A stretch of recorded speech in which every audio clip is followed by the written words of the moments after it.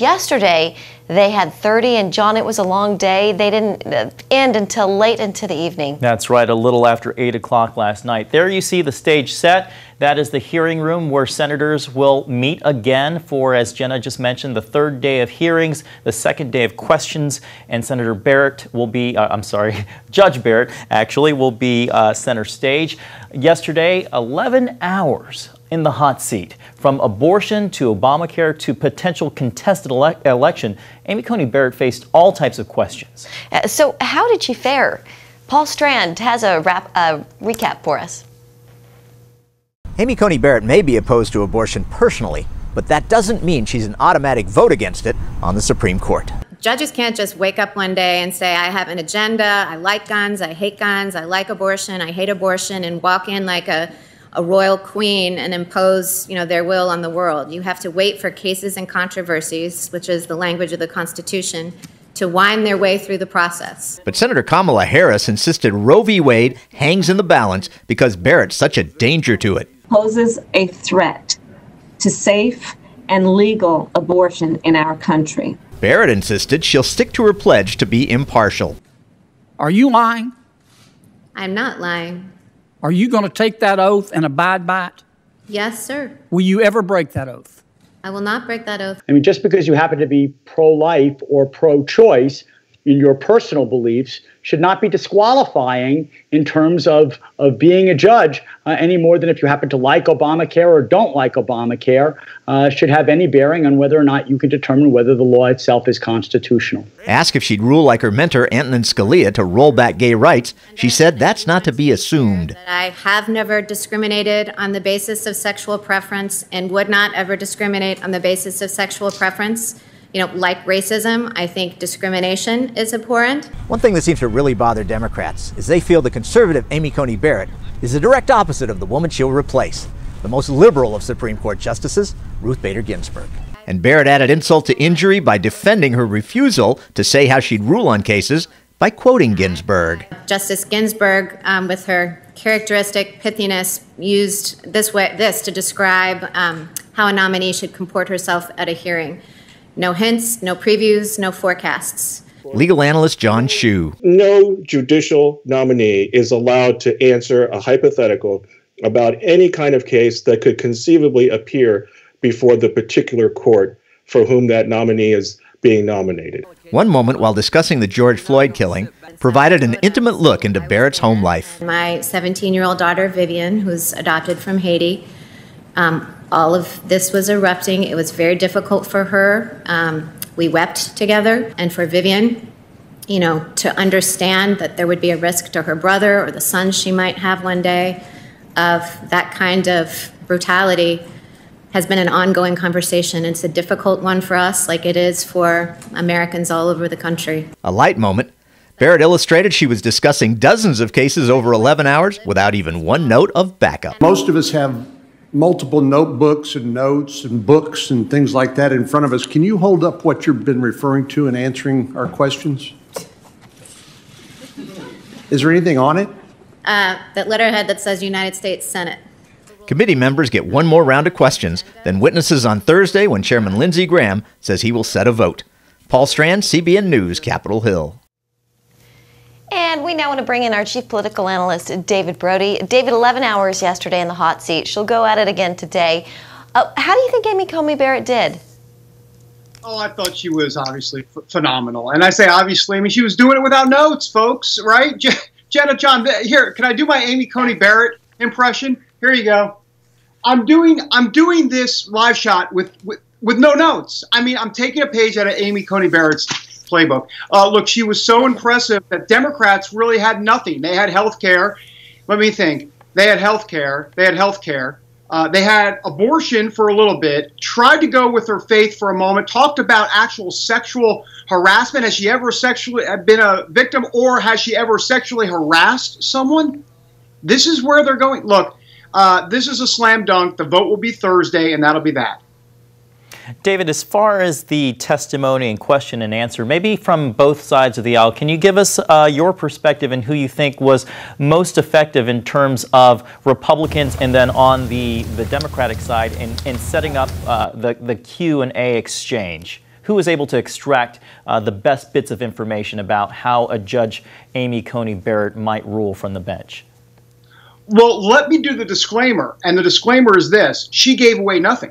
So this idea that Democrats extracted anything from her, no Democrat extracted anything from her, because she said, look, I can't discuss a potential pending case, and that is typically how Supreme Court justice nominees have played it. So no one extracted anything from her. I thought Chris Coons did a pretty good job. I thought on the Republican side, Josh Hawley, I thought was actually very good in terms of talking to her about her faith and how she sees life through that prism, because I think that was a way to maybe goad Democrats into talking to Amy Coney Barrett about her deep faith, but really no one really went there like the full Monty, if you will. So, I think ultimately it was smooth sailing. And once again, there's going to be little dramas here and there in terms of Democrats trying to gin things up. For example, about the election, will she recuse herself? And I think you'll hear more of that today. Will she recuse herself from ruling about a potential contested election because she was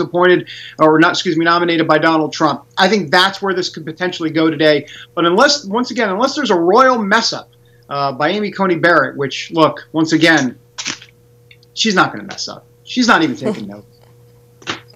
I believe she has just arrived to the Supreme Court. There she is, walking in for day 3 of her Supreme Court hearing. Confirmation hearing, Amy Coney Barrett. She would be the 5th woman to serve on the Supreme Court, the first with school-aged children. David, Amy Coney Barrett, she's been very level-headed throughout this process and what we've seen so far. For Republicans, are they winning in terms of public approval and messaging with this nominee? They are. Amy Coney Barrett came in roughly about even with the American public, opposed and against her and all of that. She was actually about +3. Now she's at +17 with a new Morning Consult poll. That's what happens when you have a strong opening statement and a strong day 1, or I guess it would be day 2, but day 1 of full questioning. And let's also remember here, this is going to start to go into a second round of questioning maybe later today and definitely into tomorrow. If you don't have anything in round 1, most likely you're not having much in round 2. So once again, I think she's ready to go. And just a reminder to those of you tuning in to our special coverage, we're just minutes away from the 3rd day of the Senate confirmation hearings for the Supreme Court nominee of Amy Coney Barrett. David, it was interesting listening to analysis of Amy Coney Barrett's nomination, where many people are saying that her nomination is perhaps an appeal to suburban women, a demographic that President Trump has been losing since 2016. How does this confirmation battle play into the 2020 election? Well, I think this is what we're seeing is the warm-up to the 2020 election right here. Everybody's looking at the visuals and sees Amy Coney Barrett at a Senate Judiciary Committee hearing, but it's not a normal Senate Judiciary Committee hearing. First of all, let me just back up for a moment and talk about COVID as it relates to all this, right? She's wearing a mask. There's limited people inside. And by the way, when I say limited people inside, what did we not see yesterday and what we won't see today? Protesters. We won't see shout-outs in the back of someone holding up a sign and being dragged out by security. It's a COVID-19 hearing, and it is different. And that actually benefits Republicans in this case because there won't be the distractions that there have been in the past. I will say this. As it relates to 2020, that's why you keep hearing Democrats talk about health care and the election and abortion. They believe those are the drivers that will help in the suburbs, especially with women that are either undecided or they just need to get out and vote. So this is what they're trying to do. This is a warm-up for the general election. This is not a Supreme Court nominee hearing as it has been in a traditional sense of the word. And Chairman Lindsey Graham, you can see there in the corner of the screen, is about to take his seat to get things going at 9 o'clock. That's when they're expected to start, so any minute here. Also, Amy Coney Barrett's family has walked in. They are sitting behind her just like they were yesterday. A family of 7. Amy Coney Barrett has often said, I'm used to being in a group of 9. The Supreme Court obviously has 9 justices, 9 people in her family. David, one really poignant moment came when John Kennedy, Senator John Kennedy, asked her, her thoughts about some comments that had been made about 2 of her black adopted children, having to do with racism and colonialism. What did you make of that moment? It's been tweeted and gone viral quickly. Well, it's a tender moment. It was an emotional moment, and for Amy Coney Barrett to have that frank discussion about racism with her 2 children, black children that were adopted. I mean, how do you come against that if you're the Democrats? This is exactly what you've been talking about all along, and there sits Amy Coney Barrett, oh, by the way, with the visual of all of her children behind her. Look, nothing has, I mean, back to the political ramifications of all of this, nothing has gone right for Democrats. Nothing. All right, David, it looks like Senator Graham, the chairman of the Senate Judiciary Committee, is about to gavel in, so we're going to go ahead and go to our coverage of the Supreme Court hearing. I thought a productive day.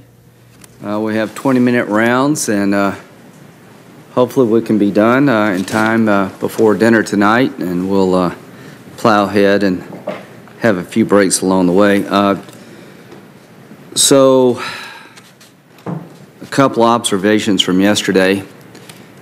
There is a opportunity here to explore the nominee's thinking to the extent she can share her thoughts without deciding a particular case that comes before her. Senator Harris, who I respect, suggested you were not candid. Judge Barrett, I couldn't disagree more. I think I've been here for a few of these. I've voted for every nominee that has come before the committee. I think you have one thing in common, all of you. You're highly qualified, capable people. I saw that in Justice Sotomayor and Justice Kagan, submitted by President Obama. I definitely did not share their legal philosophy. I expected them to be fairly solid votes for the liberal side of the court, and generally speaking, they have been, but they've done so honorably. I think they have kept their commitment to be fair and impartial, but we do understand judicial philosophy matters. There's differences. I think everybody in America can get 3 hours of credit for originalism. It's the most detailed explanation of legal philosophy I think any nominee has provided to the Senate, and I appreciate that. Senator Harris mentioned about how much more candid Justice Ginsburg was. And with all due respect to Senator Harris, I don't agree with that. I think Justice Ginsburg established the Ginsburg rule for a reason. But what she cited in terms of evidence of candor was a very articulate statement by Justice Ginsburg as to why she embraced the pro-choice point of view.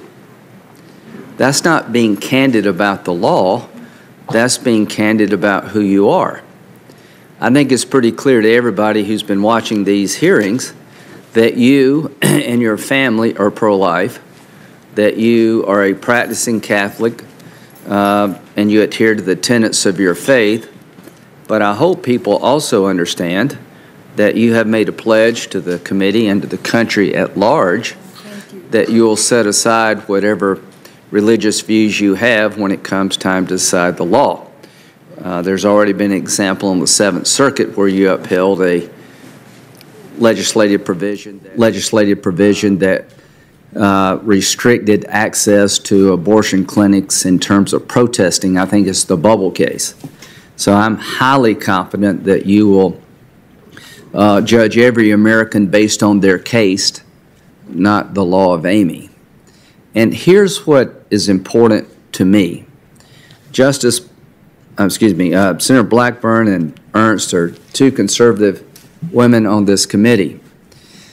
It is a very give and take society called America, but there's one group in America I think has had a hard time of it, and that's conservatives of color and women conservatives. There's an effort by some in the liberal world to marginalize the contribution because you come out on a different side of an issue, particularly abortion. So this hearing to me is an opportunity to not punch through a glass ceiling, but a reinforced concrete barrier around conservative women. You're going to shatter that barrier. I have never been more proud of a nominee than I am of you. You've been candid to this body about who you are, what you believe. You've been reassuring in your disposition, and this is history being made, folks. This is the first time in American history that we've nominated a woman who's unashamedly pro-life and embraces her faith without apology, and she's going to the court. Seat at the table is waiting on you, and it will be a great signal to all young women who share your view of the world that there's a seat at the table for them. This won't be celebrated in most places. It'd be hard to find much commentary about this moment in American history, but in many of our worlds, this will be celebrated. This has been a long time coming, and we have arrived. So I want to thank President Trump for giving you the opportunity to showcase your talents. I believe that Justice Sotomayor and Kagan were incredibly qualified women of great character, disposition, and integrity, and I believe the same about you. So let's talk a little bit about yesterday, Obamacare. This hearing has been more about Obamacare than it has you. Obamacare is on the ballot. If you want socialized single-payer health care, that's on the ballot. Why do many of us object to Obamacare? It was written and passed on a partisan line, I think on Christmas Eve. Most big changes in society have more buy-in than that. You're talking about 1/5 of the American economy. And as I said yesterday, from a South Carolina point of view, this has not worked out well. We started with 5 exchanges. We're down to 1. You have one choice. 4 rural hospitals have closed. Premiums have gone up, not down, by an average of 30%. And when you look at the formula used by Obamacare, I can understand why Senator Harris likes it the way it is. I can understand why Chuck Schumer likes it the way it is. 3 states get 35% of all of Obamacare dollars. New York, California, Massachusetts, they're 22% of the population.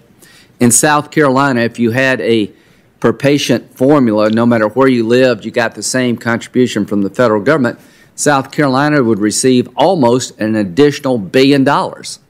I don't blame California, New York, and Massachusetts for wanting more. People in South Carolina should blame me and Senator Scott for accepting that construct. So when it comes to health care, we all have our different positions, but today is about you. And today is about whether or not you're qualified to serve on the highest court in the land. Severability. Can you tell me again, I know you've been asked 100 times, the doctrine of severability, what does it mean? Push the red button. Yeah. Okay. Think so. No, I can't hear you now. It's not. There we go. There we go. Okay. There we go. So the doctrine of severability is a doctrine essentially of statutory interpretation. And what it means is if you have a statute, and the Affordable Care Act is obviously a very long statute, if there's one provision within the statute that's unconstitutional, the question is whether that one section can simply be rendered null and excised from the statute, severed, so that the rest of the law stands, or whether that provision is so central to the statute that its unconstitutionality, like once it's pulled out, the whole house of cards collapses. And the presumption is always in favor of severability. It's a question of your intent. The court looks, oh, sorry, go ahead. The main thing is the doctrine of severability has a presumption to save the statute if possible. Is that correct? That is correct. So I want every conservative in the nation to listen to what she just said. The doctrine of severability presumes, and its goal is to preserve the statute if that is possible. So from a conservative point of view, generally speaking, we want legislative bodies to make laws, not judges. Is that correct? That is correct. And would it be further true that if you can preserve a statute, you try to the extent possible? That is true. Okay. That's the law, folks. Abortion. You were read some statements by, I think it's what's the name of the pro-life group, county? The St. Joseph County Right to Life. Okay. And you were asked by Senator Blumenthal, who I respect, whether or not their policy positions were illegal. Do you remember that?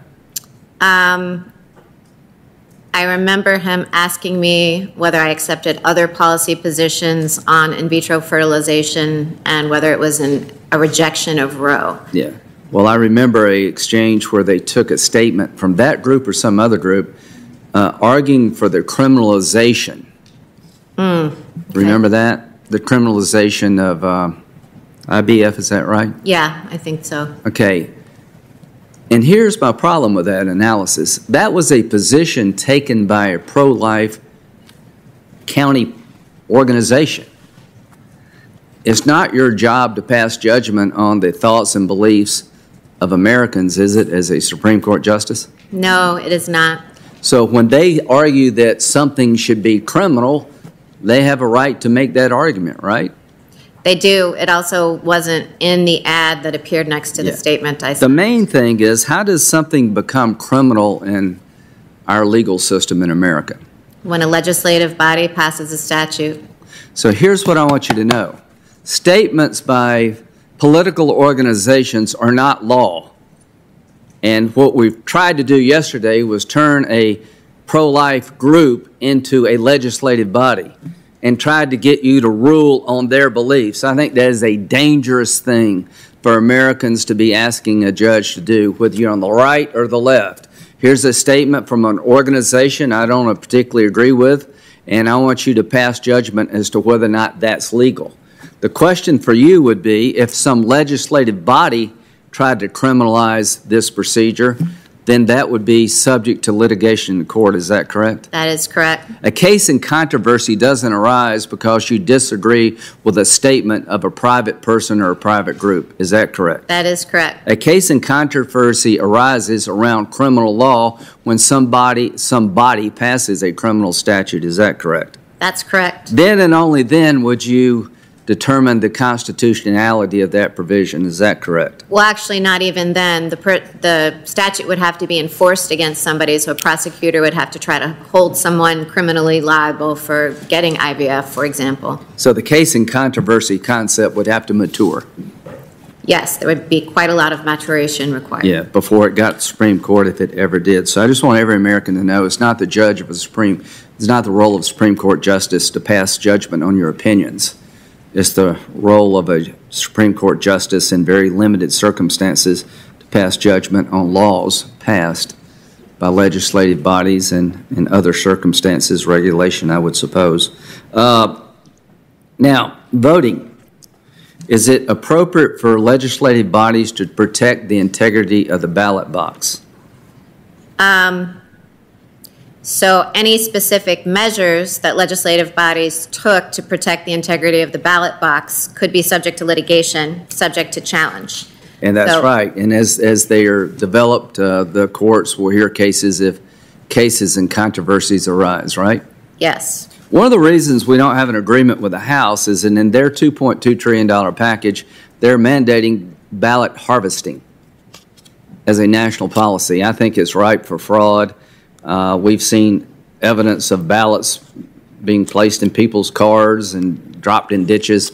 So I think there will be an effort, I hope, to protect the integrity of the ballot and also ensure easy voting. I don't think they're contrary goals for the nation.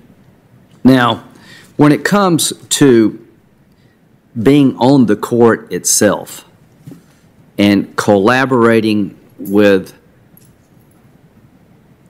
other members of the court, what's your experience been at the Seventh Circuit level? How's that played out? It is so collegial. We all collaborate. I have the greatest respect and have had wonderful interactions with every single one of my colleagues. Do you think you have the capability to fit in at the Supreme Court? I hope so. Okay. So we talked a lot about laws legalizing same-sex marriage. What's the name of the case? Obergefell. Okay. And you would, if anybody tried to change that precedent, one of the things you would look at is a reliance interest that people have formed around that piece of legislation? Yes. Same with Casey and Roe? Yes. Okay. So reaching a decision that the case was wrongly decided doesn't end the debate in terms of whether or not it should be repealed. Is that correct? That is correct. And there's a very rigorous process in place to overturn precedent? There is many factors, reliance being one. Okay. Is there any constitutional right to a polygamous relationship? Let's see. That might be a question that could be litigated at, polygamy, obviously, in many places is illegal now, but that could be an issue somebody might litigate before the court at some point. Somebody might make the argument it's possible for three people to love each other genuinely, and that would work its way to the court if somebody wanted to make that argument. Is that correct? Somebody could, make that argument. So you've been asked a lot about Roe v. Wade and Casey, and one of the differences between Brown versus Board of Education and Roe line of cases is there's active litigation regarding Roe. Is that correct? That is correct. I think Senator Hirano named 8 or 9 different cases that may come up to the court, cases in controversy.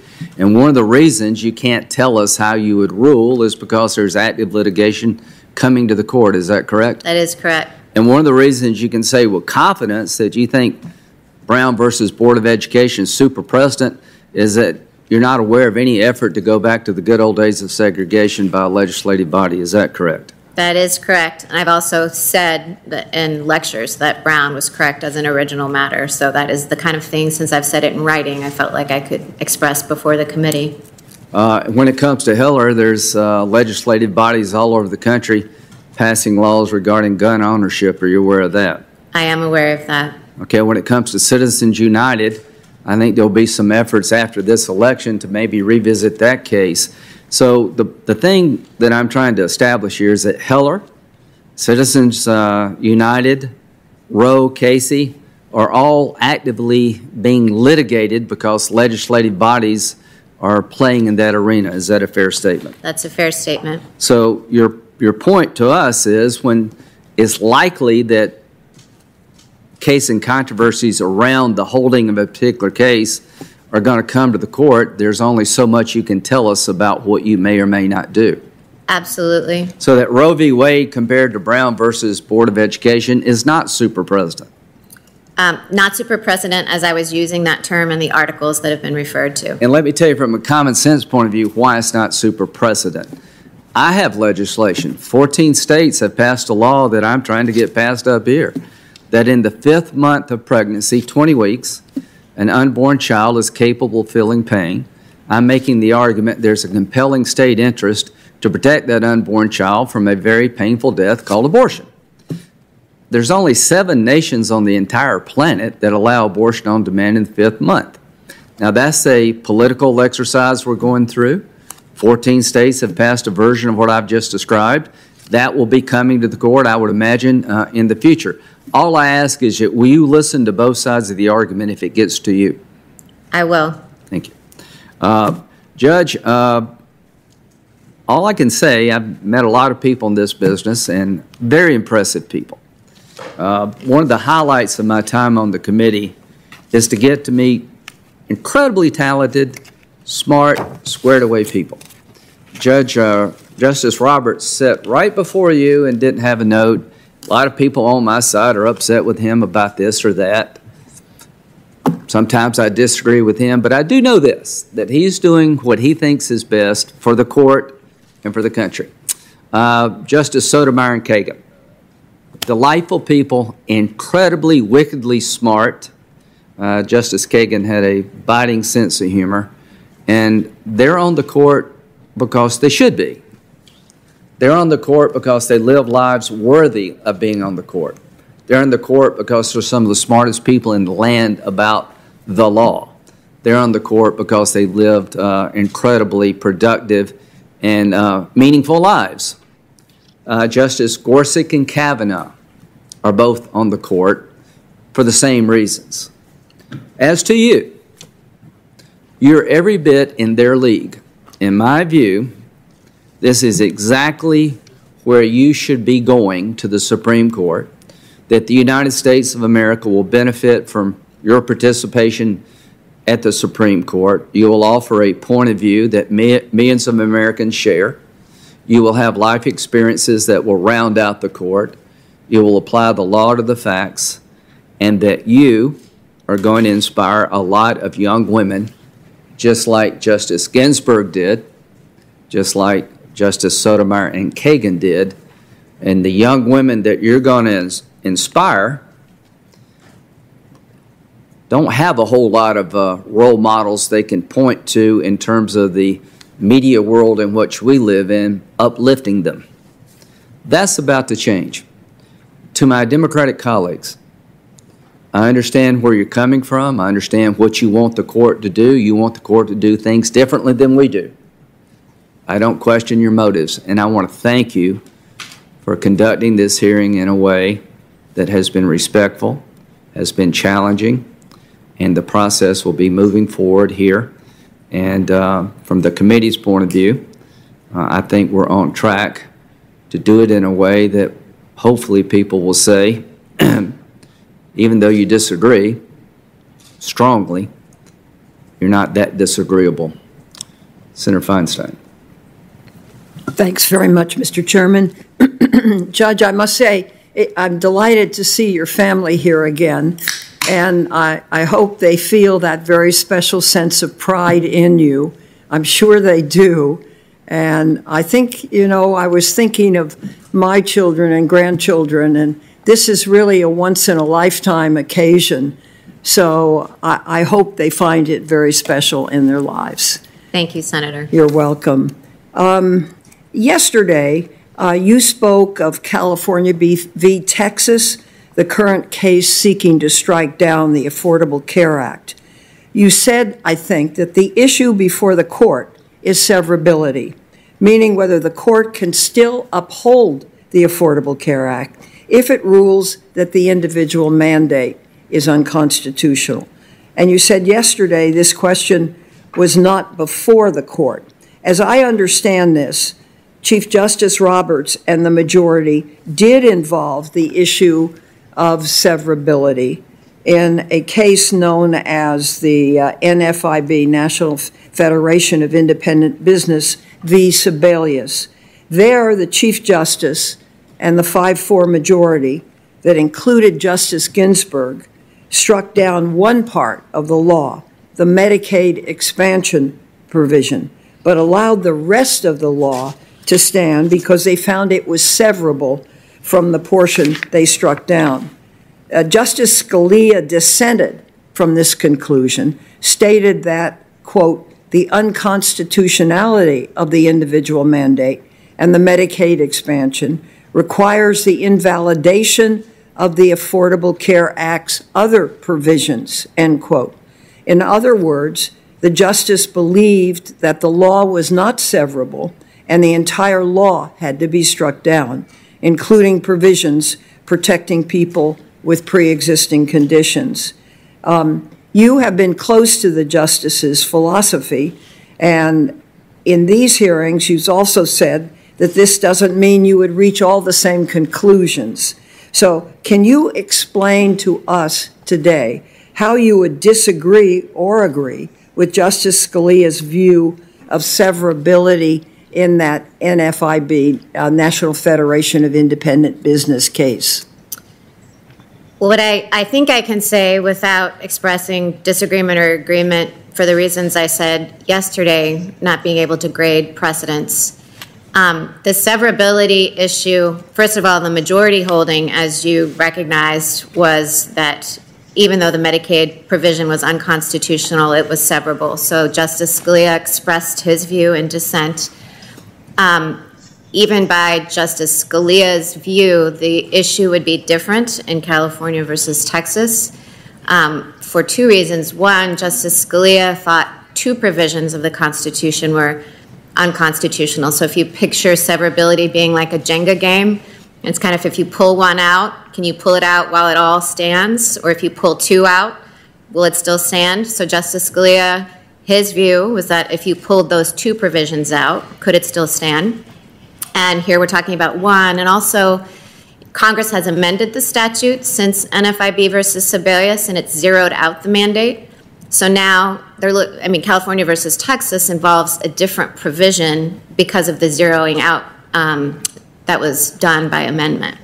So that's how the two cases present slightly different issues. What do you think of all that? What do I think of? Of severability? Or in that instance?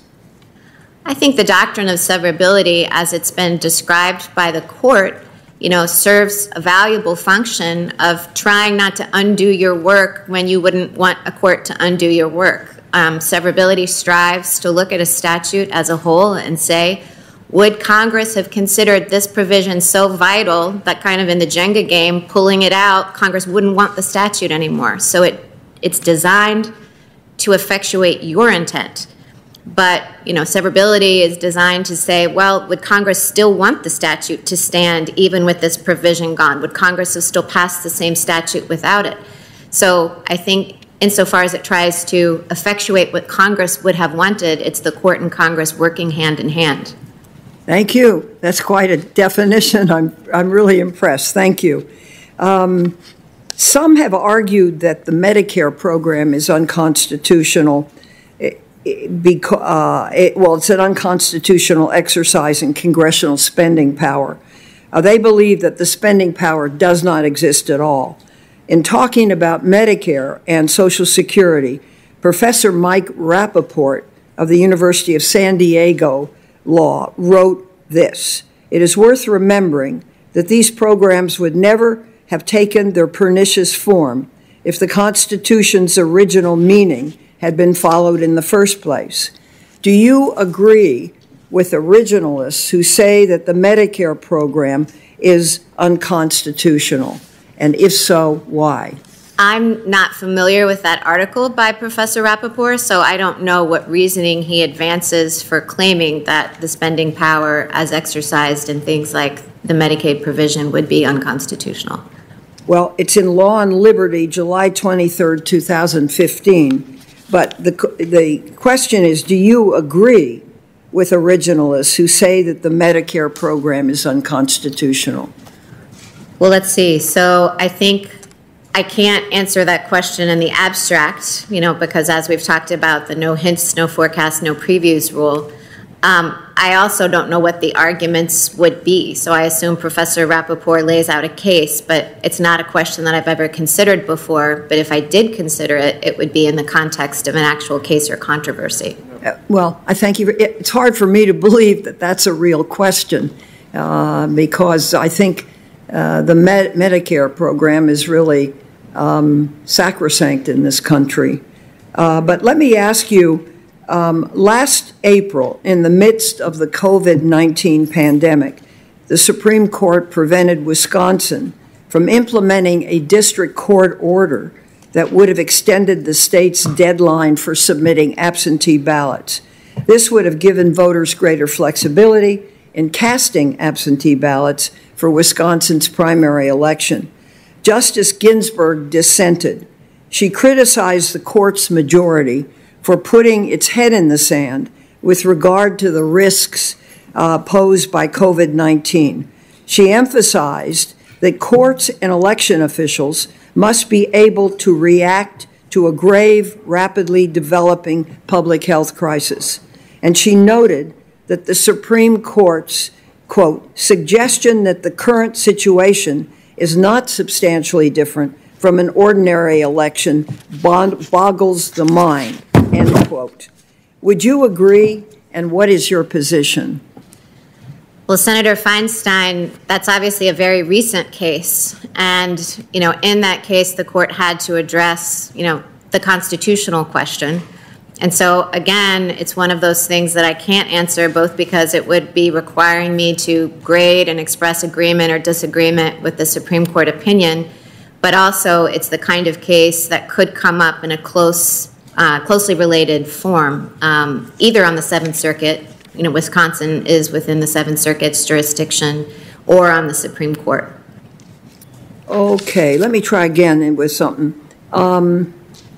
After President Trump announced your nomination to the Supreme Court, you discussed the judicial philosophy of the late Justice Antonin Scalia. Specifically, you stated, his judicial philosophy is mine. During oral arguments in the 2013 case Shelby County v. Holder, Justice Scalia questioned the strong congressional support for reenactment of the Voting Rights Act. He argued that this support was not attributable to the fact that we need the Voting Rights Act. Rather, he stated that he believed Congress reenacted the bill due to a, quote, phenomenon that's called perpetuation of racial entitlement, end quote. What is your reading of this and your understanding of the history of the Voting Rights Act? Well, when I said that Justice Scalia's philosophy is mine too, I certainly didn't mean to say that every sentence that came out of Justice Scalia's mouth or every sentence that he wrote is one that I would agree with. When I said Justice Scalia's philosophy is mine too, what I meant is that his jurisprudential approach to text, as we've talked about originalism and textualism, is the same that I would take. And I think as for the Voting Rights Act, I think that it was obviously a triumph in the civil rights movement. Well, the question arises in my mind. Of course, my view is that we always need this. This is a bulwark of our democracy. So need, I think, is something that may be somewhat subjective. Do you agree with that? That need is subjective? Yes, yeah, that I think we do need a Voting Rights Act, and it's subjective in that sense. Well, I think, Senator Feinstein, the question of how the coverage formula is calculated in the Voting Rights Act and the contours of the Voting Rights Act and whether Shelby County was rightly decided or not are all questions on which I can't give an answer because Shelby County has obviously been controversial.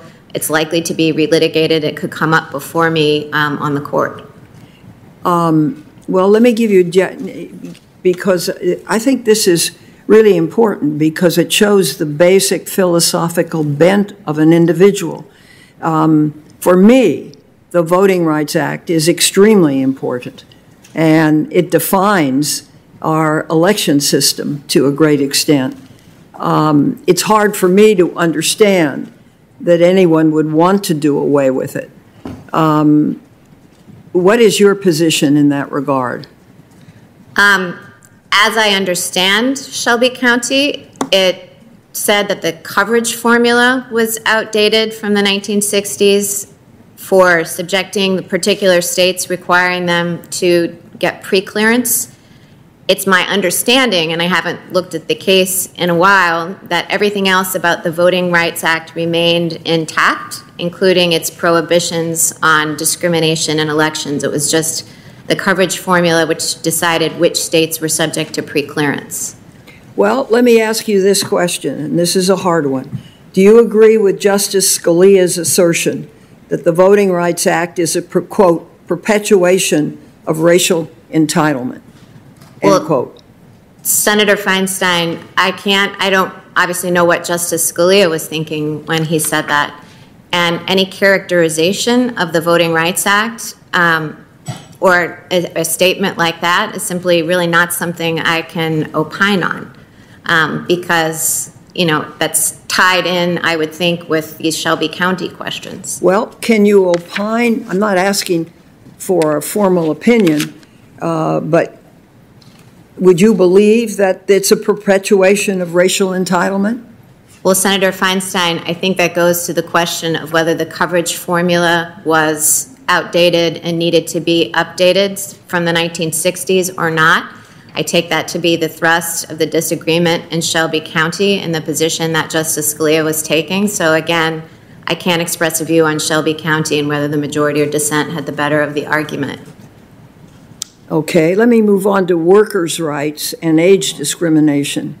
In a 2019 case, Kleber v. CareFusion Corporation, you joined a majority of the Seventh Circuit judges in holding that age discrimination in employment does not protect job applicants against employment practices that have a disproportionately harmful impact on older applicants. The opinion you joined, as I understand it, dismissed a claim brought by a 58-year-old lawyer who was passed over for a job that was offered to a 29-year-old applicant with less experience. I think I'm concerned by the implications of the decision. According to AARP, approximately 35% of the United States population is now 50 years or older. Almost 29% of households are headed by someone near or past retirement age who have no savings or pension. According to the EEOC, study after study has shown age discrimination, quote, remains a significant barrier for older workers, end quote.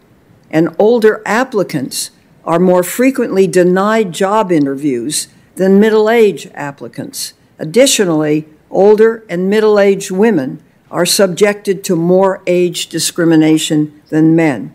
The EEOC has found that the Great Recession during President Bush's administration, quote, forced many older workers to revive their retirement plans, to work longer to recoup drained retirement accounts and lost savings. So here's the question, because I think it's going to be an increasing problem for the court. What do you understand to be the purpose of age discrimination, of the Age Discrimination in Employment Act? Well, in Kleber versus CareFusion, I joined a majority of the en banc court, so that was a case that we heard as a full court. And the question is whether the prohibition on age discrimination covered applicants or only employees. And the statute said employees, and so an applicant isn't an employee. So the majority said that the statute, by its terms, didn't cover the conduct. But I think that's an instance, I talked yesterday quite a bit about whose role it is to update statutes or extend them, and I think that's an instance in which Congress could well address this problem by amending the statute to include applicants in it. So where would you stand on the general subject matter? Well, since I can't impose the law of Amy, that would be up to the Congress to decide, or many state legislatures have different anti-discrimination prohibitions that offer even more protection than some federal statutes. Okay. Let's talk for a moment. In 2013, you wrote, and this is a quote, I tend to agree with those who say that a justice's duty is to the Constitution, and that it's thus more legitimate for her to enforce her best understanding of the Constitution rather than a precedent she thinks clearly conflicts with it. If you are presented with a case where your view of the Constitution conflicts with Supreme Court precedent, what will control your decision? Your understanding of the Constitution or precedent? Senator Feinstein, I'm really glad that you brought that up, because that quote was mentioned a lot yesterday, and I'm happy to have an opportunity to explain the context. That entire article, I think that there's been some misunderstanding, perhaps because that sentence, first of all, it was citing a footnote to both an originalist scholar, and a progressive constitutionalist. But the whole article was defending the Supreme Court's current doctrine, which accords constitutional precedent weaker stare decisis effect than, say, statutory precedent. And I mentioned that yesterday, against claims that we should have no doctrine of stare decisis at all, and against claims that it should be absolute and completely tie the court's hands. So I actually wasn't arguing for any alteration to stare decisis doctrine. I was saying this is how it is, this is how the Supreme Court does it, and that's right. And another couple of sentences in there which I think might put my perspective in context. I said, a new majority cannot impose its vision only with votes. It must, now I'm paraphrasing myself, it must be very sure that its interpretation of the Constitution is the right one and that reliance, interests, etc., don't counsel in favor of its overruling, paraphrased. And then the next sentence was something to the effect of, an uncertainty in that regard counsels in favor of preserving the status quo. So that sentence, if it's just read alone, makes it sound like I'm arguing for the overthrow of stare decisis in constitutional cases altogether, but that wasn't the thrust of the article, quite to the contrary. Thank you. Thank you very much. And we all welcome the fact that your family's here. It's a beautiful family. Thank you so much. Take care, everybody. Thanks, Mr. Chairman. Thank you very much. Senator Grassley. Don't start the clock yet. He's not ready. For $5, I won't start the clock.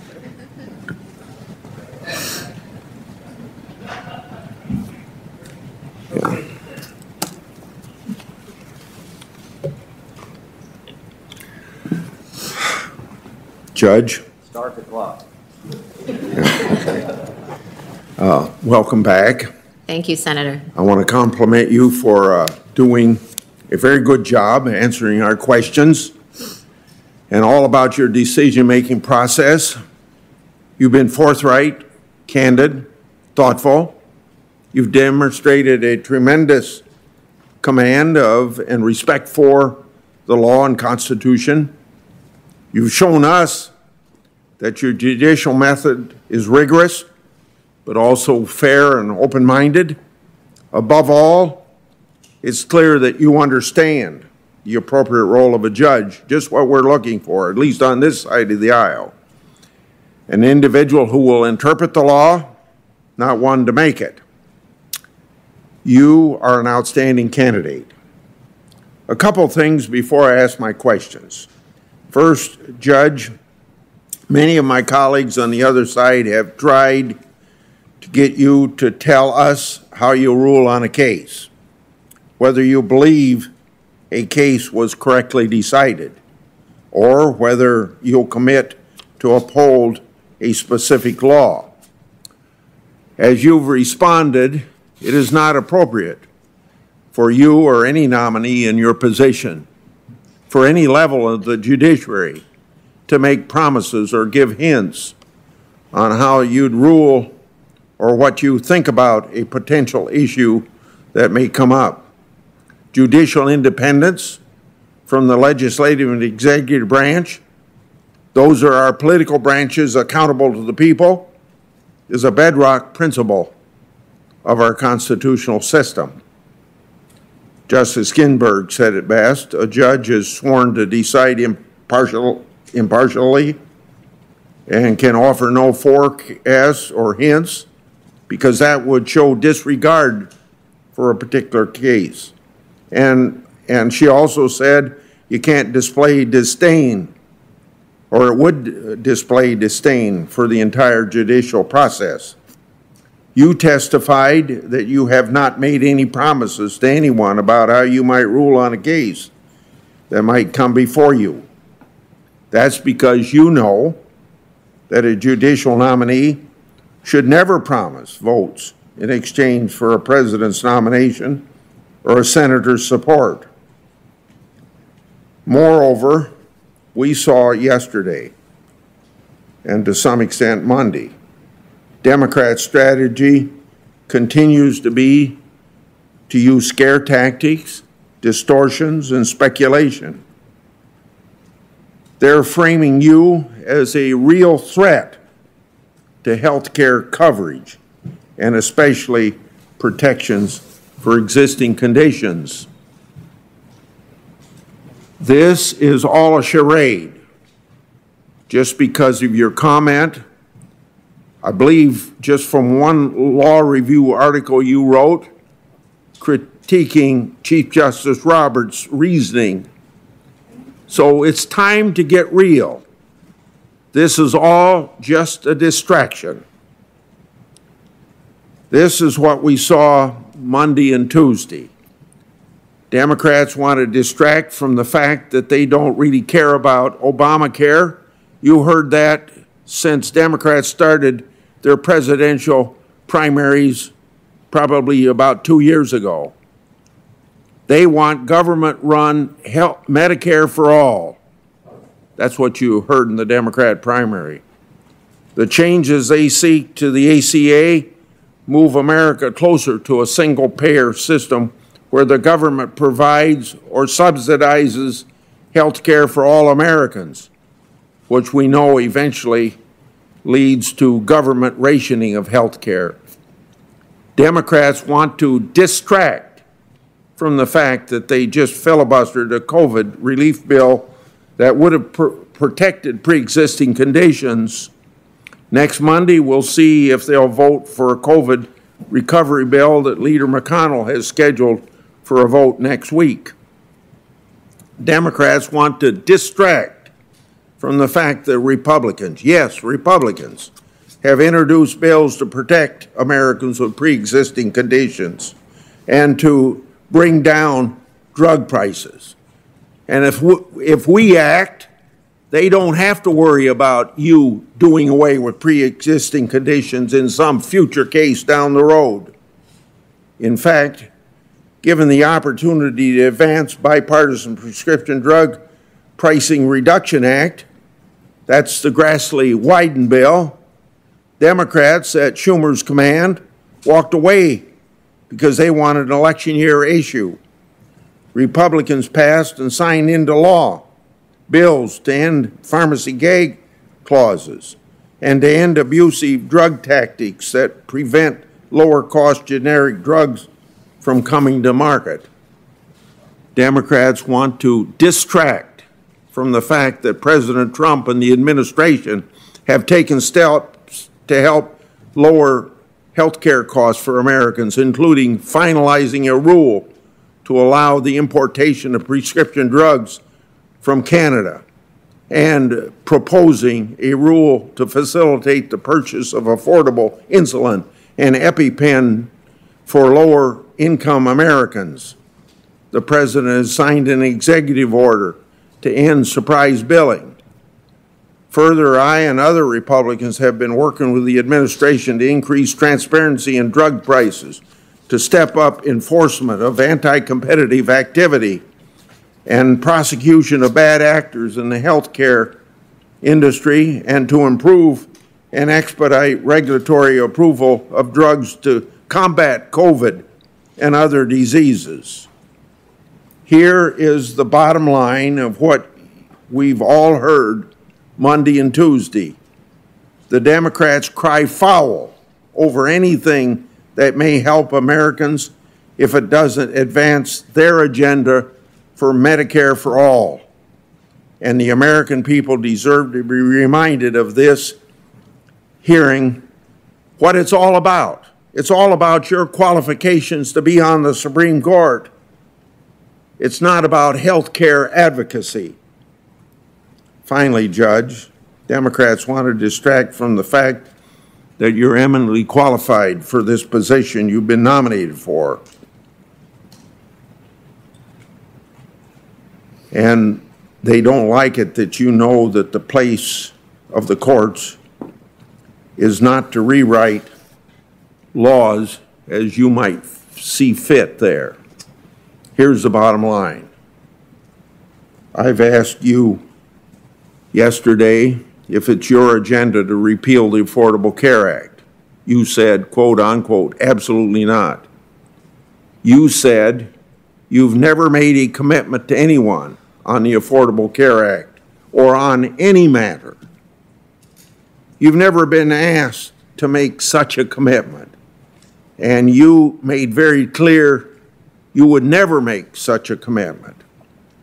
Mr. Chairman, I want to put some letters in the record from state legislative leaders supporting this nominee. Without objection.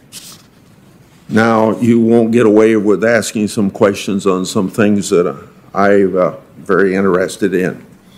I'd like to discuss a law that I brought up with you when we talked for a short period of time, one-on-one. We didn't discuss it at that time, the False Claims Act. In 1986, we passed legislation that I drafted to make False Claims Act an effective tool to combat fraud against federal programs. This law enlisted the help of private citizens to enforce the False Claims Act through qui tam lawsuits. In 2000, the Supreme Court deemed the false claims qui tam provisions constitutional. As you know, the False Claims Act has emerged as the government's primary weapon against fraud. Since we restored the law in 1986, false claims actions have recovered $68 billion of taxpayers' money fraudulently taken, with $50 billion coming from whistleblower-initiated actions. Congress has remained vigilant to protect the False Claims Act from attempts to weaken it in the courts. Have you ever written or spoken publicly about the constitutionality of qui tam or any other provisions of the False Claims Act? And if so, what were the circumstances or the context? Senator Grassley, I don't recall ever speaking about the False Claims Act or the constitutionality of the qui tam provisions or any other part of the act. So I can't think of a time when I have. Do you have any preconceived ideas about the False Claims Act or Whistleblower Protection Act that would impact your ability to impartially decide any cases involving those issues? I do not. Any case involving that act, I would approach with an open mind as with any other. Some opponents of the False Claims Act argue that qui tam provisions are unconstitutional under Article 2 and 3. Are you familiar with these legal arguments? And if so, do you have an opinion on them? Are you talking about the qui tam challenges? Yeah. Well, those aren't ones that I can express an opinion on because, as you say, they've been up before the court.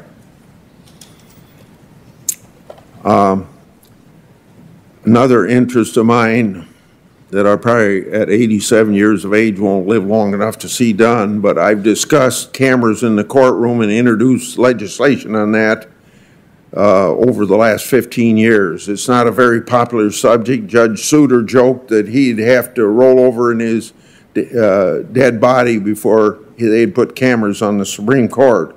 While I can respect that point of view, I totally disagree. Many of us believe that allowing cameras in the courtroom would open the courts to the public and bring about a better understanding of the judiciary. For many years, that bill that I've introduced has been called the Sunshine in the Courtroom Act, a bill to give judges the discretion to allow media coverage of federal court proceedings. I'm also a co-sponsor of Senator Durbin's bill to allow cameras in the Supreme Court. I understand that the 7th Circuit Court of Appeals, where you currently serve, adopted procedures to allow requests for video recording of oral arguments as well as public release of the recordings. That's correct. Has your court had any problems with these procedures? What are your views on allowing cameras in the courtroom? If confirmed, would you keep an open mind about allowing cameras in the Supreme Court? I would certainly keep an open mind about allowing cameras in the Supreme Court. I always ask people, district, circuit, or Supreme Court, this question about international law. I'd like to get your views on how and when you would apply international law to your decision-making process. Is it ever appropriate to cite international law when interpreting the U.S. Constitution? Well, I would never want to say never because it's certainly possible. Generally speaking, so it's been applied in the issues with which foreign law has been applied, and there's a debate about it, are when we're trying, or when the court is trying, or lower court is trying, to identify what is the nature of a right that's part of the tradition of the people, or that the people, like what would the people view? And in my view, the United States Constitution is a compact, and it's the fundamental law of the American people. And so I don't think it would be controlled by the laws passed by other countries, because it reflects the fundamental commitments that we as an American people have made. Thank you very much. I reserve my time. Senator Durbin. No, Senator Lee. Oh, I'm sorry. I apologize, Senator Lee. Apologize. I'd kind of like to get Yeah, no, out of sight, out of mind. I apologize. Okay. Thank you. Can you hear me? Can you hear me all right? Yes, sir. Loud and clear. Incidentally, for those who are watching and think that we may be polarized in things, I listened to what Senator Grassley said about cameras in the courtroom, and of course I agree with him on that, and he knows I have supported that. I've also joined with him on a few of the False Claim Act improvements. So there are many areas in our committee where senators have worked together. And I would ask, Mr. Chairman, if I could, unanimous consent, that a letter from 10 former federal judges who are opposed to the process of this nomination, along with letters of opposition to the nomination from People for the American Way, NARAL, and 208 women lawyers, that they be inserted in the record. Without objection. You have to assume that somebody's going to hand you those letters. I can't quite reach from my room here. Now, Judge Barrett, it's good to see you again. I commend your children. I'm sure this is fascinating, but I'm sure it's a long day. And I'm sure you probably felt the same way, but this is part of democracy, and it's important that we have these questions. Now, we're being told that no one could possibly know how you would rule in the latest Republican-led case to overturn the Affordable Care Act. But what we do know is that you criticized Chief Justice Roberts' opinion in NFIB versus Sebelius. You stated that, quote, Roberts pushed the ACA beyond its plausible meaning to save the statute. And then you praised the dissent in King versus Burwell. So it seems every time you've weighed in on the legality of the statute, you come to one conclusion: the Affordable Care Act is unconstitutional. Now, over the past 2 weeks, you provided this committee, all of us, with some 1,800 pages of your writings and speeches for us to review, and I have. Now, I may have missed something in that, but did you ever write or speak out in defense of the ACA? Senator Leahy, I just wanted to make one correction. King versus Burwell wasn't a case about whether the Affordable Care Act was constitutional or not. That one was purely a question of statutory interpretation. So just to make clear about that. But I would say that you did praise the dissent. I did. In a radio interview, I said that I thought the dissent had the better of the statutory interpretation argument. I have a couple of things, I guess, that maybe might help shed some light on this question. One is that, of course, in both of those contexts, I was speaking as an academic. And as I mentioned yesterday, an academic serves a very different function than a judge. So an academic doesn't go through the judicial process, doesn't hear the case or controversy, have the litigants and the briefs and the consultation with colleagues, the writing of an opinion. We all understand that, but that's not my question. My question was, did you ever write or speak out in defense of the ACA, whether as a academic or as a member of the judiciary? That's a pretty simple question No. could be answered yes or no. No, I've never had occasion to speak on the policy question. And so every time you've weighed in on it, you said the law is unconstitutional. Now, No. Sorry, I thought you were done. well, in the court, of course, have to it's going to have to look at both severability, standing, constitutionality, and you haven't written on severability of the ACA, have you? I have not. Thank you. And now, here's a quote that I'm sure you're familiar with in preparing for this, and it's been used in the last few days. Quote is, throwing out pre-clearance when it has worked and is continuing to work to stop discriminatory changes is like throwing away your umbrella in a rainstorm because you're not getting wet. Have you heard that quote before? I believe that's from the dissent in Shelby County. By Justice Ginsburg, is that correct? I believe so. Actually, it is. She was talking about and warning about striking down Section 5 of the Voting Rights Act. Now, Shelby County, it was almost like immediately after Shelby County came down, states started making changes. 20 states enacted new restrictions on voting. And some of those restrictions have been horrendous.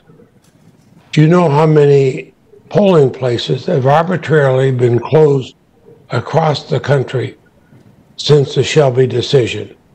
I do not know, Senator Leahy. I'll help you there. It's at least 1,600. Now, following the Shelby decision, do you know how many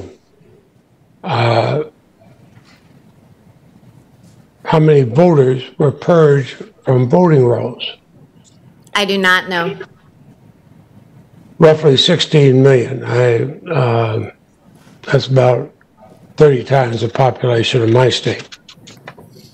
African Americans with felonies are 4 times more likely to be disenfranchised than other Americans with felony convictions. And non-white voters are 7 times more likely to wait in line for more than an hour than, black voters wait longer in line than white voters. I mention this because this is a picture from DeKalb County, Georgia. Those are the lines.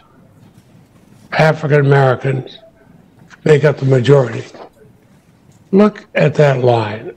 I suspect neither you nor I have ever had to wait in line like that to vote.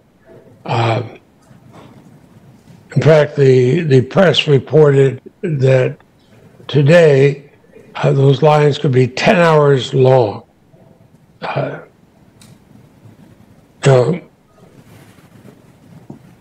People talked about, well, are we giving racial entitlement? This is not entitlement for any Americans. This is not entitlement. This is turning our back on democracy. This is saying you can't vote, or we're going to make it so difficult for you to vote, you can't. Harris County in Texas, which has population many times that of my state, has 1 early voting spot. People have to drive for hours and wait in line for hours to get there. Would you accept the fact, or would you acknowledge the fact that communities of color disproportionately face restrictions and obstacles when they are casting their ballots? Senator, I wasn't aware of the statistics that you were citing to me. If it became relevant in any case that was litigated before me and was presented to me, I would, of course, have an open mind about it. Well, I talk about this because I know you have spoken feeling much like the former Justice Scalia, who I would note was a friend of mine. But I disagreed with him on many things. He talked about racial entitlement. It's not racial entitlement when blacks have to stand in line for 10 hours to vote. And Justice Ginsburg, of course, dissented in Shelby. She knew what the consequences would be. I only mention that because it's okay for a judge not to close his or her eyes to reality. Now, I asked you last week what a Justice Barrett would do if a president or even a senator did not follow a Supreme Court decision. You declined. You said the question may come before you. I then asked if the Supreme Court would have the final word. You stated the Supreme Court would have the final word as far as the lower courts are concerned. And that surprised me, and it concerned me, and I'll tell you why. I asked Justice Gorsuch, and I asked Justice Kavanaugh those questions. I asked them what happens then, and they made it clear that a president cannot refuse to comply with a court order, and the Supreme Court's word is the final word on that matter. That's what Justice Gorsuch and Justice Kavanaugh said. So I would ask you this. Do you agree that a president must follow a court order and the Supreme Court's word is final? Or is the Supreme Court's word only final as far as the lower courts are concerned?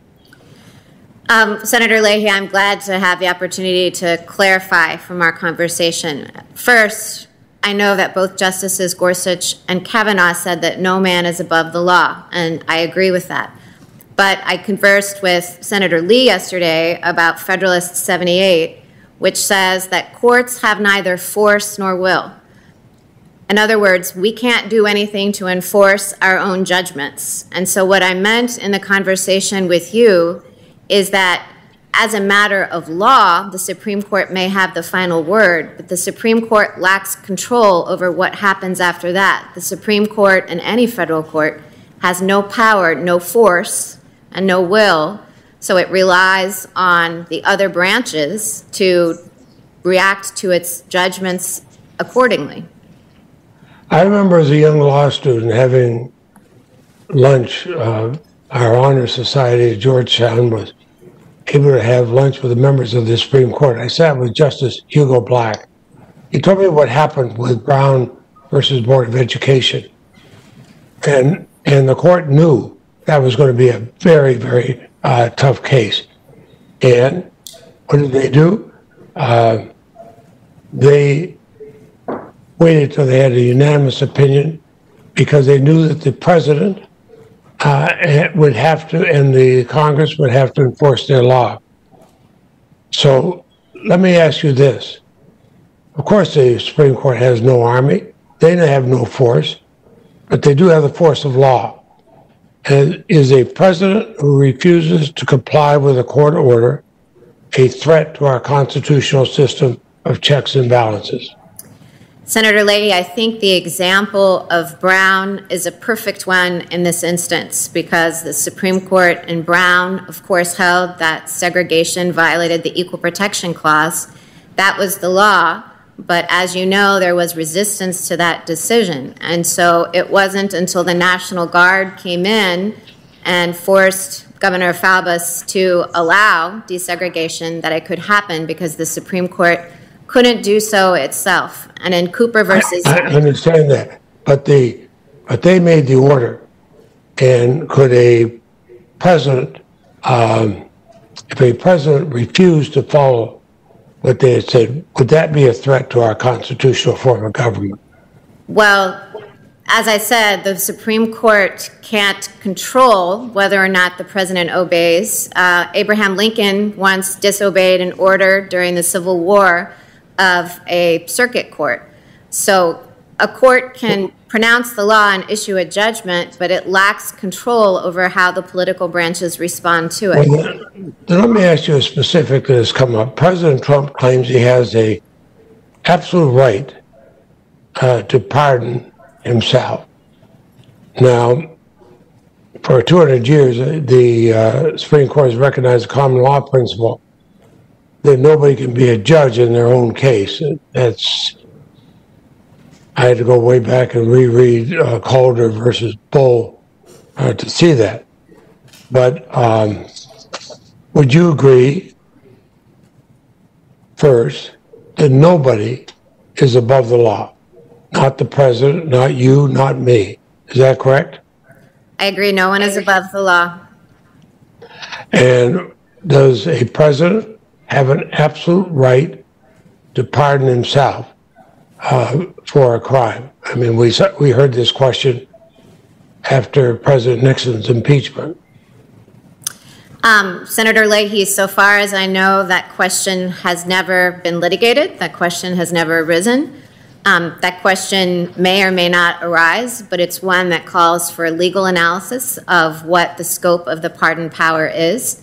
So because it would be opining on an open question when I haven't gone through the judicial process to decide it, it's not one on which I can offer a view. Okay, so but you were willing to say that no person, not you, not me, not a president, is above the law.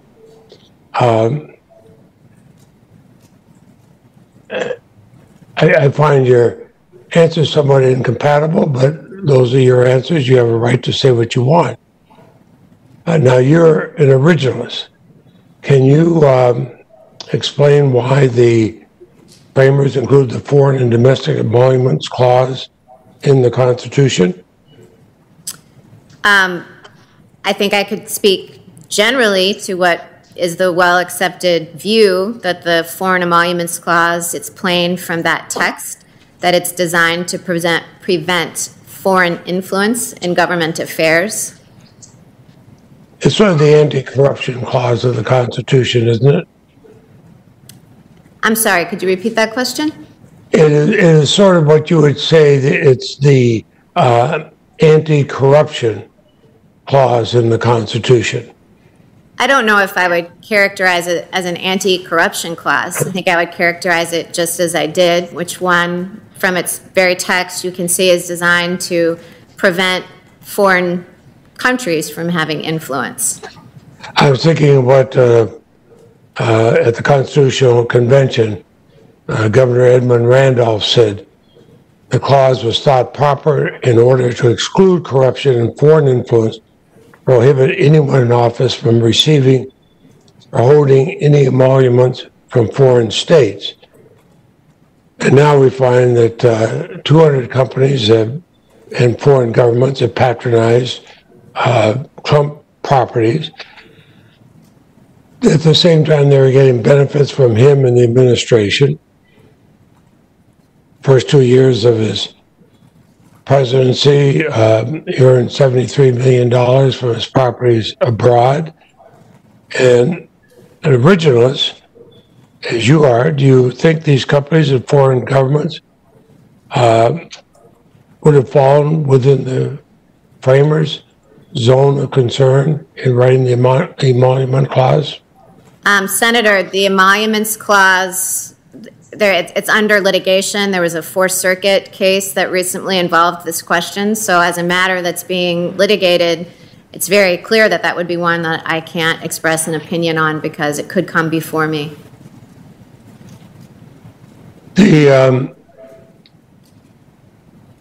I've found it interesting what you've written about stare decisis and precedent, and it seems that you're willing to depart from it, and that's as a justice, I suppose you could do what you want, but in the June Medical Services, Chief Justice Roberts joined the majority, struck down a Louisiana law restricting access to reproductive services, even though he had dissented in a previous case, striking down a very similar Texas law.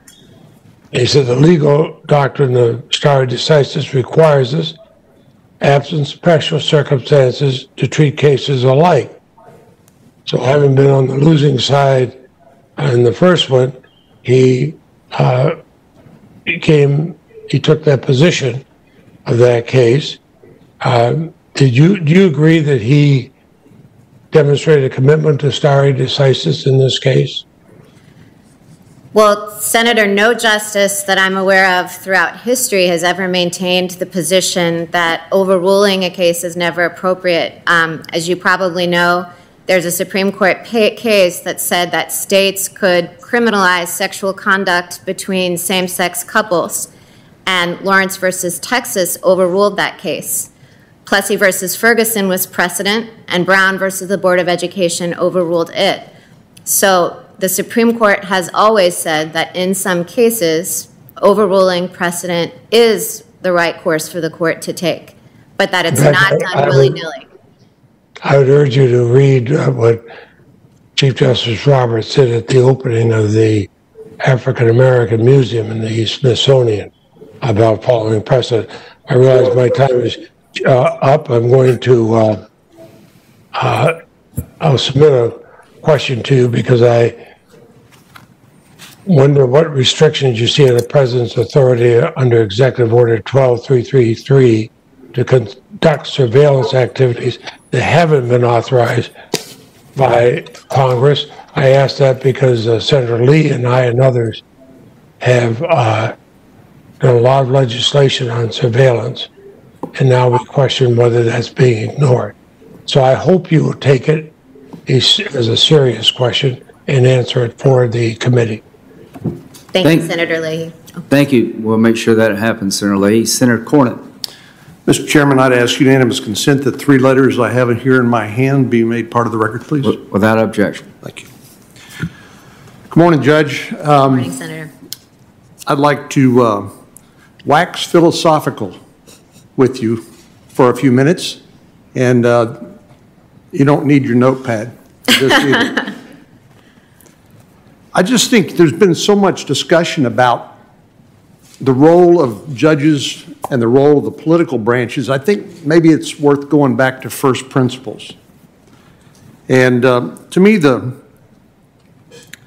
most important first principle is in the Declaration of Independence, where it says, "We hold these truths to be self-evident, that all men are created equal, that they are endowed by their Creator with certain unalienable rights, that among these are life, liberty, and the pursuit of happiness, that to secure these rights, governments are instituted among men," and here's the most important part I want to emphasize, "deriving their just powers from the consent of the governed."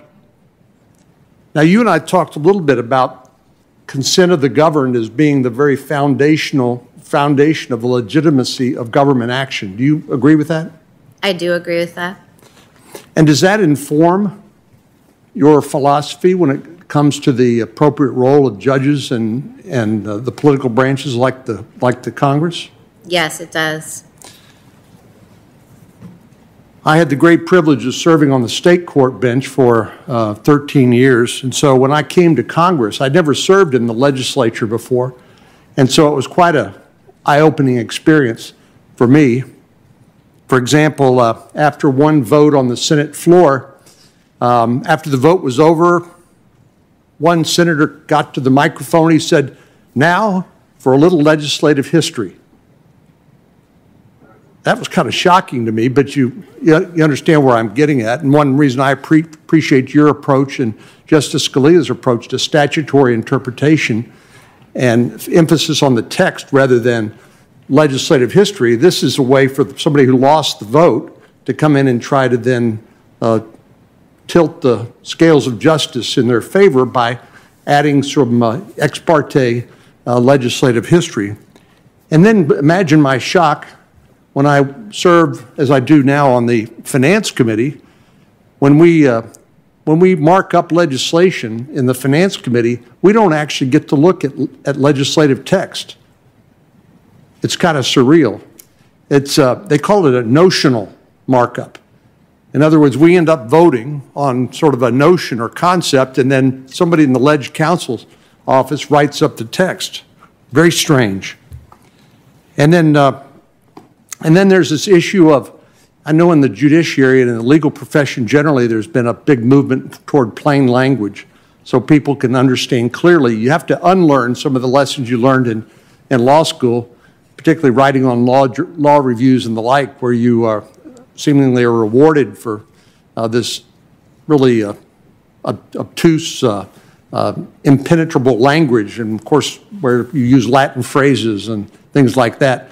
But the plain language movement in the legal profession strikes me as a very important movement, and I yearn for those days when perhaps Congress can embrace that so we can speak more clearly, so more people can understand, and not delegate our legislative responsibilities to staff. But I also was struck by the fact that one of the reasons why cases get litigated is because of the failure of the Congress to build consensus for legislation. And to me, the Affordable Care Act is one example of that. When either side pushes through a partisan piece of legislation, it's not realistic to expect that the fight will be over. It'll just move to a different form. It'll move to the courts. That's not what happened on things like Medicare and Social Security. There was built a broad bipartisan consensus. In other words, members of Congress actually did the hard work to find that consensus so that they didn't have to hand it off to the judiciary. And unfortunately, I think we've seen a tendency in recent years to do exactly that, where Congress has abdicated its responsibilities, figuratively, let me say, pull the pin on a hand grenade and then hand it to the judiciary and say, you figure it out. And maybe, just maybe, that's one reason why these judicial confirmation hearings have become so contentious, because people actually see the judiciary as the ultimate policymaker. And as was quoted, I think, Justice Scalia talking about the value judgments of judges versus those of the citizenry or elected representatives. And he said that there's no reason to think that the value judgments of the judiciary are any better than those of the citizens that ultimately, in whom resides the ultimate legitimacy and political power. And of course, the most fundamental difference, I guess, between the job that you currently hold and the one that you will hold on the Supreme Court is the notion of accountability. As a judge, you serve for lifetime tenure, correct? Correct. You don't have to stand for election. No. You don't have to raise money. No. You don't have to consult polls. No. Focus groups? No. Well, how in the world do you decide a case if you don't consult with public opinion, polls, focus groups, or the like? Well, the reason we have life tenure as federal judges is to be insulated from the pressure that such things like focus groups or polls or public opinion might, the pressure that it might apply for a court to decide a case a particular way or the other. That's why we decided according to the text. Well, and there are various rules of the road, so to speak, for how the judiciary approaches cases, right? Correct. In other words, perhaps the most fundamental difference is that rather than making broad policy pronouncements, you decide cases, correct? That is correct. And in fact, I'm struck by a New York University Law Review article by Justice Ginsburg in, I forgot what year it is, but where she talks about Roe versus Wade. And she talks about what she called the breathtaking decision versus the court's more cautious dispositions. She said, suppose the court had stopped after rightly declaring unconstitutional a portion of the law and had not gone on, as it did in Roe, to fashion a regime blanketing the subject, a set of rules that displaced virtually every state law that enforced. Would there have been a 20-year controversy we have witnessed, reflected most recently in the Supreme Court's splinter decision in Planned Parenthood versus Casey? Might it have served to reduce rather than to fuel controversy? Well, I think what she's saying is when the courts step in and basically take over by stating a constitutional rule, it really prevents the very people who are elected by voters from making policy, correct? Correct. And there are a number of other things other than the requirement of a case or controversy that keep the judiciary in its appropriate lane. Things like standing requirement. Yes. What is standing? Standing means that you can't just come to court, say, because you dislike Senator Graham's Fetal Pain Act. You can't just walk into the door of the courthouse and say, I don't like that act and I think it's unconstitutional. Standing means that you actually have to have suffered what the law calls a concrete injury, so it has to have affected you in some way. So that means that there are real litigants with a live controversy before the court. People can't come to court to air policy disagreements only. And then there's a requirement of ripeness. What is ripeness? Ripeness means that there has to be a live controversy. You can't run to the courthouse door and file a lawsuit until it's ripe, which means that the injury I was talking about has actually come to fruition, come to pass. And of course, by the time you see it on the circuit court, the case has already had to have been tried by a trial court, correct? That is correct. And then there's a record, right? Yes. And what encompasses a record that the trial court prepares that you review as an appellate judge? Well, there'll be factual parts of the record. So if there was a trial, there'll be very lengthy transcript of that trial. A district court makes a number of legal rulings in the course of a case. So the court may have ruled on, say, a motion to dismiss and whether the law even permitted this, whether the law gave the plaintiff a valid claim. The court may have ruled on a motion for summary judgment, which means that's an evaluation of whether the plaintiff or the defendant could win the case without even going through a full trial because the law was clear enough. So there are many things along the way. There are evidentiary rulings, legal rulings, a factual record that develops, and in some instances it's quite long. And as an appellate judge on the Seventh Circuit, you can't go outside the record, can you? You can't. The record can't be expanded on appeal. And that's true in the Supreme Court as well? Yes. And so all of these rules of the road, I'll call them, things like the case or controversy requirement, ripeness, standing, being confined to a record that is then the sole focus of an appellate review. Do all of those things, are all those sort of indications of how the judicial decision-making process is different from the legislative process? Yes, and it can take years for a case to wind itself through that process. So as opposed to policymakers that don't have to wait on real parties and real disputes, and the parties get to shape the case their way, they get to decide what legal issues they're going to contest, and that narrows what the court can do.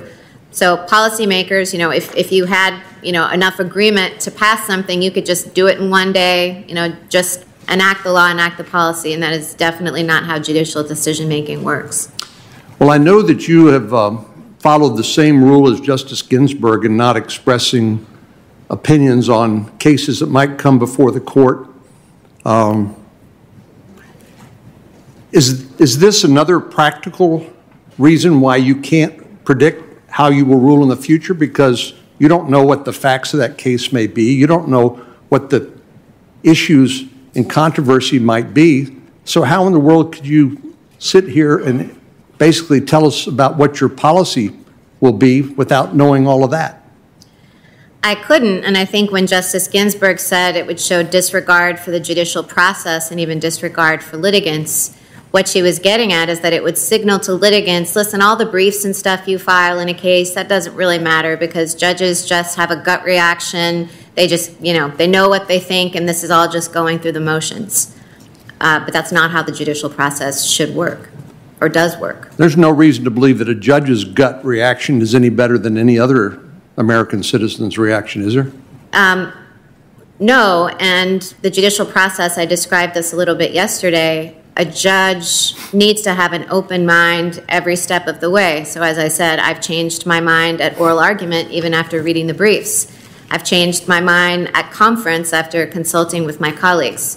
So if I were to just say how I thought I would resolve a case just because I saw the issue, it would be short-circuiting that whole process through which I should go and have an open mind and be open to persuasion. Well, I don't see any of the big blow-ups or charts here today about individuals that were the subject of the stories that our Democratic friends were telling yesterday. Maybe we'll see them later. But to me, the idea that some case that you might decide in the future that you have not had a chance to go through this analysis of and predicting how you might rule in the case, is that even possible? It's not possible because I don't know whether my mind could be changed at some step along the way. And if I did it, I think I said yesterday, I'd be kind of like a legal pundit, just commenting on things in real time. And I don't think anyone wants judges to function that way. They want judges to go through the process, take things seriously, do a lot of research, do a lot of writing, keep an open mind. And where in the Constitution does it authorize a judge to be a legal pundit and just make policy pronouncements separated from all of these requirements? Well, Article 3 prohibits it, and so far as Article 3, the court has said prohibits federal courts from issuing what are called advisory opinions. And that means that when there's no real case in front of you, no real case or controversy, then you can't just offer an advisory opinion that's not the resolution of a case to express your view of the law. So it's not fair, is it, to suggest that by confirming you to this position, you're somehow going to adversely impact the lives of these individuals? Well, as I said yesterday, what I can say is that I have certainly no agenda. I'm not on a mission. I'm not hostile to the ACA at all.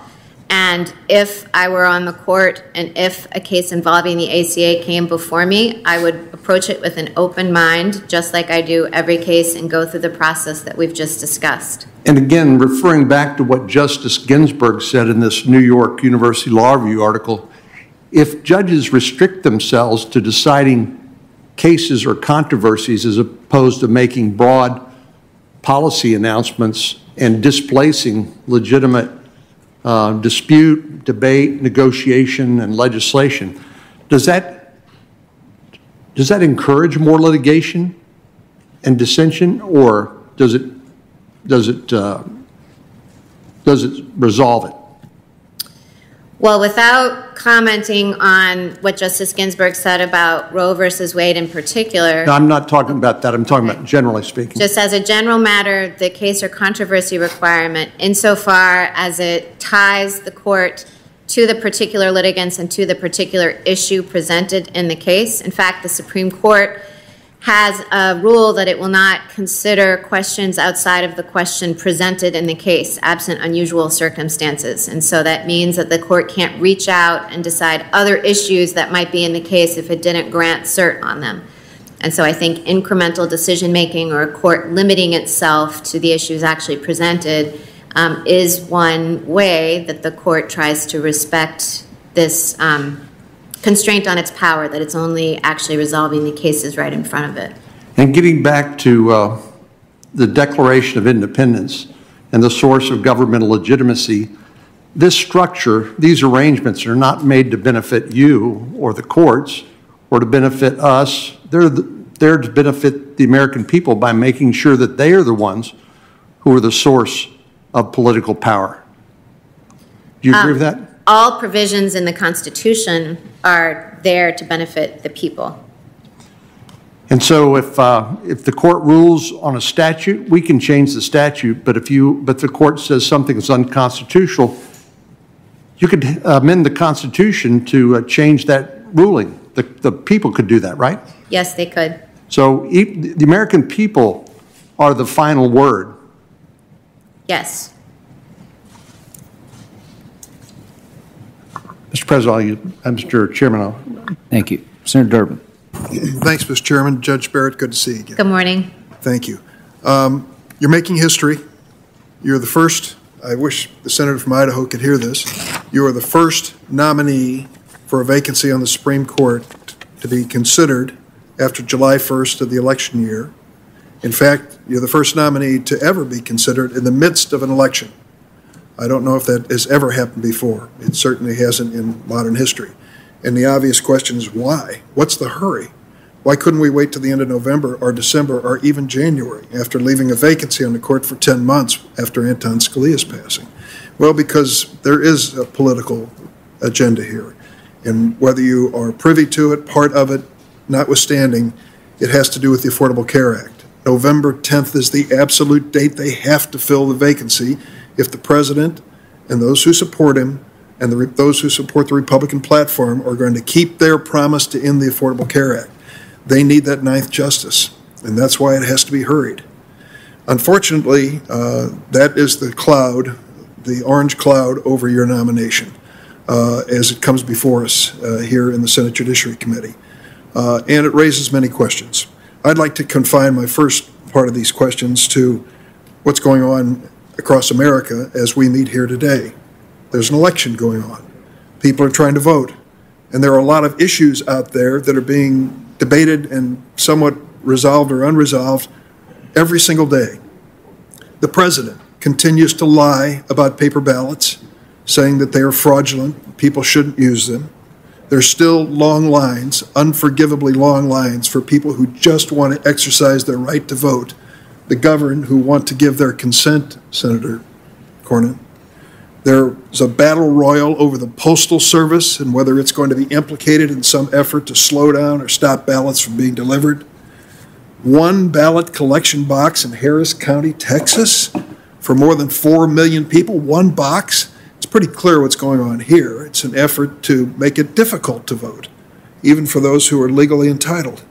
Historically, the Republican Party is starting using a tactic of discouraging voters.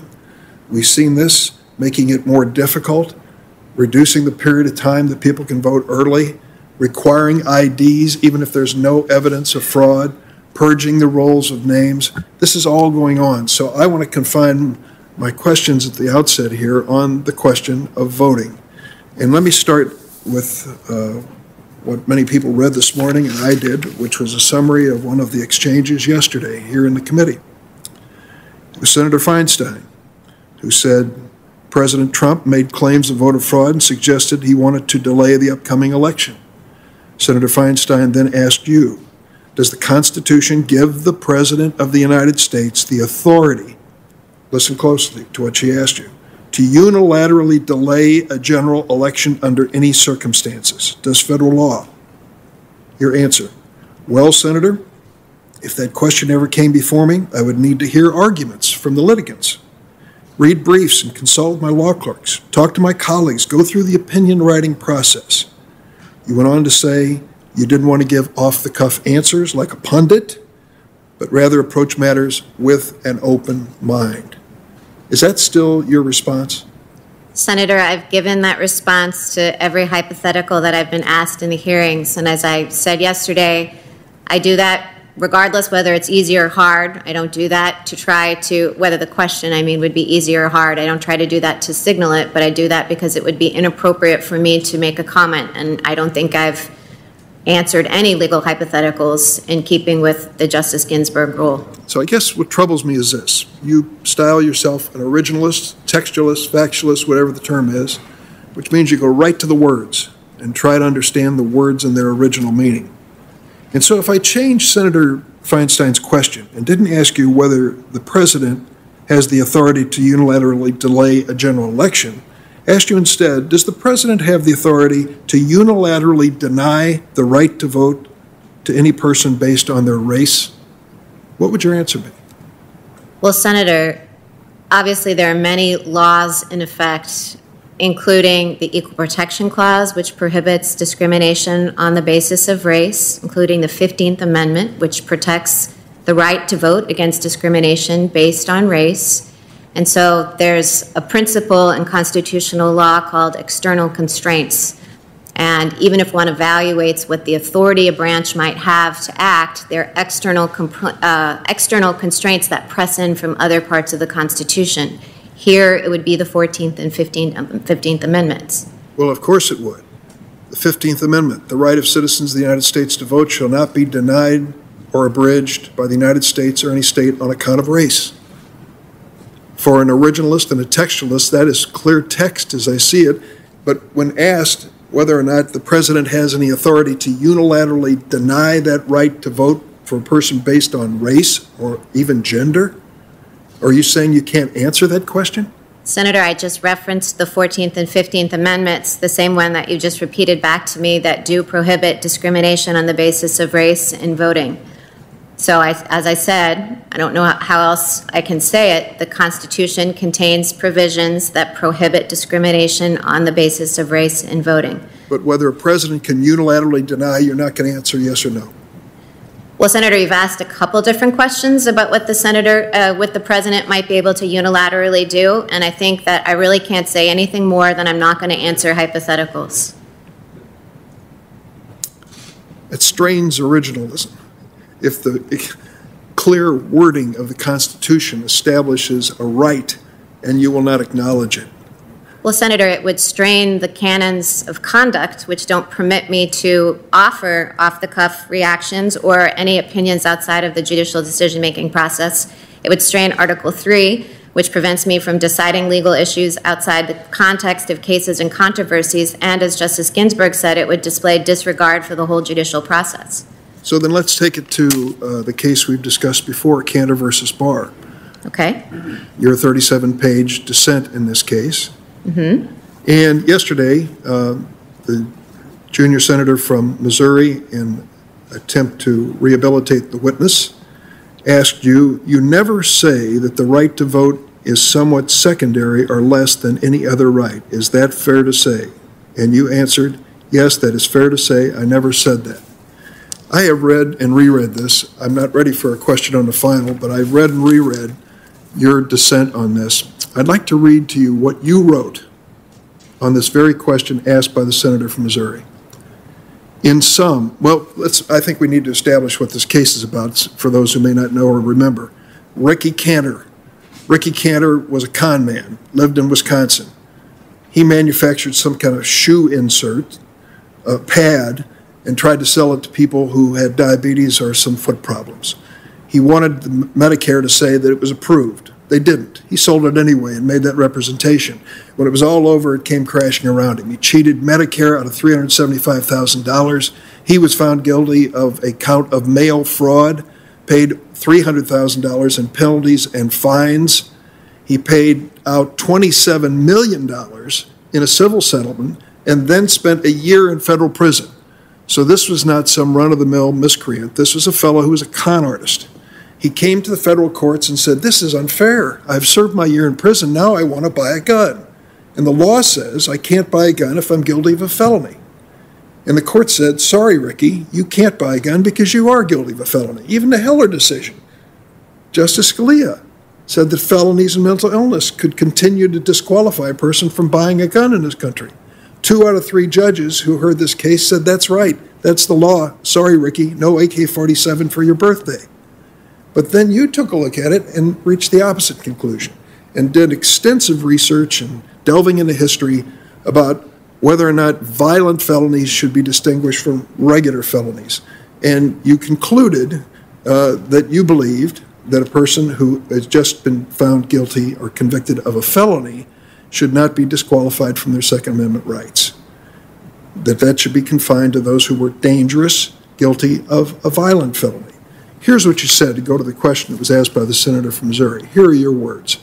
In sum, the available evidence suggests that the right to arms differs from rights that depend on civic virtue for enjoyment.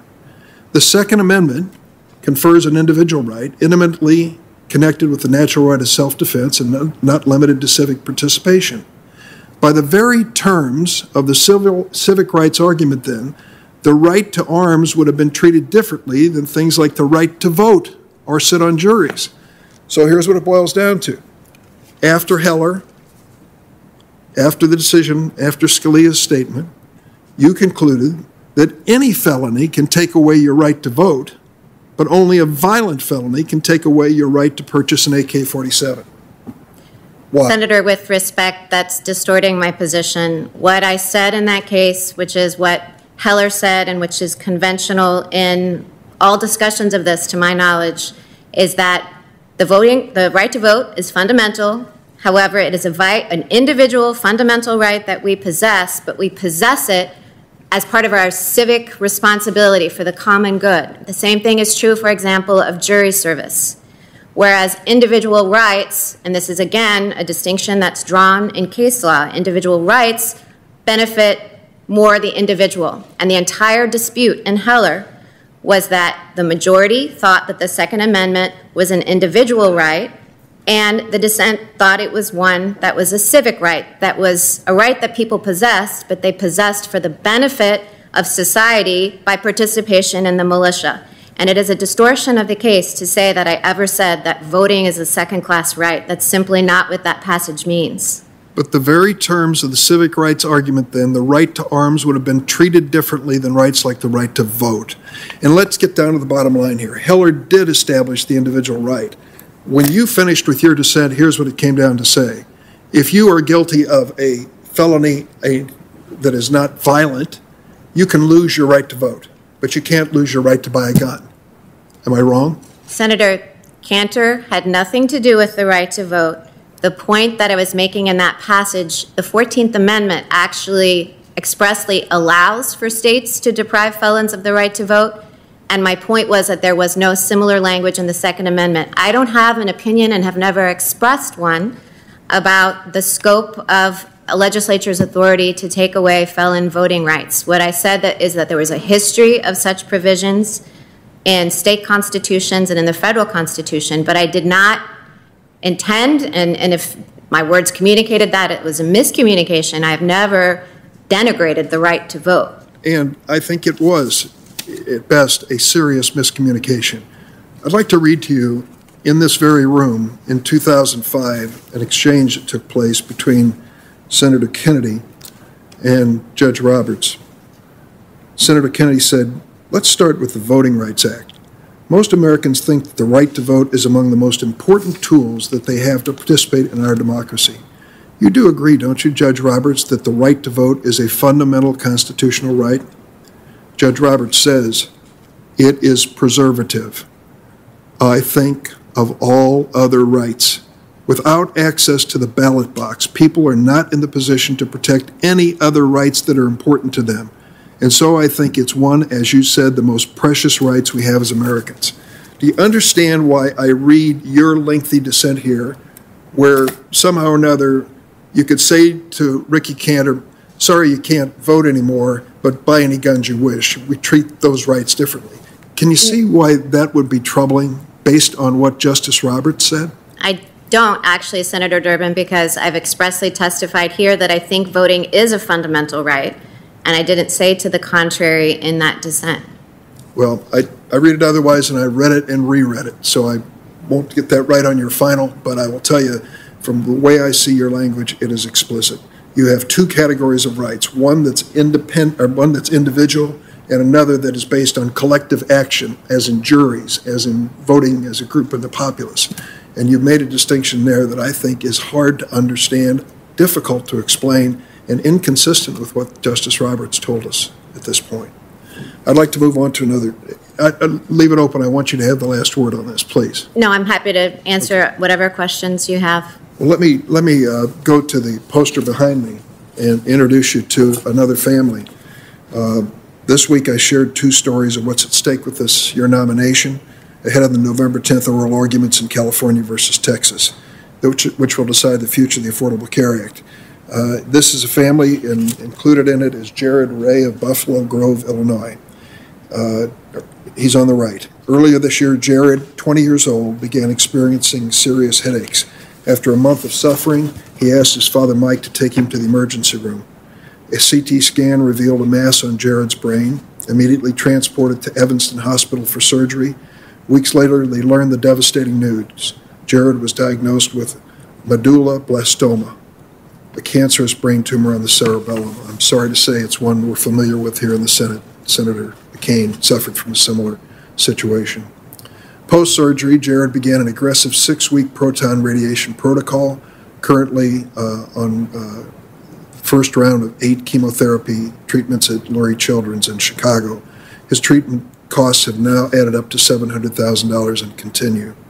Fortunately, the ACA permits Jared to remain covered by his mom's health insurance until the age of 26.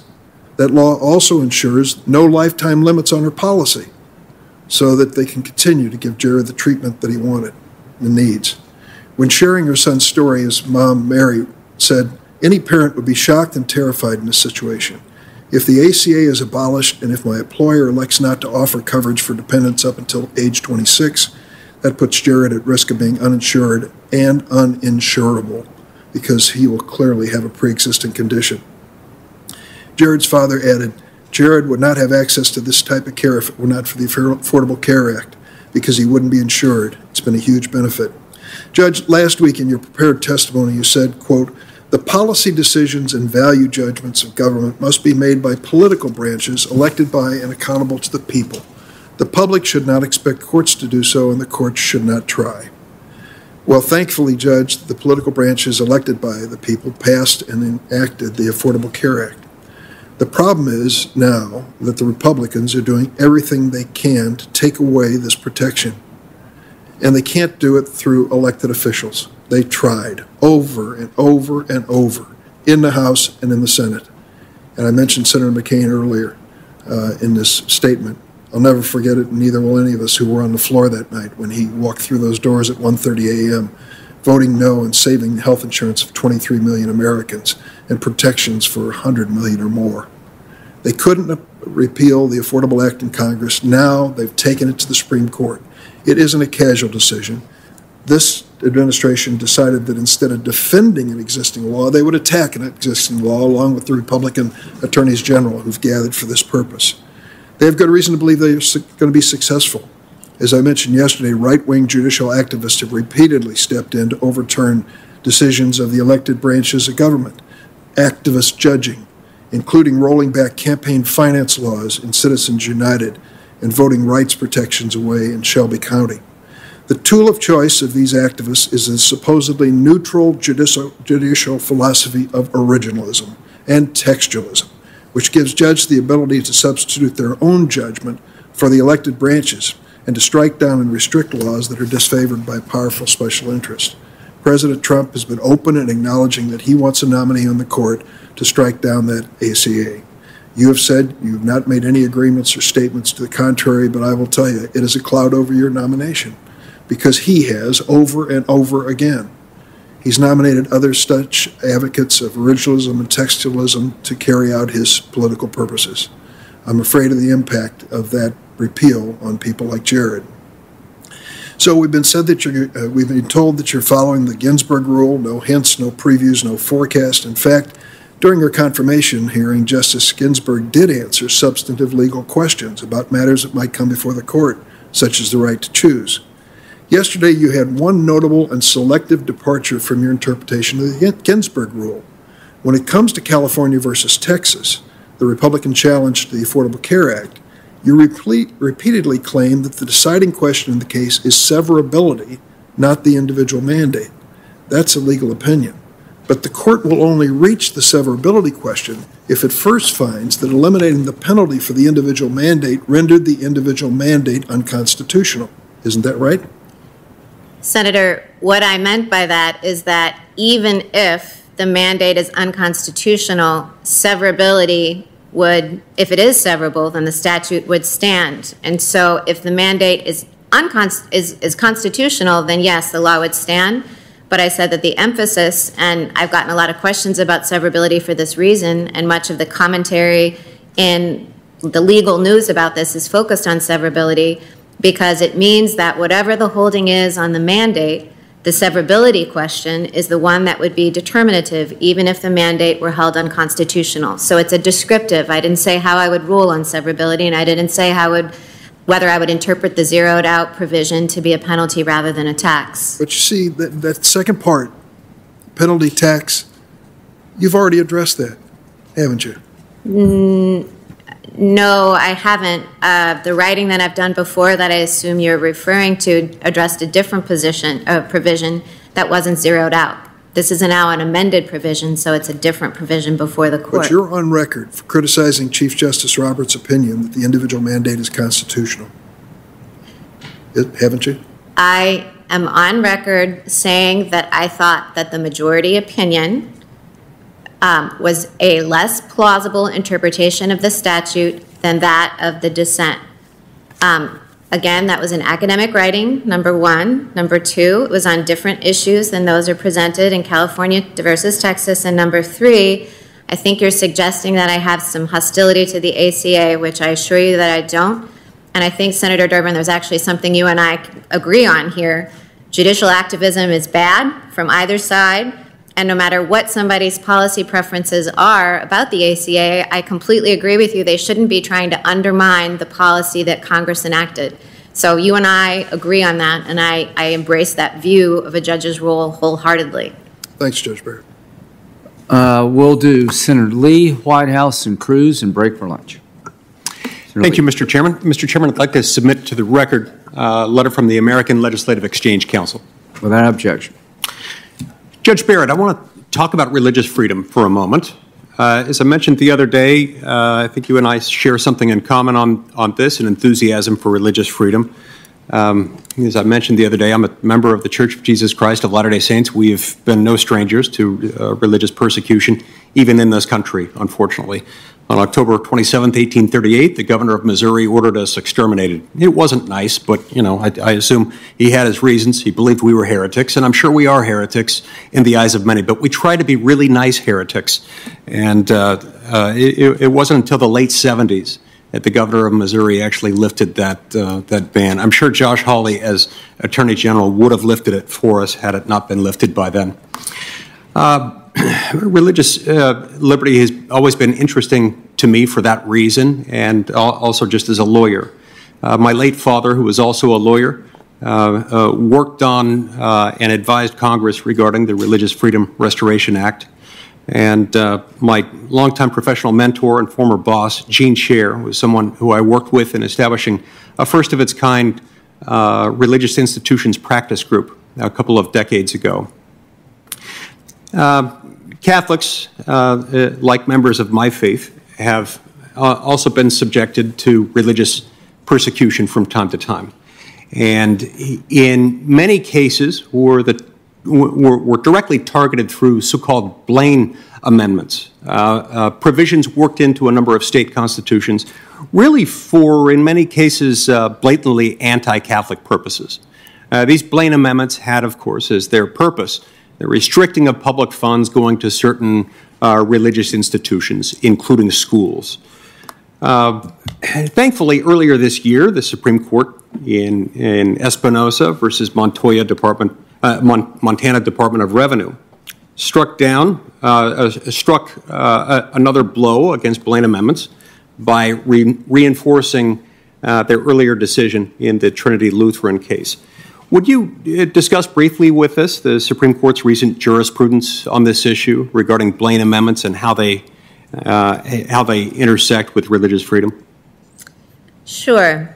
So the Supreme Court's recent decisions get at the principle that while, you know, we have to be careful about the Establishment Clause, right? So there's a line of cases saying, you know, a state or federal government clearly can't establish a church, and so we have a line of cases about what that means. But at the same time, Espinoza being an example, the court has been very clear that religious institutions can't be discriminated against or excluded from public programs simply because they are religious. Now, during your time on the Seventh Circuit, you've been able to handle some cases involving religious freedom issues. For example, you joined a majority opinion in the Gruscott case, upholding the freedom of a Jewish religious school and its authority, its own discretion to hire teachers at its school. Now, that ruling was challenged before the U.S. Supreme Court, but the Supreme Court denied certiorari in that case.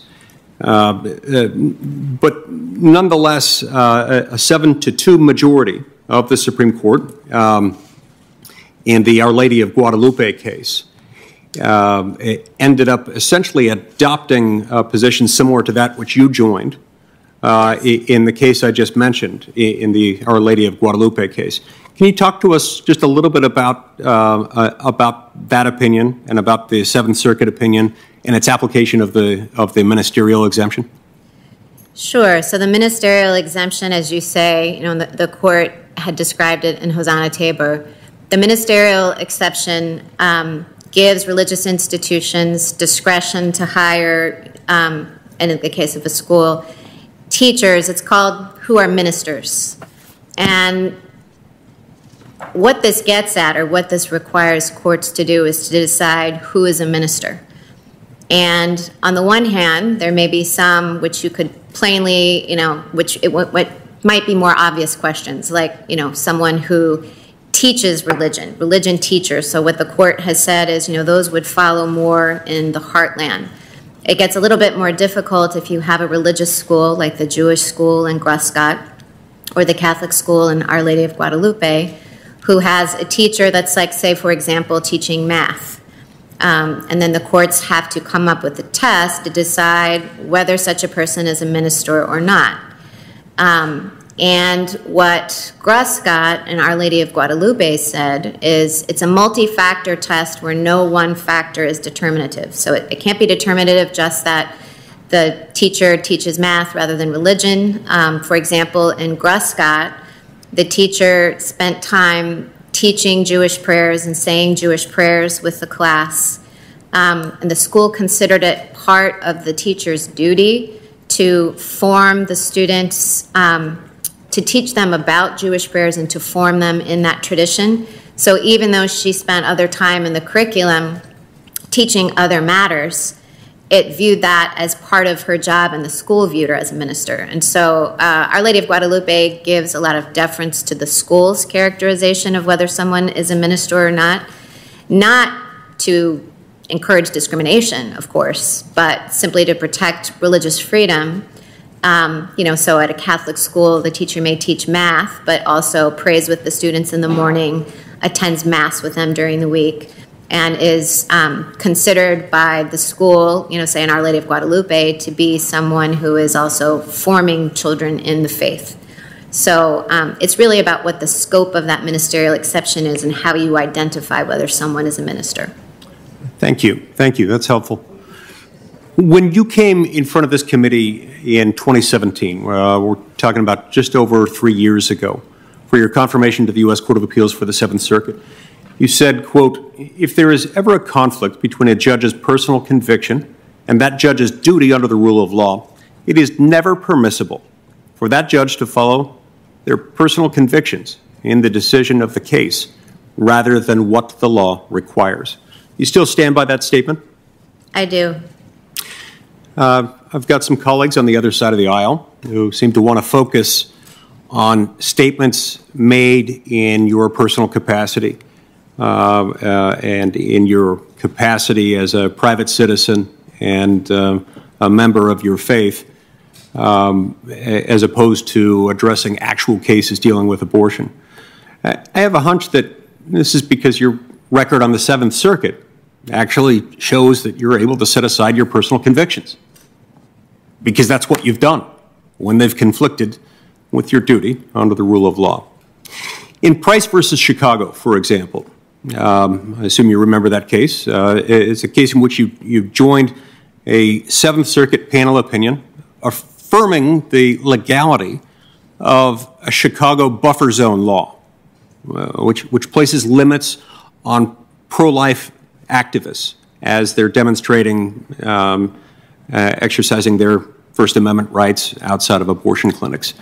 I assume that was the case because there was binding Supreme Court precedent on the abortion buffer zone issue. Is that right, or do you want to tell me a little bit about your reasoning in that case? So the panel held that the issue was squarely controlled by the Supreme Court's decision in Hill versus Colorado. So there was binding precedent on point, and so you followed that precedent, and you did so as a jurist, rather than following whatever personal predilection might have otherwise guided you or any other member of that panel. In Planned Parenthood of Indiana and Kentucky versus Commissioner of Indiana State Department of Health, you joined a dissent written by Judge Frank Easterbrook of the Seventh Circuit. And the Supreme Court later agreed with you in a 7-2 decision with respect to the Indiana law requiring fetal remains to be buried or cremated following an abortion. A position that garners a 7-vote majority on the Supreme Court these days, at least a 7-2 decision that includes Justice Breyer and Justice Kagan. Does not seem very radical to me. Do you disagree? Am I missing something about that? The Supreme Court summarily reversed, which means without argument and briefing, the panel's holding in that case that the fetal remains, the disposition of fetal remains portion of that statute wasn't rational. I'll note for the record here, I don't think I've ever heard anyone characterize as a radical act of conservative activism a 7-2 decision joined by Justice Kagan and Justice Breyer. Judge Barrett, in addition to being able to set aside your personal convictions when deciding a case, you've also demonstrated the ability to expertly determine what the law requires. This stems, I believe, from a fundamental and I believe correct view that a judge needs to start from the premise that the law provides an answer.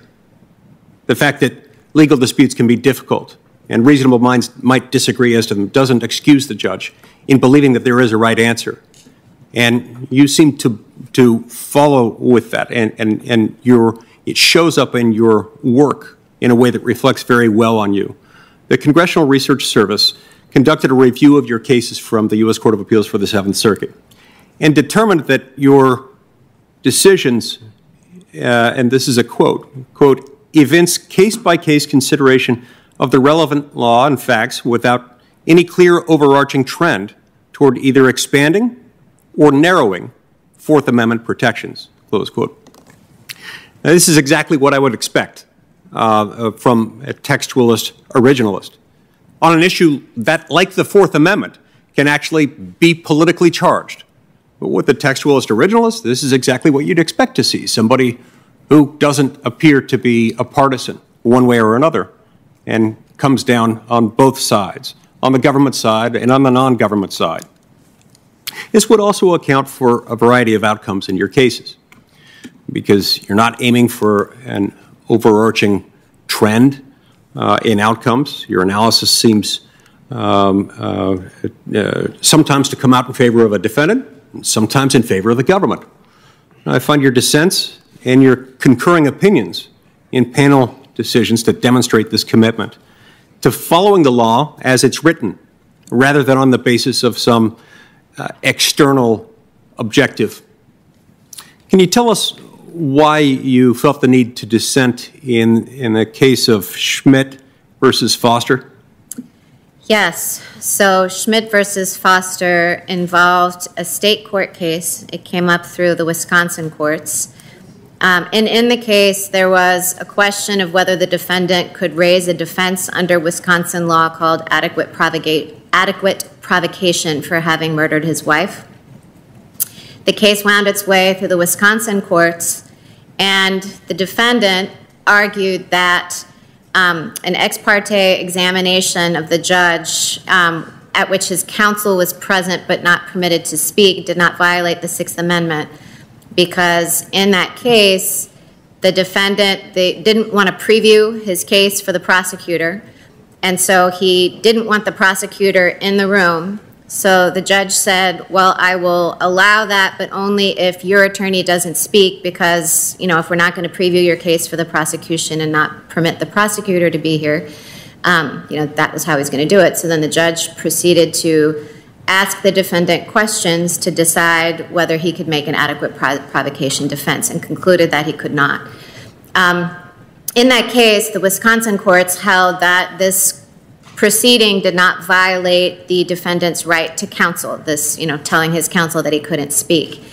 It came to my court under 2254, which is the state habeas statute permitting collateral review of state convictions. But EDPA requires very heavy deference to state courts. You can only disturb a state court holding, for example, on a matter of law, determination on a matter of law, if no reasonable jurist could reach that conclusion, or it has to be in conflict with clearly established Supreme Court law. And in that case, I made clear that it wasn't up to us to decide whether we thought as an original matter, just if the case had just come up before us, whether that violated the Sixth Amendment, because as the panel majority, which then became a dissent when the case went en banc, said this was an unprecedented kind of hearing, which, if it was unprecedented, meant that there was no clearly established Supreme Court law on point. So the decision in that case was driven by federalism and by the statutory instruction that federal courts give deference to state courts. Thank you. In another case, United States versus Wilson, I believe that was a case in which you agreed with the majority in concluding that the officers acted with reasonable suspicion based on the circumstances of the case and the detention there involving a flight by the individual from the scene. But you wrote separately. Tell us why you wrote separately in that case. So that case, if I have the case correctly, so I've been almost 600 cases, but I think I know the case that you're talking about. I think that was a case where police had a tip about some criminal activity, and there were a group of men in a park. The police approached the park, and then they went up to talk to one of the men at the park because they noticed a bulge in his pocket. He was wearing gym shorts or some sort of athletic shorts that showed a bulge. And the police approached the man, and he fled. And under Supreme Court case law, the determinative question for a seizure is, whether the person fled and then was detained, then seized by the police. The other way that could have been justified is if, as a matter of a Terry stop is the case, the police had reasonable suspicion to approach him just because they saw the bulge in his pocket. And I wrote separately because I thought that the policeman's basis for stopping him, if this really had just been a Terry stop based on reasonable suspicion, was questionable because they really had, they had an anonymous tip. The people in the park didn't match the description of the description given in the anonymous tip. All they saw was a bulge in the pocket. So if he had not fled, I thought the case should have just talked about the flight, because if he had not fled, I was pretty dubious that that would have been a justified stop. I admire your decision to write separately in that case. I think that shows real courage and moral and judicial leadership to speak out and write separately when the occasion requires it. And you did so here with nothing to gain from it. You did so because it was important to point that out under the law, and I respect that a lot. In the couple minutes we've got left, I wanted to ask you more broadly about something I've noticed in reviewing letters and other materials we've received in response to your nomination.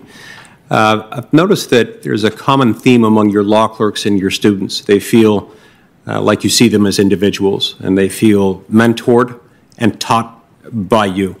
Tell us a little bit about that. I'd love to hear, for example, how you go about deciding who to hire as your law clerks, and how you mentor them as they go through their year studying with you. So over my teaching career, I've taught roughly 2,000 students. And now I have, as a judge, 4 law clerks per year. And then I also continue to teach at least a seminar in which I have like 15 or so students usually. And, what I'm looking for in a law clerk, of course, is, excellent legal ability, because I need the help, to do the legal research and all of that sort of thing. So I want someone who has excellent legal ability.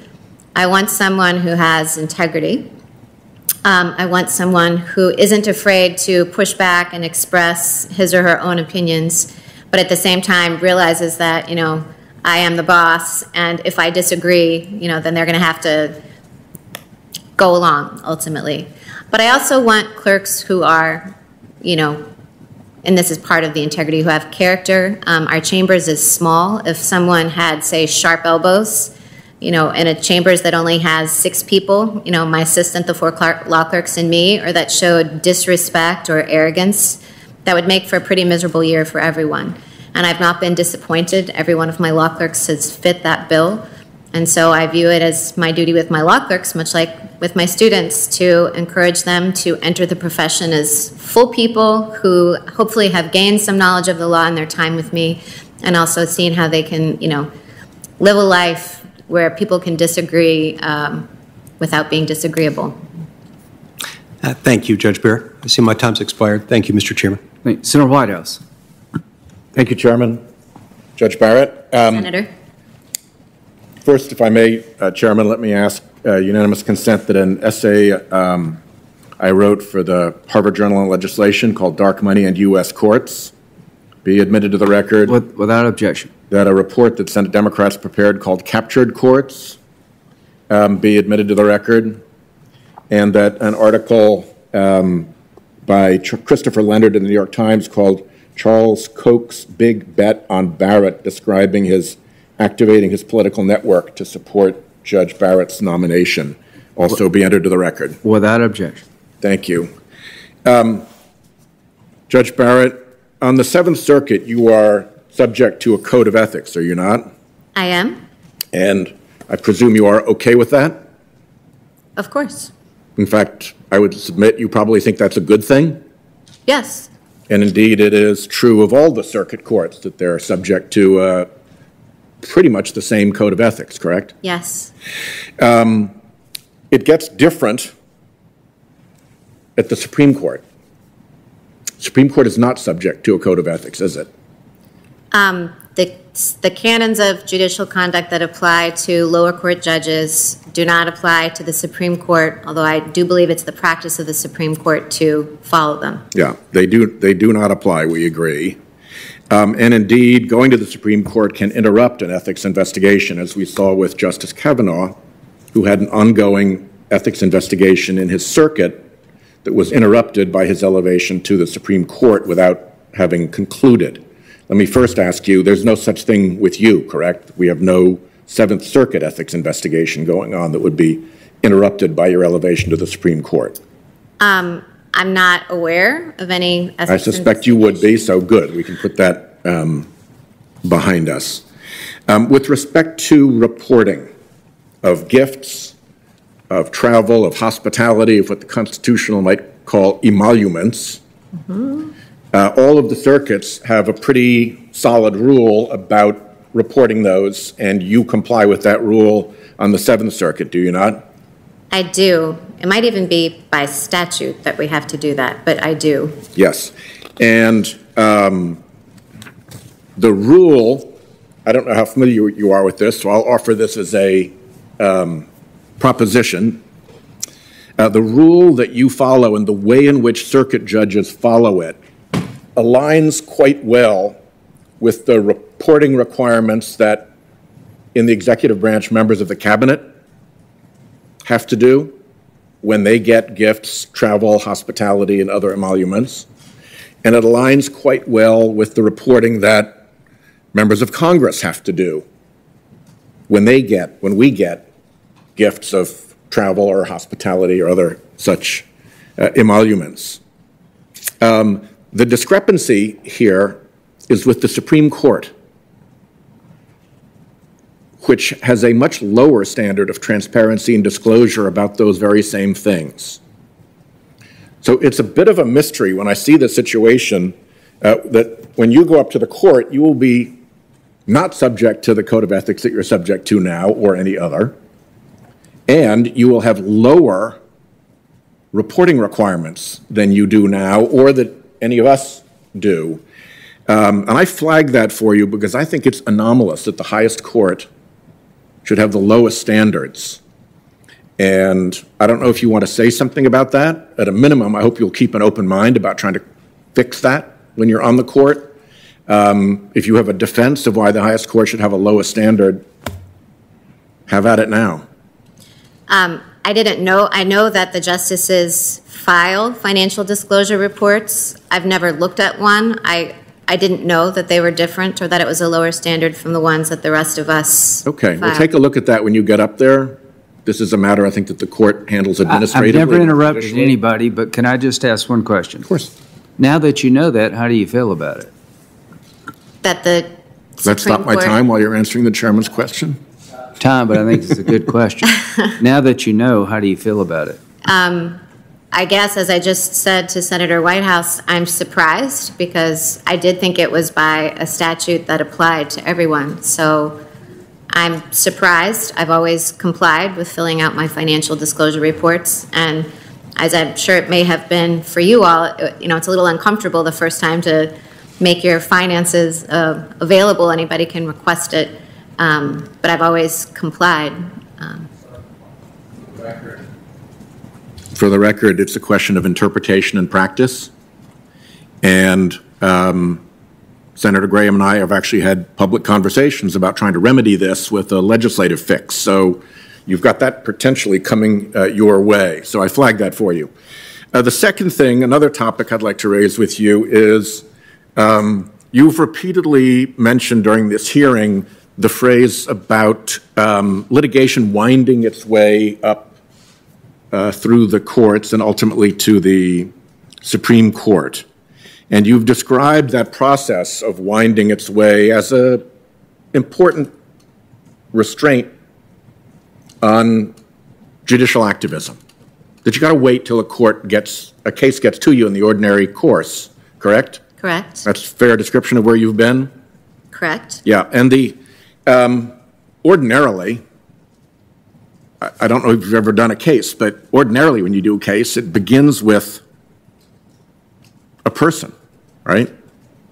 Correct. And that person feels an injury, Yes. and then that person goes to a lawyer, Yes. and then that lawyer goes on their behalf to court And files a complaint. and files a complaint, and then in court, they try to win and vindicate their injury. That's kind of the basic standard way in which this works. Yes. So it gets a little weird sometimes, and that's a circumstance I'd like to bring up to you because it touches on some of the stuff that I addressed yesterday. One case, it's not even a case. You know Janus. Yes. Okay? Let's describe this as the Janus saga because it's more than really one case. And it's really about a completely different case called Abood. You're familiar with the Abood decision. Yes. So the Abood decision was precedent for what, 40 years? I can't remember when Abood was decided, but it was precedent before Janus. Yeah, and roughly 40 years, I'll tell you. And had repeatedly been reaffirmed. It was a longstanding precedent. Yeah, on which there was considerable reliance. Let's see. So Janus did overrule that precedent, and so Janus did go through the application of the stare decisis factors in deciding whether to overrule it, Right. whether that And there conclusion was in right or fact reliance in the 40 years that it had been the law of the land on the question of the union question that it had resolved. Well, I don't want to second guess or criticize or praise the majority in Janus's I'm not asking you to. I'm calculation. asking you, as a matter of fact, had 20 plus states relied on it? Well, Senator, I think reliance and the degree of reliance on Abood is a legal question. We'll just leave that then. So the Janus saga begins actually with a case called Knox, in which Justice Alito took a shot at Abood. He criticized it as substantially impinging upon First Amendment rights of union members. For people who are watching, the Abood case was about the right of a labor union to get compensated, not dues, but just compensation from non-members when in their representation of their members they get added benefits for the people who are not members.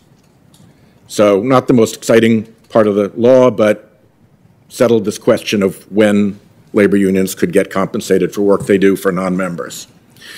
But Justice Alito did not like it. He took a shot at it in Knox versus SEIU, and the concurrence in that case said, whoa, wait a minute. Quote, the majority's choice to reach an issue not presented by the parties, briefed or argued, disregards our rules. But Justice Alito didn't like something about Abood, and so he took that shot. Then we went on to a later decision called Harris v. Quinn. Alito took another shot at Abood in that case, describing Abood as having analysis that is questionable. He undertook an extended critique of the decision, describing it as having questionable foundations. Justice Kagan spotted that, and in her dissent, she said, today's majority cannot resist taking potshots at Abood, and described its critique of Abood's foundations as gratuitous dicta. But the message went out from Judge Alito that he wanted to do something about Abood. There was something about Abood that he did not like. And with that, we went to, that's the prequel. Then we went to the two cases that followed.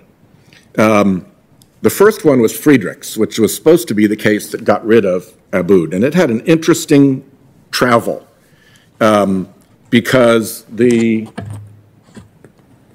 lawyer in the case was one of these groups from Janus. It was the Center for Individual Rights right here, who was counsel. In Janus, the National Right to Work Legal Defense Foundation was counsel. So they switched, right? In Friedrichs, Center for Individual Rights was counsel, National Right to Work was an amicus. When it went on to Janus, they switched. National Right to Work Legal Foundation, Defense Foundation was counsel, and Center for Individual Rights was an amicus. And from everything that I see, it looks like they actually went out and found the plaintiff. So back to our earlier discussion, it wasn't the injured person that went and hired a lawyer.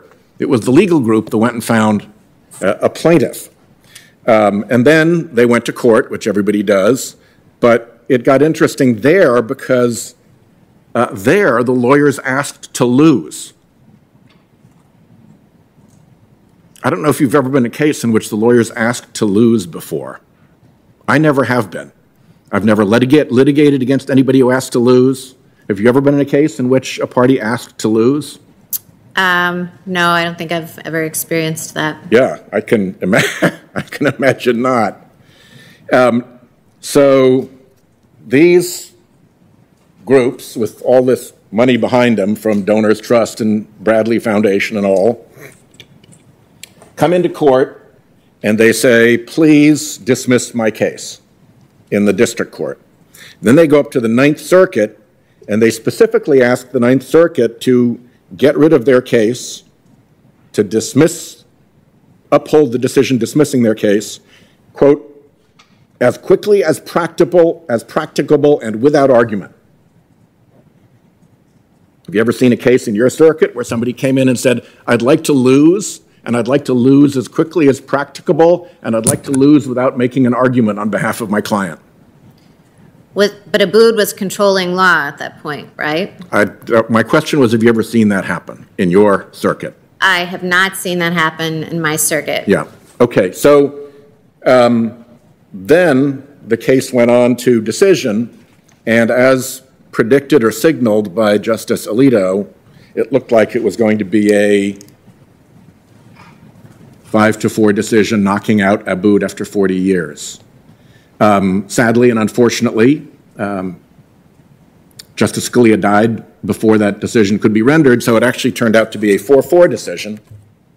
And as you know, a 4-4 decision, the tie goes to the decision below, and the Ninth Circuit prevailed, and so that was it for Friedrichs. But it didn't take long for this same group. So this is back to my Janus exhibit. These are all the commonly funded amici and lawyers who showed up in Janus. 11 of them had showed up in Friedrichs. So Janus was a reunion of the team, everybody piling back in together to get what they, and there was no big rush this time, because this time they had to wait for the vacancy on the court to be filled. They didn't want a 4-4 decision. They had to wait for Justice Gorsuch. So there wasn't the same rush. The case came through more ordinary travel, and then, boom, in they went to argue it, and down came the decision. And I ask you to think that through, because I've done some appellate argument, and I've done some trial work, and I have run an awful lot of litigation. And one of the things that has been a constant for me has been the belief that even if I was kind of taking a long shot case, I'd get a fair hearing, I'd get a fair decision, and I had a shot. I've got a feeling that the lawyers going into the United States Supreme Court in that Janus case, looking at this array of commonly funded anti-union front groups assembled against them as amici, having seen what Friedrichs portended, having been signaled by Alito in those earlier cases that they wanted to get rid of Abood, that they was on the hunt for Abood. That's a feeling that no lawyer should have in America. And all I want to do is leave with you the thought that when you're on the court, I hope you will conduct yourself and see in whatever way you can that the court conducts itself in such a way that no lawyer goes into an argument in the United States Supreme Court feeling that the case is set against them and there's nothing to be done other than go in and take your medicine. Senator Whitehouse, I will approach every case with an open mind. So I have a little bit of time left, so I'm going to get onto a third. By the way, I'm not the only one who sees this as a saga. The dissent in Janus said, here ends the, quote, 6-year campaign to undo Abood by the majority of 5. Pretty safe to say that you don't think courts should be campaigning to reach decisions.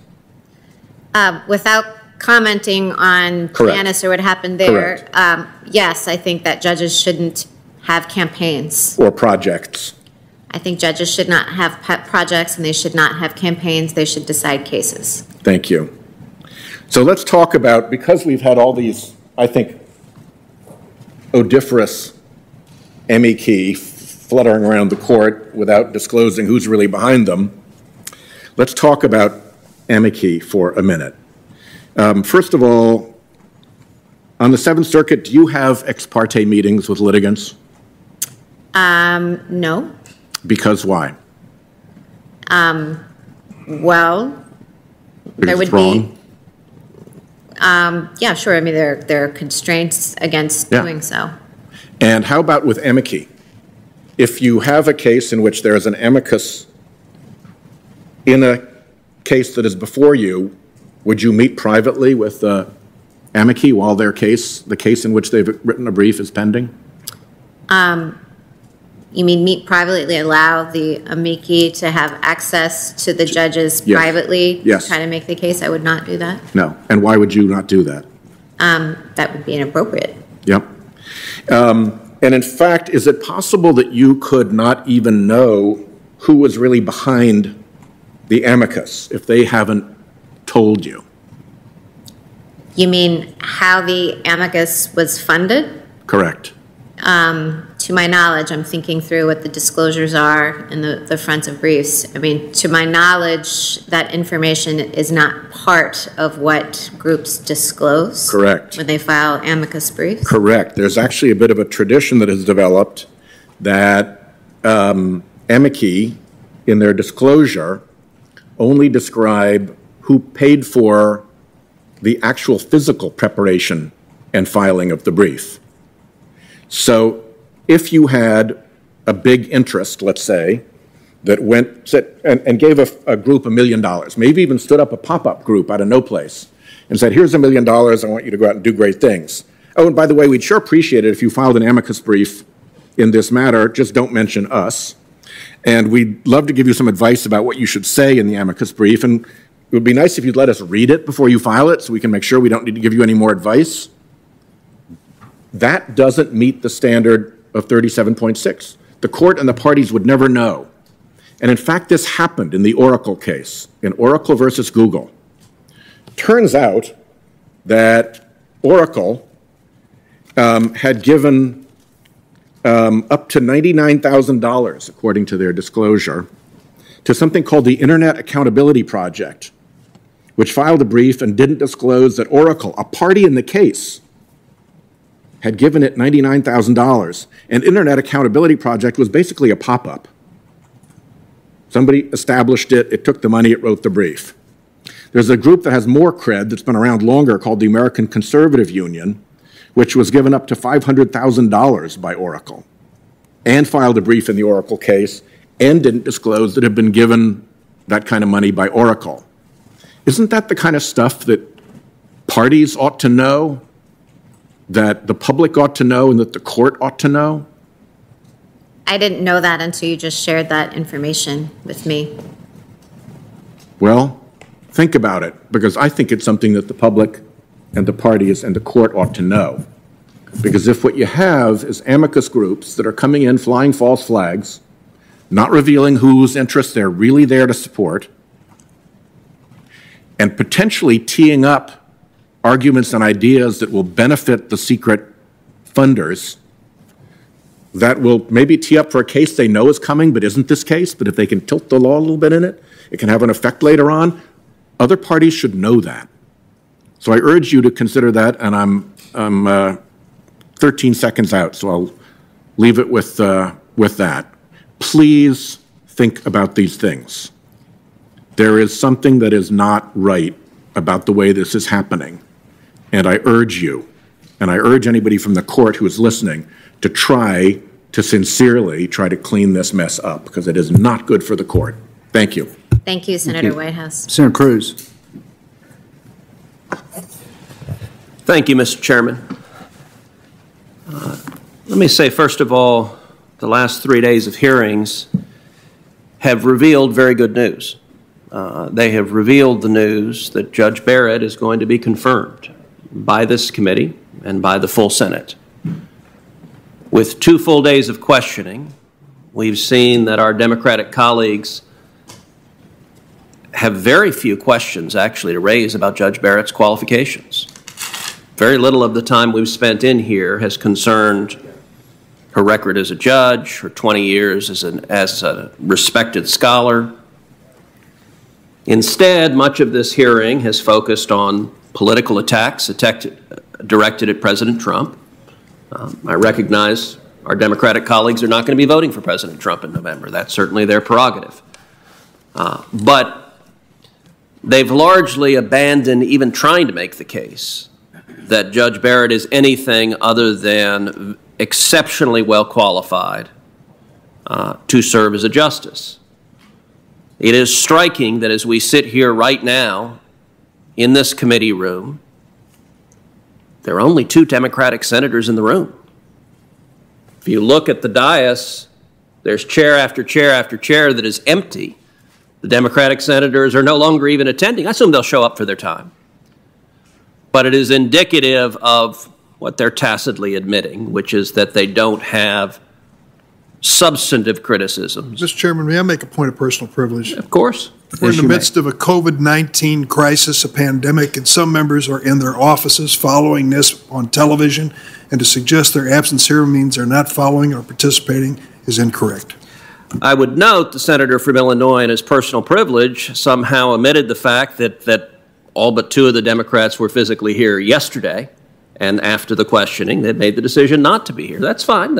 You're welcome to make that decision, but it's indicative when it comes to the time of the questioning that this side of the aisle does not have arguments against Judge Barrett that have any chance of prevailing. I do want to address a couple of the individual points that have been made. So many of the Democratic senators have talked about Obamacare at great length. At times I have been confused, and I thought we were on the Health Committee instead of the Judiciary Committee, because it has been such a central talking point for every Democrat that if President Trump is reelected, they assert everyone with pre-existing conditions is going to be denied health care, and people will be dying in the streets. And I get that's their reelection message. It's not actually connected to reality. It's not actually true. Every member of the Senate agrees we're going to protect pre-existing conditions. And I would note that not a one of the Democratic senators who raised that point have addressed the very real and catastrophic failures under Obamacare. Obamacare has doubled the profits of the big health insurance companies, doubled them. Obamacare has been great corporate welfare for giant health insurance companies. At the same time, according to the Kaiser Foundation, premiums, average families' premiums, have risen more than $7,967 per year on average. That is catastrophic that millions of Americans can't afford health care. It is a catastrophic failure of Obamacare. And none of that has anything to do with Judge Barrett's nomination to the Supreme Court. That is a very good argument for members of the Senate to be having. And yes, we should be protecting pre-existing conditions and expanding competition, expanding options, and lowering premiums. This body will continue to debate that, but Judge Barrett will not be the decision maker on what the appropriate approach to health care is as a policy matter. A second point I want to address, Senator Durbin had an exchange with Judge Barrett about the right to vote and also about the Second Amendment. Now, as a policy matter, many Senate Democrats, number one, want to see the Second Amendment abridged to the maximum extent possible. And number two, many Senate Democrats have decided as a policy matter that they would like to see as many felons as possible able to vote. That it is, one would presume, they have made a determination it's in their political interest to have more felons, more convicted murderers, more convicted rapists, more people convicted of domestic abuse voting, that they've made an assessment that that helps their prospects on Election Day. They're entitled to make that policy determination, and different states have made different determinations about in what circumstances felons should be allowed to vote, in what circumstances felons should not be allowed to vote. I, for one, am a bit puzzled. I'm not sure our democracy is better by changing the law to allow murderers to vote. I'm not sure the operation of the republic would be better if Charles Manson had a greater voice in the electoral system. And I would note one of our colleagues, Senator Sanders from Vermont, in the course of the Democratic presidential primaries, argued not just felons who are out of jail, he argued that felons in jail, literally Charles Manson, serving a life sentence, or I think multiple life sentences for murder, should be able to vote. It's a policy matter. I think that's pretty out there. But the interesting thing is, Judge Barrett wasn't called upon to make a determination whether as a policy matter every felon should vote or no felon should vote or somewhere in between. Rather, she was doing a very different thing, which is applying the law. And Judge Barrett, did I hear you correctly that when you were describing your dissent in the counter case, that one of the reasons you said that there was a difference in the law as it concerned voting versus the Second Amendment is because the 14th Amendment, the text of the 14th Amendment explicitly contemplates legislatures making restrictions on voting based on whether you've committed a crime? Is that right? That's right. And I actually have the text of the amendment because Senator Durbin was highly critical. As a policy matter, he wants those felons voting. But he didn't, in fact, address the legal issue that as a judge, Judge Barrett was obliged to address. And Section 2 of the 14th Amendment provides in relevant part, but when the right to vote at any election is denied or is in any way abridged, except for participation in rebellion or other crime. Well, Senator Durbin may not like that the 14th Amendment explicitly contemplates that if you commit a crime, if you're a felon, you may forfeit your right to vote, but that is in the text of the Constitution. And as a judge, Judge Barrett would be not doing her job were she not to look at the text of the Constitution and follow the text of the Constitution. Am I right, Judge Barrett, that the Second Amendment doesn't have similar language suggesting or other crime or anything comparable to that? You are correct. All right, a third point. There's been some discussion from Democratic members raising the question of the Federalist Society and dark money and all sorts of mysterious connections. Now, Judge Barrett, am I right that at least for a period of time you were a member of the Federalist Society? Is that right? While I was on the faculty as a full-time tenured professor. And you've spoken at some Federalist Society events. Is that accurate as well? I have. In your time dealing with the Federalist Society, have they ever lobbied you to take a particular position? They have not. In your time as a judge, has the Federalist Society ever filed a brief in your court urging an outcome in a particular case? It's my understanding the Federalist Society doesn't litigate. They have not ever filed a brief in my court. Your understanding is correct. The Federalist Society does not file amicus briefs. Our Democratic colleagues have been engaged in a sustained effort to try to sully the Federalist Society. It is disconnected from reality, but I will say, and I wish Senator Whitehouse were here. My intention was to have this discussion with him here because he just spoke about all the connections. He had his charts. I would note, I was feeling a little bit bad that I didn't have a chart with sort of red fuzzy yarn connecting all the things that are the deep conspiracies going on. So in that interest, I do have a chart that's a little bit smaller that has similar connections back and forth, and it is produced by, what is it, the Americans for Public Trust, and it shows the dark money connections between Senator Whitehouse and Planned Parenthood and Arabella Advisors and all of these different organizations with money flowing back and forth, all the dark money. And in fact, I would note one of those dark money organizations on the left that we talked about yesterday that is the Demand Justice Organization. I would point out the Demand Justice Organization has decided to be directly involved in these proceedings because this is a left-wing dark money organization that has posters that are right outside of this building that have pictures. Senator Lee, you're on the poster. Chairman Graham, you're on the poster, and the posters say, Supreme Super Spreaders, Politics First, Health and Safety Last. You know what? The First Amendment's a great thing. If they want to put your pictures up, it's a pretty good picture of Senator Lee. It's not as good a picture of Chairman Graham needs to work on getting a better picture to them. It's not their fault.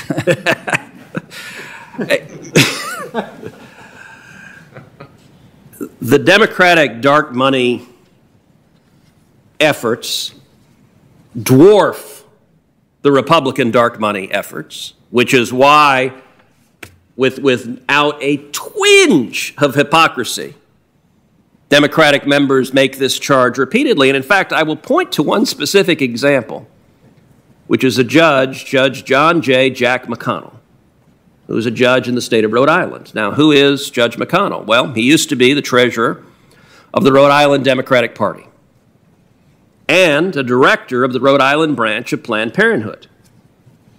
Well, how did Mr. McConnell become a judge? Well, according to CQ roll call, he contributed about $500,000 to Democratic political committees before becoming a judge.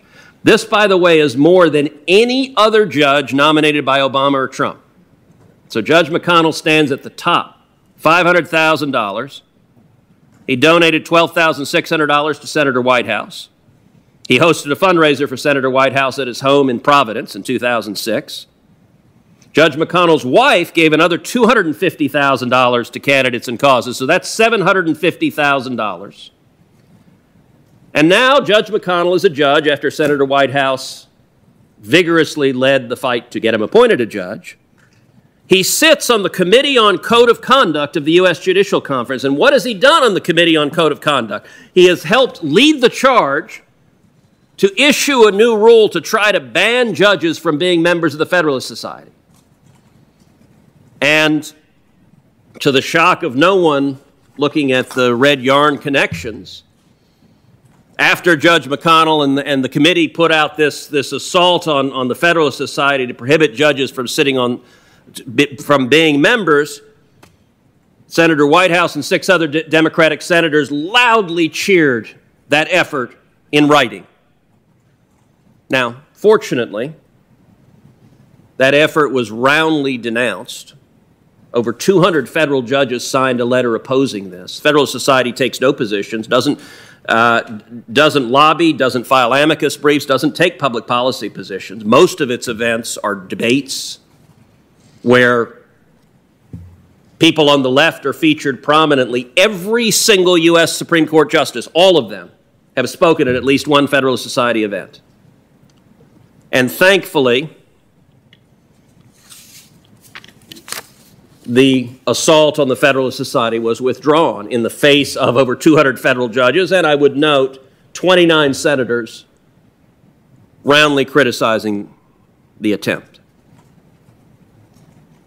Let's turn to a fourth issue. Many Democratic members of this committee seem to be treating this hearing as a policy hearing on what's good health care policy, what's good gun policy, what's good voting rights policy.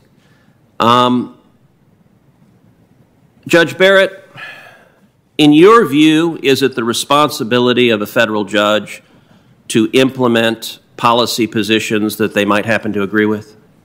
That's your job, not a judge's. I very much agree with you. You know, it's easy for someone watching these proceedings to assume both sides want the same thing, just on opposite partisan lines. It's easy for someone watching to assume, well, the Democrats, they want Democrat judges to implement their policy, and the Republicans, they want Republican judges to implement their policy. As easy as that is to assume, I don't believe that is accurate. It is certainly not accurate with respect to the sorts of judges I would like to see nominated and confirmed. And I'll give you an example of that. An issue that I am deeply passionate about is school choice. I think school choice is the civil rights issue of the next century. But I also think the right arena to fight for school choice is right here in the United States Senate. The right arena to fight for school choice is in the state legislatures. It is in the politically accountable elected legislatures. So, do I want to see a federal court issue an order mandating school choice across the country? It might be simpler if I could just convince 5 justices to order every jurisdiction in America, you must have school choice. It would be a lot easier than trying to convince 51 or 60 senators, trying to convince the House. We've gotten school choice legislation passed through this body that I've introduced, but it's been hard fought. It'd be much easier if 5 philosopher kings could just mandate it. But that would not be an appropriate judicial role. And I'm certainly not asking Judge Barrett to issue any ruling, although I believe that policy is the right policy. It's not a judge's role to mandate it. Interestingly enough, our Democratic colleagues do support judges prohibiting it. If you look at a case called Zellman versus Simmons-Harris, that was a case that was a challenge to Ohio's school choice program. Ohio's school choice program gave scholarships to thousands of low-income children, mostly African-American and Hispanic children, trapped in failing schools. It gave them hope. It gave them a chance at a decent education, a chance to escape violence, a chance to have a shot at the American dream. It was immediately challenged. The case went to the Supreme Court, and by a vote of 5-4, the Supreme Court upheld the program.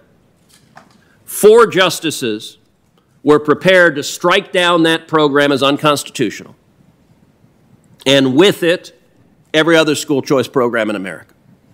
To rule that the Constitution doesn't let the elected legislatures decide to give scholarships to kids if they choose to go to a religious institution. As far as I'm concerned, that's a radical and activist position.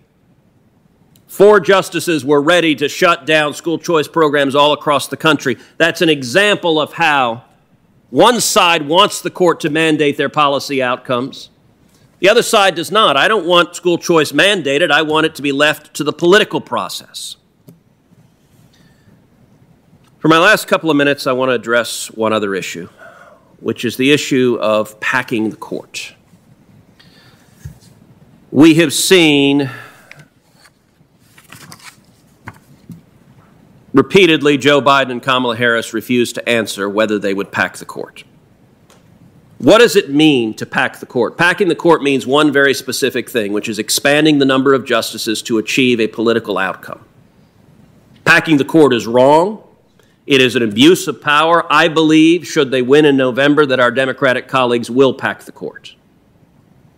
I think that's why Joe Biden refuses to answer it, although he did say when asked, the voters don't deserve to know his answer as to whether he'll pack the court. And what we've seen this past week is we've seen, with a message discipline that is really quite remarkable, Democratic senators all making a new argument that what Republicans have done for 4 years is packing the court. With all due respect, what utter nonsense.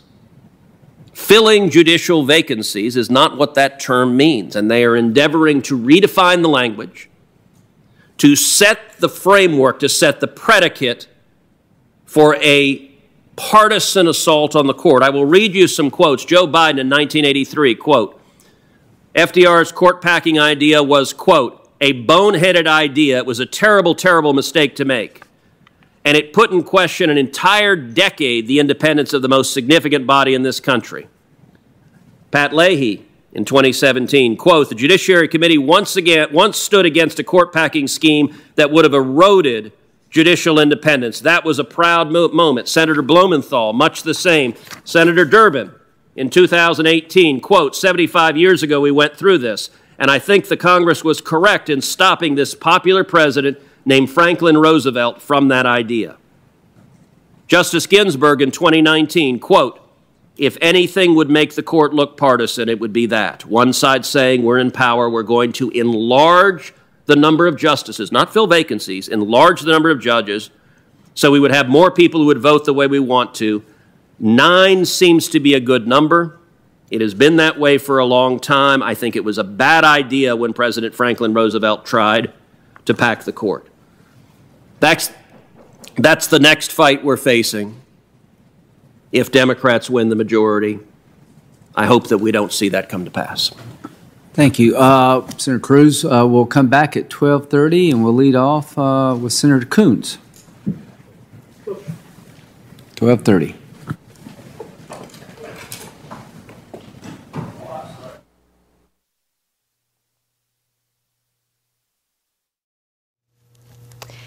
And you're watching special coverage of the confirmation hearing of Judge Amy Coney Barrett.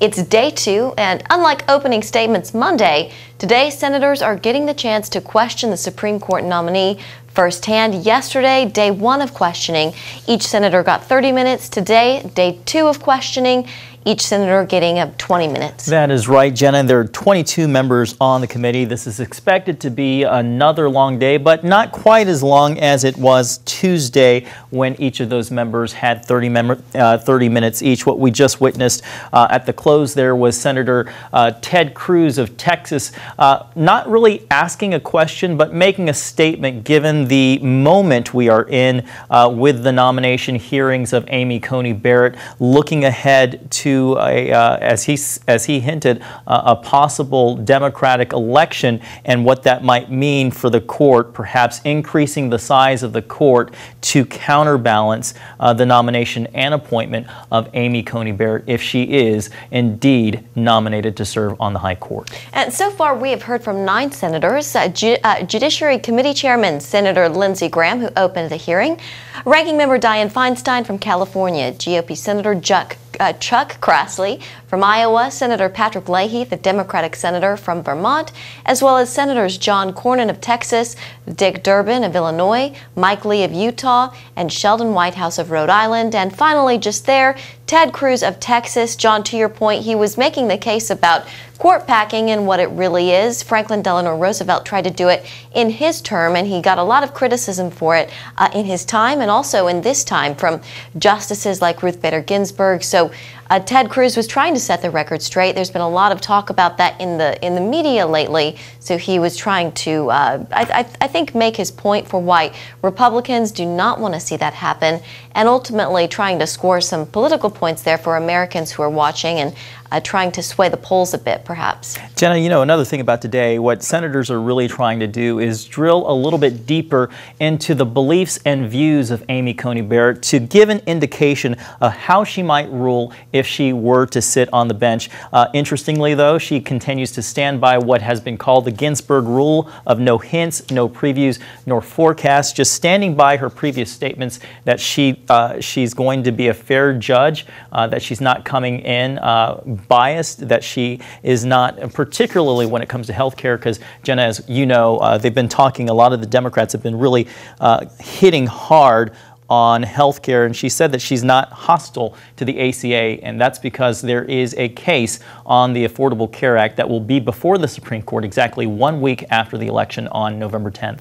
And one issue that was brought up on that point of the Affordable Care Act was, I believe it was Dianne Feinstein, and the issue of severability, and that's really what that Affordable Care Act deals with. So severability, basically, in an act like the Affordable Care Act, do you sever part of that act, a measure within that act, or does severing that one measure, does it destroy the entire act? So that's what's going to be at question. So they explained that today because that's been one of many buzzwords we've kind of heard. So a lot of clarifying today. They revisited a lot of old topics that we saw yesterday, but she even said herself she was glad to get some of these questions to kind of go on the record as to how she really feels about issues or how she would rule in certain situations. We do have a soundbite from Lindsey Graham, and he talked about, John, how this would be a historic confirmation. Let's go ahead and roll that, and then we can talk about that.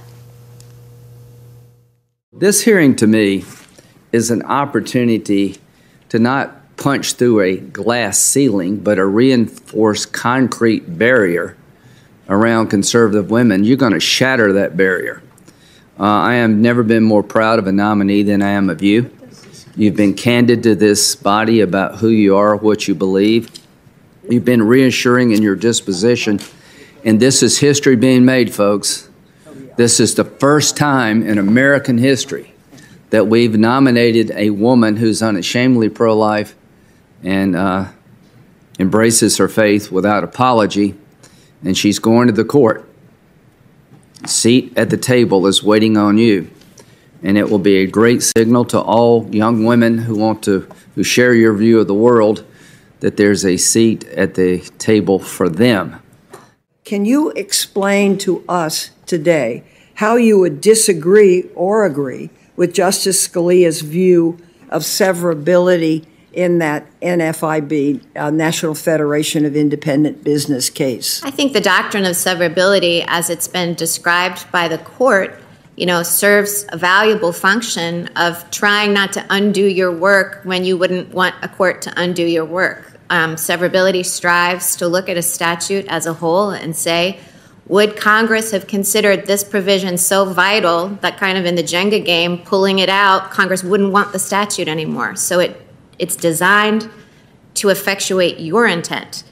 But, severability is designed to say, well, would Congress still want the statute to stand even with this provision gone? Would Congress have still passed the same statute without it?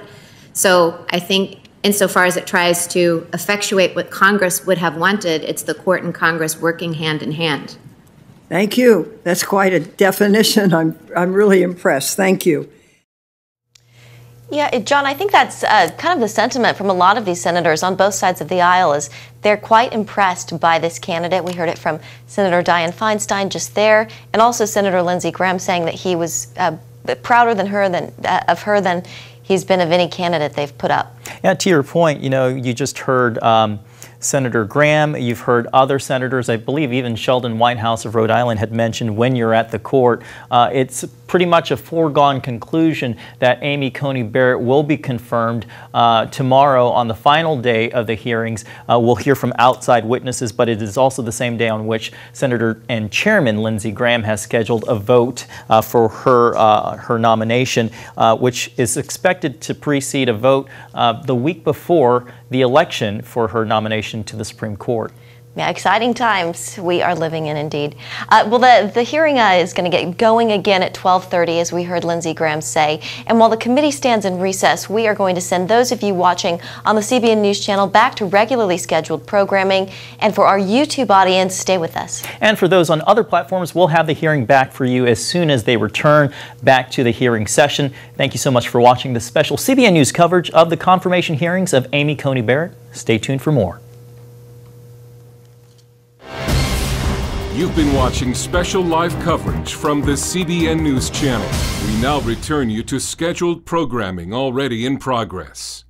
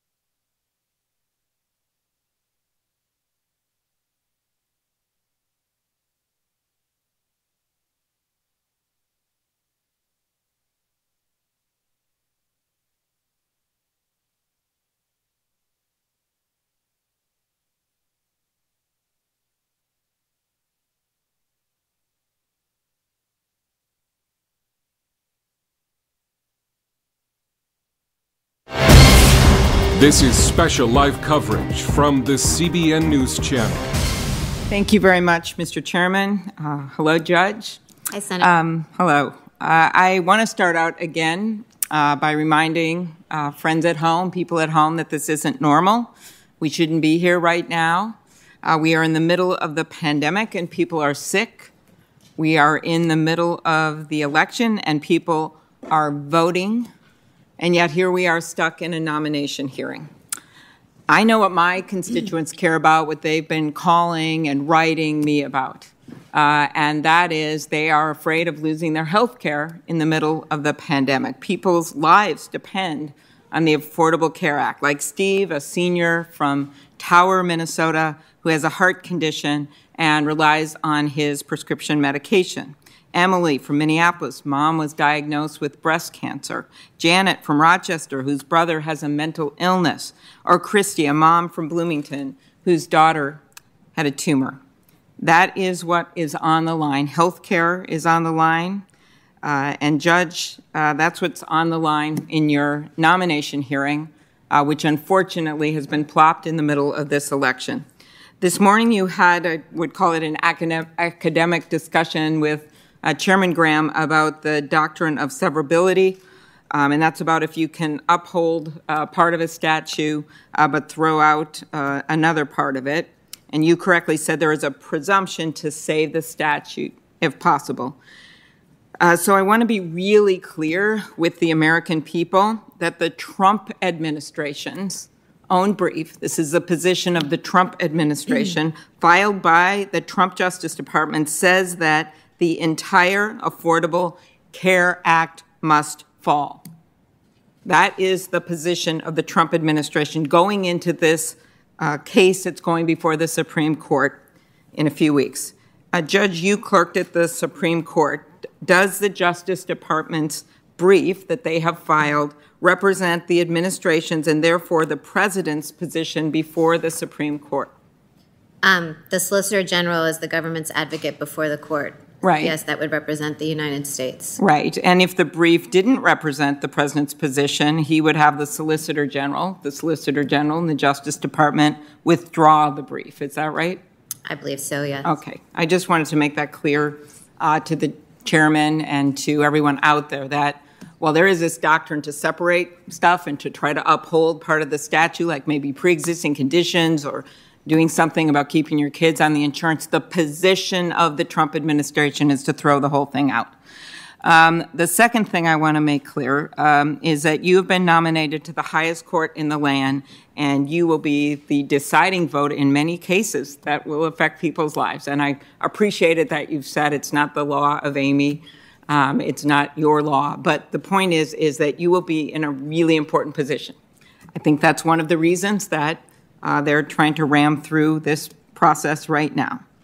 And while you're not saying how you're going to rule on cases, as I said yesterday, I've been following the tracks. And the only way for the American people to figure out how you might rule is to follow your record and to follow the tracks. And we know this. You've said you consider Justice Scalia one of the most conservative judges in our nation's history as a mentor. You've criticized the decision written by Justice Roberts upholding the Affordable Care Act.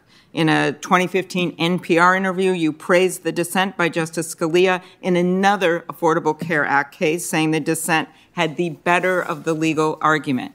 You signed your name to a public statement featured in an ad that called for an end to what the ad called the barbaric legacy of Roe v. Wade, which ran on the anniversary of the 1973 Supreme Court decision.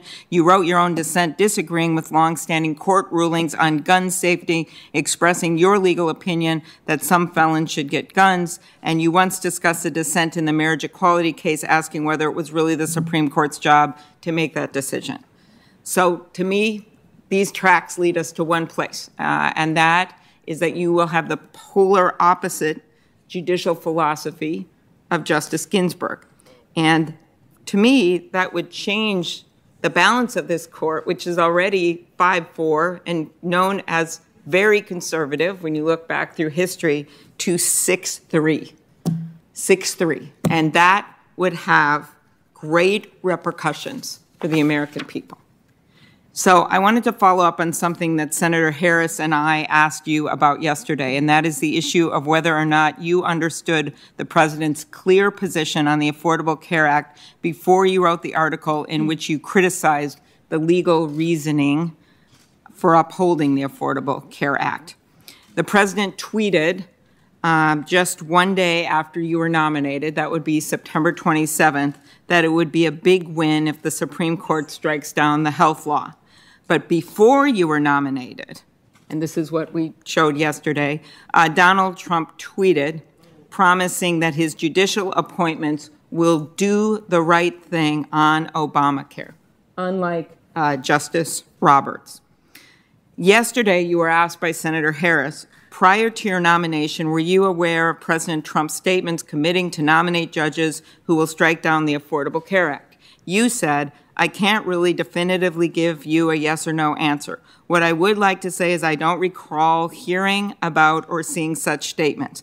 And after she followed up, you said that the tweet wasn't something that I heard or saw directly by reading it myself. Okay, so I just want to go through some of the things that have happened over the last few years regarding the president's, his obsession to repeal Obamacare. He said, we will repeal and replace disastrous Obamacare when accepting the Republican nomination at the Republican convention in 2016. Did you see that speech? At the Republican convention in 2016. I'm not asking if you were there. I was asking if you saw it on TV. No, I don't believe I watched any of the convention on TV. Or if I did, I don't remember any of it. He has said things like, he wants to immediately repeal and replace the disaster known as Obamacare. He has said that he wants to get rid of it. He has said in States of the Union, I am calling on Congress to repeal it. He said, can you believe that Mitch McConnell, who has screamed repeal and replace for 7 years, couldn't get it done? So there have literally been hundreds of statements by him, by my colleagues, and I just find it hard to understand that you were not aware of the president's statements. I am aware that the president opposes the Affordable Care Act. I'm aware that he has criticized the Affordable Care Act. I took Senator Harris's question yesterday to be referring to the specific tweet, maybe the one that you have behind you, about how he wanted to put a justice on the court to replace Obamacare. Mm-hmm. And I'm definitely aware of that tweet now. And as I said to Senator Harris yesterday, it came up in some of my calls with Democratic senators, brought it up. But I honestly can't remember whether I knew about it before I was nominated or not. I'm not sure. But did you have then a general understanding that one of the president's campaign promises was to repeal the Affordable Care Act when you were nominated? As I said before, I'm aware that the president opposes the Affordable Care Act. Well, I know you're aware now, but were you aware back then? Well, when you were nominated? Well, Senator Klobuchar, I think that the Republicans have kind of made that clear. It's just been part of the public discourse. Okay, but then is the answer yes, then, that you were aware Senator of it? Klobuchar, all these questions, you're suggesting that I have animus or that I cut a deal with the president, and I was very clear yesterday that that isn't what happened. Were you generally aware of the president's statements when you wrote in an article in the University of Minnesota Law School Journal in 2017, the same year that you became a Seventh Circuit judge, that he pushed the Affordable Care Act beyond its plausible meaning to save the statue, that Justice Roberts had done that? Were you aware of that, of the president's statements when you wrote that article? So that article, Senator Harris told me yesterday, was published in January of 2017. Okay. And a law review article takes several months to go into production. So I can't remember specifically when the conference was. That article came out of a conference for Randy Barnett's book. I can't remember when it was, but I suspect it was before the election. It's not like I wrote it in January of 2017. But President Trump has been saying this in 2015, in 2016, and that's 2 years. It didn't take you that long to write the article. So my question is simply, were you aware of President Trump's opposition to the Affordable Care Act during that time? Senator Klobuchar, I have no idea, and I suspect that if the article was published in January, that I wrote it sometime before the presidential election. And again, I want to stress, I have no animus to or agenda for the Affordable Care Act. So to the extent you're suggesting this was like an open letter to President Trump, it was not. Okay. In the 2017 University of Minnesota Law School Journal that we just discussed, one of the things you said is there is a risk that a faction can run away with the legislative process, but there is also a risk that a faction will conscript courts into helping them win battles they have already lost fair and square. That's something you wrote in that article? I did. I was responding to an argument made by Randy Barnett in his book, Our Lost Constitution. No, I don't know if it was Our Lost Constitution or not, but yes. So, I mean, that is what I'm afraid has happened here. They have tried 70 times, the Republicans in Congress, to overturn Obamacare. And now they are bringing this case to the court, and you are going to be sitting on the court. And so, and I find it very hard to believe that you didn't understand that when you wrote the article. So I want to, there's one other piece of this, and that is the effect on the economy. And we all know this has been very difficult. My colleagues know this. According to one Yelp study, more than 800 businesses have closed every day. 30 million people were out of work at the height of the pandemic. We're still down 10 million jobs. And so one of the things that's been going on here is we've seen more and more consolidation and leading me to antitrust. And that part of this, I think, is the COVID relief package we have to pass, but also antitrust. Competition is a driving force of our economy. Justice Ginsburg, at her nomination hearing, described the Sherman Act as a broad charter. She said that free enterprise is the spirit of the antitrust laws, and the courts construe statutes in accord with the essential meaning that Congress had for passing them. Do you agree with her statement? The Sherman Act is broadly worded, insofar as it prevents combinations, contracts, combinations, and conspiracies in restraint of trade.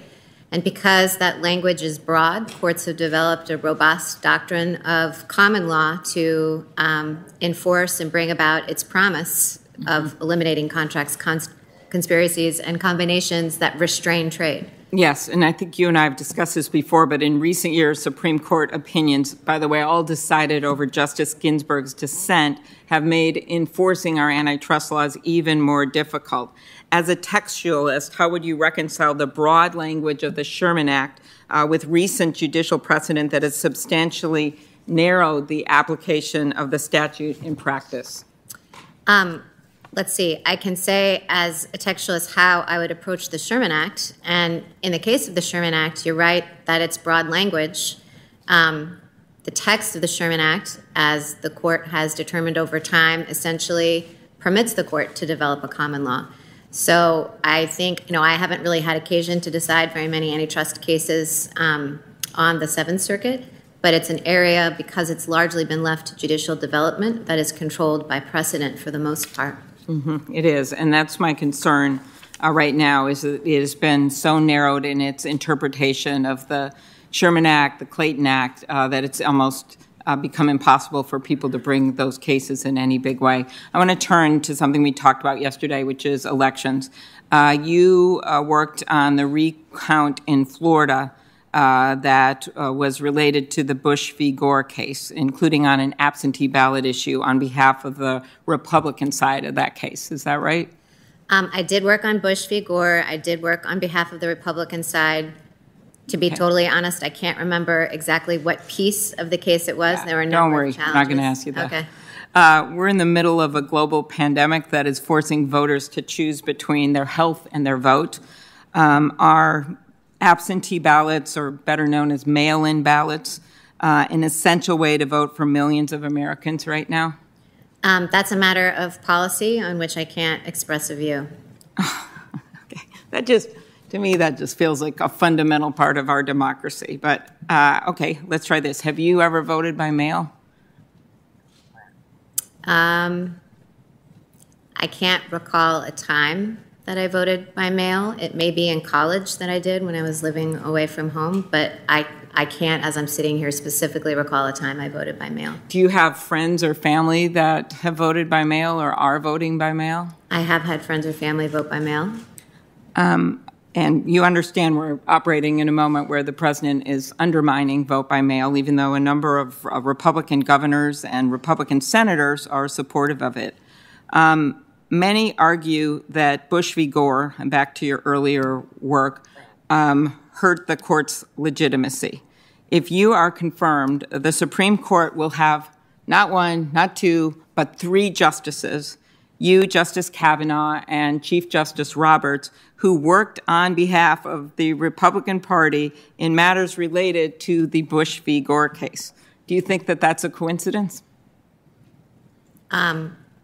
Senator Klobuchar, if you're asking me whether I was nominated for this seat because I worked on Bush versus Gore for a very brief period of time as a young associate, that doesn't make sense to me. I just think it's such a coincidence to me. I Actually didn't know it until yesterday, but will having justices with this background, 2 of whom were appointed by the current president, decide any cases related to the upcoming election, do you think that will undermine the legitimacy of the court? Asking whether something would undermine the legitimacy of the court or not seems to be trying to elicit a question about whether it would be appropriate for justices who participated in that litigation to sit on the case rather than recuse. And I went down that road yesterday saying it's a legal question. You said you wouldn't recuse. That's why I thought it was That isn't what I said. I said I wouldn't commit. I wouldn't pre-commit. That you're right. You said you wouldn't announce your decision on recusal, and you wouldn't commit to recusing. But again, I think the public has a right to know that now 3 of these justices have worked on the Republican side on a major, major issue related to a presidential election. One thing I wanted to revisit quickly, Smiley v. Home. The reason I asked about that is that this would be unprecedented right now we're in an unprecedented time where we have a president who refuses to commit to a peaceful transfer of power, working to undermine the integrity of this election. And yesterday you wouldn't commit to recuse yourself from the case we just talked about. But now we're considering your confirmation to the highest court in the land in the midst of this election. And in Smiley v. Home, where the Supreme Court held that a governor is part of the legislative process, and therefore a legislature cannot unilaterally change election rules, that could be very important because we have a number of swing states where we have legislature of one party, governor of the other. And we have this precedent that has been on the books for nearly 90 years. Do you think that that is established Supreme Court precedent? It said that a governor is part of the legislative process. I actually am not familiar with that case, but it is precedent. Obviously, it's a precedent of the court. Okay. I wanted to turn to one last issue, and that is First Amendment and freedom of the press, near and dear to my heart. My dad was a journalist. He would go everywhere for a good story and cared a lot about freedom of the press. And regrettably, our right to a free and independent press is under assault. We have witnessed unprecedented attacks on journalists and journalism in the past several years. Our president frequently uses his Twitter account to attack news organizations. He has accused the media of being fake news and called them the enemy of the people. Obviously, we also have journalists overseas that are under attack by dictators. I want to pay special tribute to those brave journalists whose dogged pursuit of the truth never wavered despite threats of imprisonment, violence, and even death. Journalists like Jamal Khashoggi and the men and women of the Capitol Gazette. Their legacy is proof that fear will not silence facts. The founders recognized that a free press is vital to a vibrant and strong democracy, and that's why we need Supreme Court justices who understand the importance of protecting the right of journalists. First Time v. Sullivan, that's a landmark ruling and with the support of the First Amendment protections for the press and protecting journalists unless they say something untrue with actual malice. Justice Thomas has expressed skepticism with that case, writing in his concurrence in McGee v. Cosby that if the Constitution does not require public figures to satisfy an actual malice standard in state law defamation suits, then neither should we. Do you agree with Justice Thomas that the court should reconsider the actual malice standard because it is inconsistent with the original meaning of the Constitution? Well, Senator Klobuchar, I can't really express a view on either New York Times v. Sullivan or Justice Thomas's critique of it without violating the principle that I've repeatedly stated, that all nominees follow, that, I can't comment on matters of litigation or grade precedents that the court has already decided. I also want to ask you about how journalists have been deterred from doing their jobs under the threat of jail time. After the Supreme Court's 1972 decision in Brandsburg v. Hayes, many federal courts of appeals have recognized what's called the reporter's privilege, which protects a reporter's First Amendment right to protect his or her sources from disclosure in certain circumstances. The Seventh Circuit, by the way, on which you serve, has rejected a constitutional basis for a reporter's privilege. Under its original public meaning, does the First Amendment protect a reporter's decision to protect a confidential source?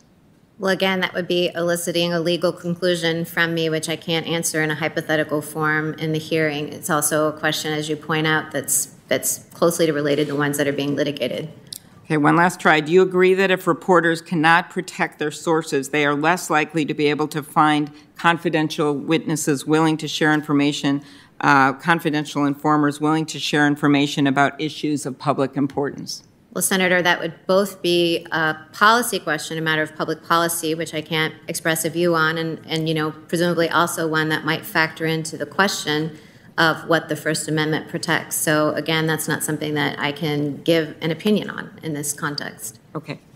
I guess my last thing I'll just say is I hope people watching out there are going to follow the tracks of this record and are going to vote. Thank you. Thank you. Senator Sass. Thank you, Chairman. Welcome back, Judge Barrett.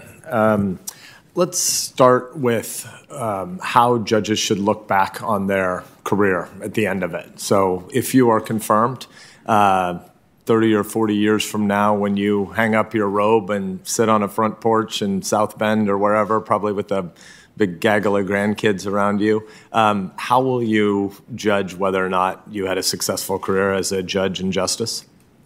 I would judge whether I'd had a successful career by whether I'd always acted with integrity, whether I'd always followed the rule of law and resisted the temptation to twist the law in the direction that I wanted it to go, whether I had treated my colleagues kindly and with collegiality, whether I had mentored, helped, and had good relationships with my clerks and any assistants or staff that I had, because both the law and the people are important. And how would that differ from how a senator should look back on her or his career after hopefully not 30 or 40 years, but in my view, 12 would be a good limit. But how should senators look back on their career, and how does it differ from judges? Well, let's see. So I probably can't say how a senator himself or herself would, but I'll say as a citizen how I might evaluate a senator's career at the end of it. And that would be to say, did he pursue good policy? Did he, sponsor legislation or vote for legislation that advanced the cause of the common good in the United States? So I think when you corrected my question so that you didn't even pretend there was a hypothetical where you saw yourself as a senator, I heard both Todd Young and Mike Braun just have these huge gasps of relief at the thought that you're not going to be running for Senate from Indiana at some point. I think it's been clear in our conversations over the last 3 days that a number of us who are excited about your originalism and who believe the job of a judge is very different from the job of a policymaker, don't think that polling has any place in the questions before us at this point.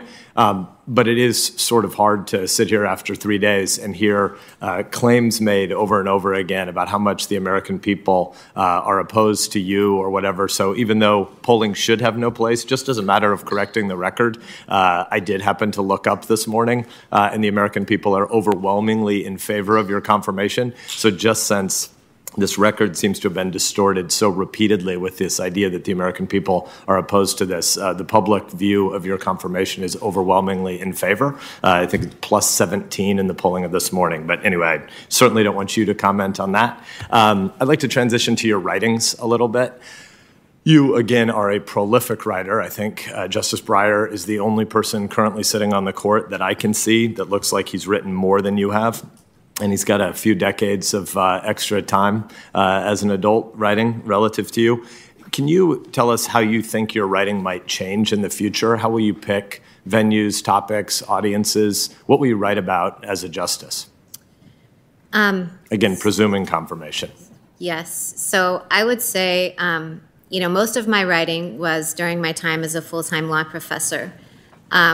The only thing I have published, I think, since being confirmed to the bench was I published a lecture that I gave at Case Western.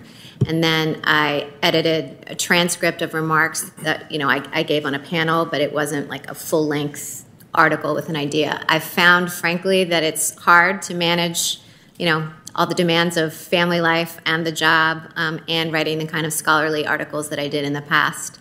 If I remained on the Seventh Circuit and, perhaps if I'm confirmed at some point in the Supreme Court, I would like to do more of that, but more in the vein of, say, what Justice Breyer does now, or what my colleague Judge Frank Easterbrook does, which is, writing that is designed to kind of educate about ideas. I think Justice O'Connor's iCivics program, where she really set herself out to teach, high school students and people in America about civics and how the civics process works. So I would see myself wanting to try to reach more general audiences. But if I have time, once my kids get a little bit older, maybe I'll dip back into scholarly writing again.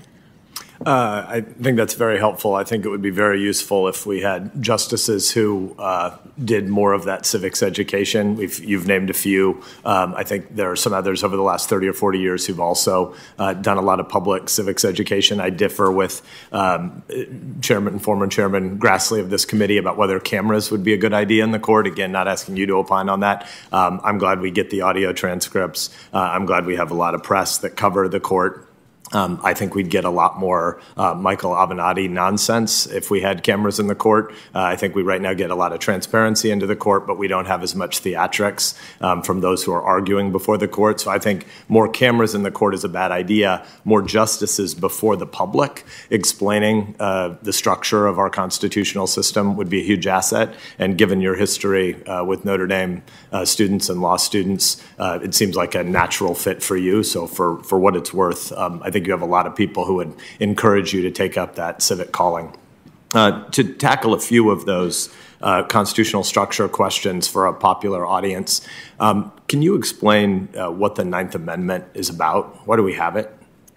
Well, it's often treated as a rule of interpretation. There's not a lot of substantive doctrine or any substantive doctrine under it. It's preserving. It says that, the rights, that the individual's rights are preserved, that those not expressly granted aren't taken away. And if we maybe broaden it from just the Ninth Amendment to the Bill of Rights in general, why do we have one, and what would be different in our constitutional structure if we didn't have the Bill of Rights? If we didn't have a Bill of Rights, we wouldn't have particular rights singled out for special protection. As I'm sure you know, Senator, the Bill of Rights was added in 1791 because during the debate about the ratification of the original Constitution, many states objected to the fact that there was no Bill of Rights. The original idea when the original Constitution, and by that I mean, beginning with Article 1, moving up, was that the very structure of government protected rights.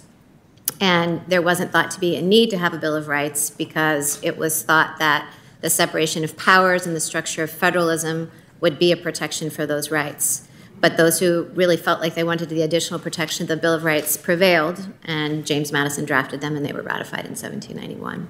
So I don't mean to put words in your mouth. I mean to lay out a hypothesis so you can expand upon it or correct me. But is it fair to say that most governments in human history have had a default assumption of prohibition. Governments can do whatever they want, and citizens don't have rights unless governments proactively give them rights. The default assumption is you don't have freedom of religion in most governments across time and space. You don't have the freedom to start a business. And the American system starts with the opposite assumption, which is that freedom is the default condition. People are created in the image of God with inalienable rights. These are pre-governmental rights. And the government has to have specifically enumerated powers. We, the Congress, have to authorize Article 2 branch, the executive branch, to go ahead and do anything.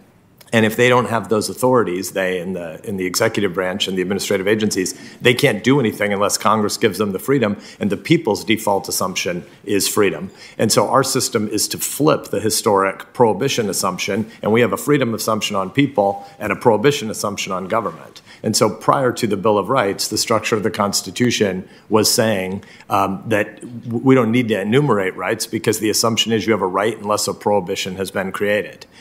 Is that a fair way to think about it? And how would you expand upon it more eloquently since you teach this stuff? You are far more eloquent than I, Senator Sass. No, I think that is an accurate description of how the assumptions underlying our Constitution. That the assumption was that if Congress had limited power, it wouldn't have the ability to infringe rights in the first place. And of course, at the time the Constitution was ratified, the states were thought to have, because the people are closer to their state governments, states, well, that's the point of federalism, right? That citizens can have different policies in states and more influence over their state governments and their state legislatures than the federal government. What role does the Declaration of Independence play in interpreting the Constitution, or what's the relationship between the two documents? Well, the Declaration of Independence is an expression of our ideals, expression of our desire to be free of England. It's not law, however. The Constitution is law.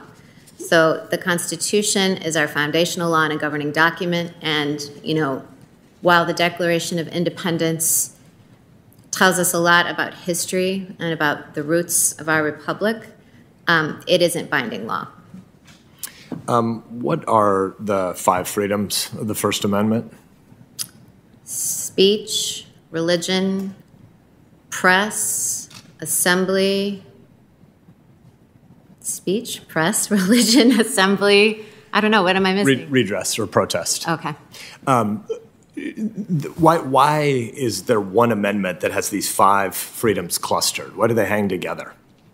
I don't know what you're getting at on that one. You mean what is the common denominator? Yeah, I mean, why I'm getting back to the same idea that the Bill of Rights was sort of an attempt to do public catechesis. It was an attempt to say, we already believe in limited government, we the founders. That's the brilliance of the miracle at Philadelphia, despite all the failures to live up to our ideals. But the 1787, 1788 conversation was to say, we believe in limited government because we believe in the limitless rights of people. And so they didn't have a Bill of Rights, but later when they started spelling it out, it's sort of like they got jazzed up trying to work this out for the American people. This is amazing stuff.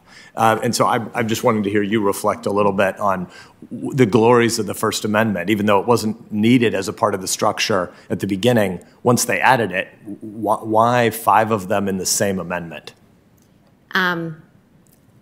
I don't know why, actually, as a historical matter, those were grouped. I'm sure there's a story that I don't know there about why those appeared in the First Amendment altogether rather than being split up in different amendments. I mean, assembly and protest and speech bear more relation to one another than necessarily free exercise, say. But I think, they are in the First Amendment, and I think that reflects that those were core values, that reflects that the states who ratified the Constitution, the original Constitution, on the understanding that a Bill of Rights would be added, wanted protections like that to be included because they were really core to what the new Americans thought was going to be America.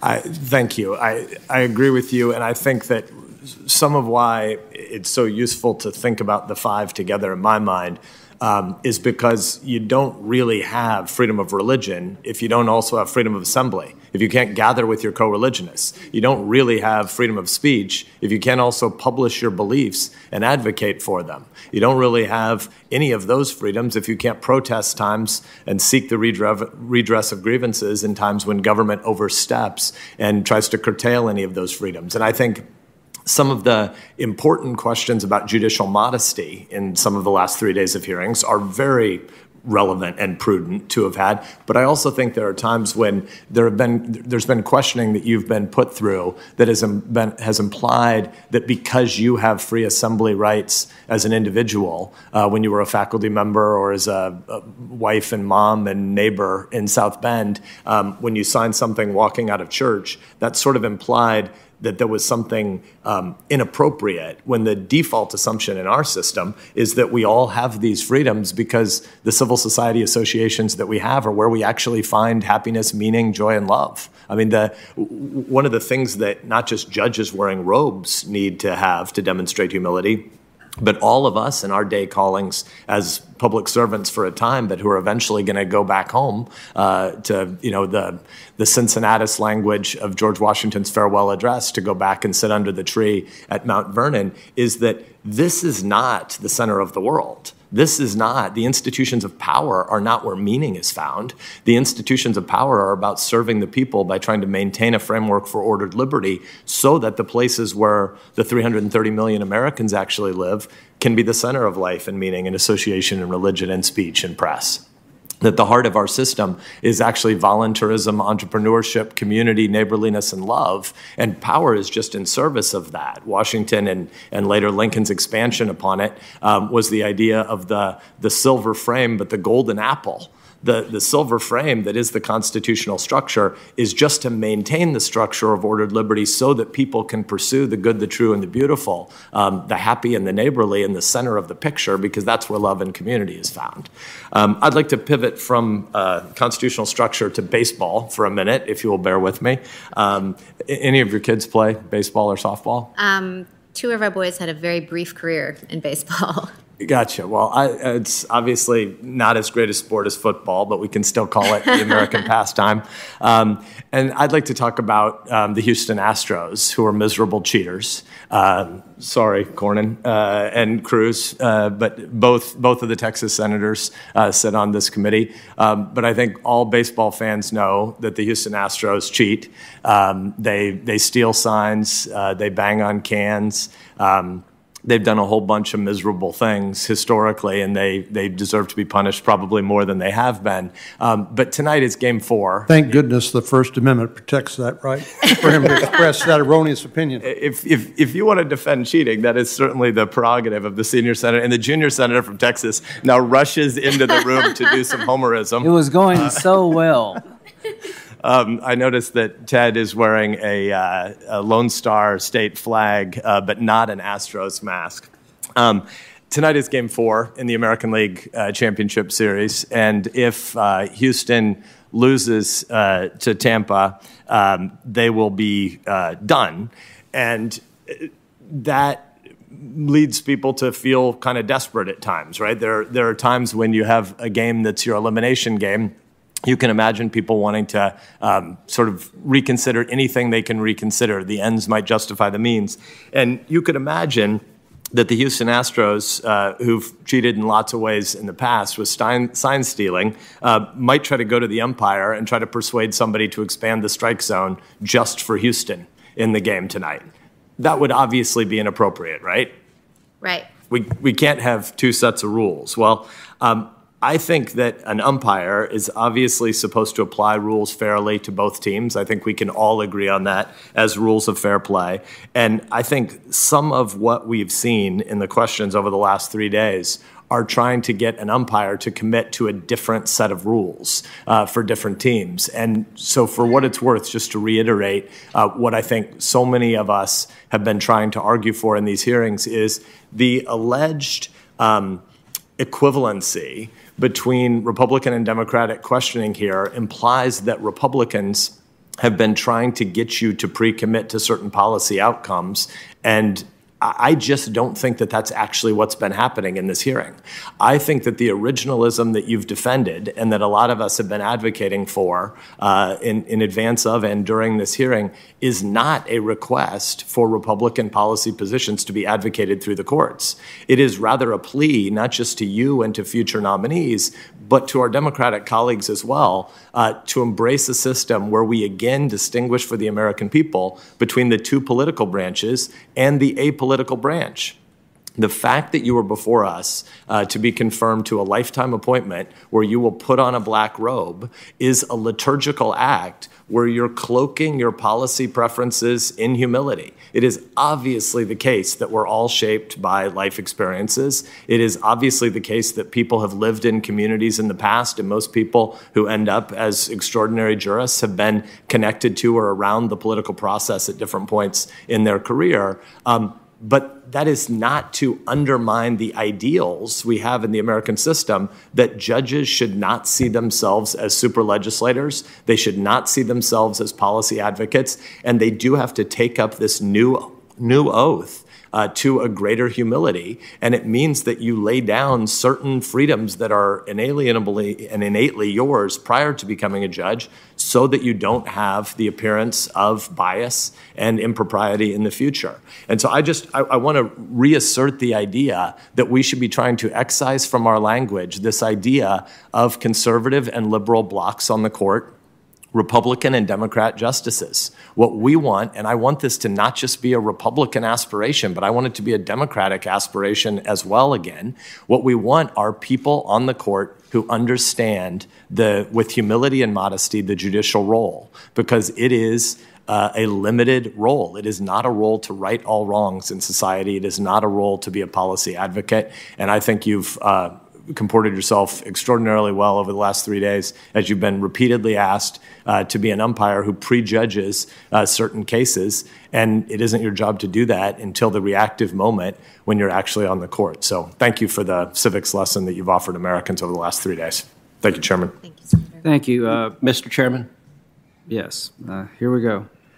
Mr. Chairman, I was tempted to make a parliamentary inquiry if the unjustified broadside from the senator from Nebraska violates Rule 19 of this body.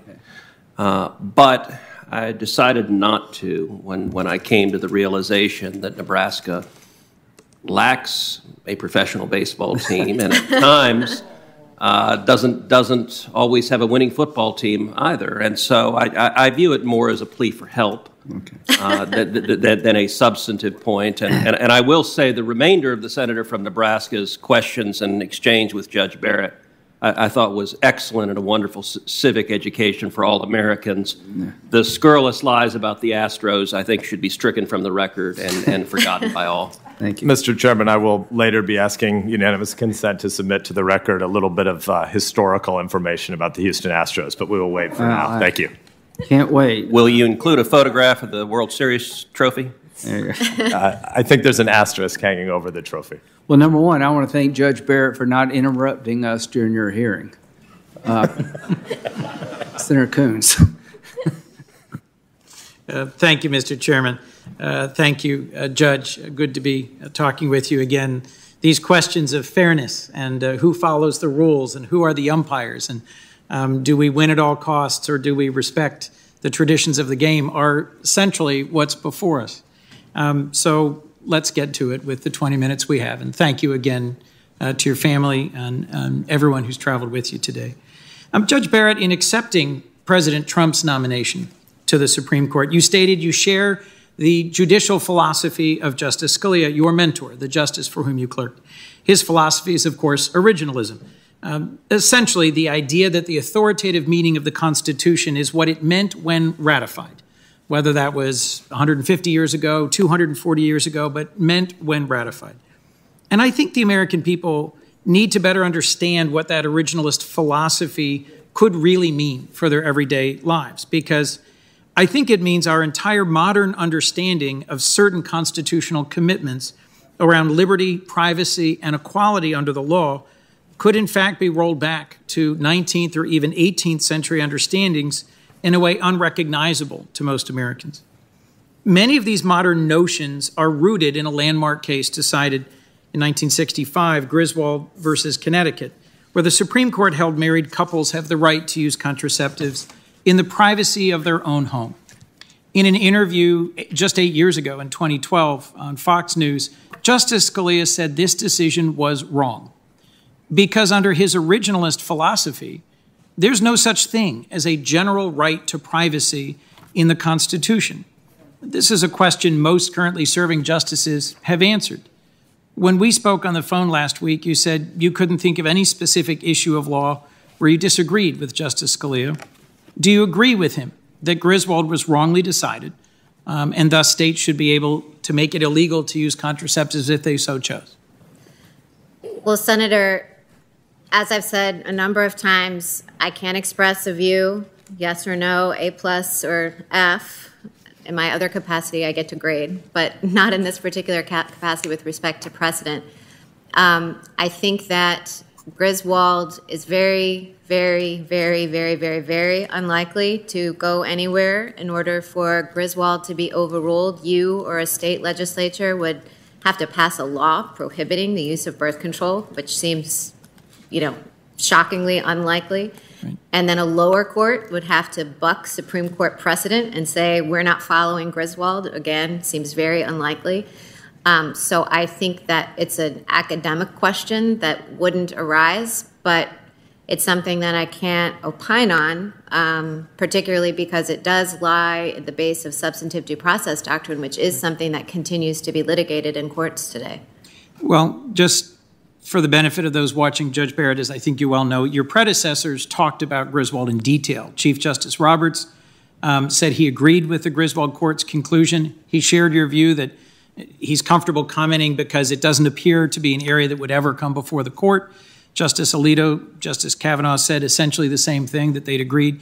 In fact, Justice Kagan, who you've been citing on the no grading, said, I do, that she's willing to speak to it. And as every nominee has, I do support the result in Griswold. I understand that you're saying to us you're going to be your own justice and that you're very hesitant to talk about this case because it is an anchor to substantive due process. But let me just one more time say, are you unwilling to say, as so many currently serving justices have, that at least Griswold is not wrong? I think Griswold isn't going anywhere unless you plan to pass a law prohibiting couples or all people from using birth control.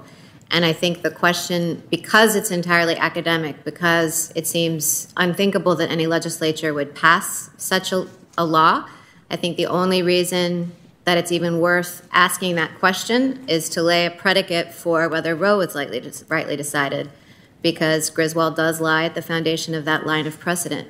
Right. So because Griswold involves substantive due process, an area that remains one subject to litigation all over the country, I don't think it's an issue, a case that I can opine on, but nor do I think Griswold is in danger of going anywhere. Well, and to be clear about what it underlies, it's not just that Griswold was a landmark case, as you well know.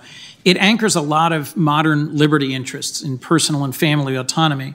It was extended to unmarried couples in Eisenstadt. It was extended to the right for women to control the reproductive choices in Roe and in Casey. But it was also extended to support same-sex couple intimacy in Lawrence v. Texas, and ultimately that same-sex couples have an equal right to marry in Obergefell. The reason I'm taking a few minutes with this is that Justice Scalia publicly disagreed with or dissented in each and every one of these cases. He wrote in one of these decisions that it reflected the court adopting the so-called homosexual agenda. And just last week, Justices Thomas and Alito issued an opinion stating the Supreme Court needs to fix problems from its holding in Obergefell. So I understand you'll be your own justice, and Justice Scalia's philosophy is significant, but I also think you've made it clear that it's largely your philosophy, and I'm trying to help viewers understand what it means to replace a Justice Ginsburg with someone who may more closely follow Justice Scalia's approach. If Justice Scalia had had his way, we'd be in a very different country with regards to gender discrimination.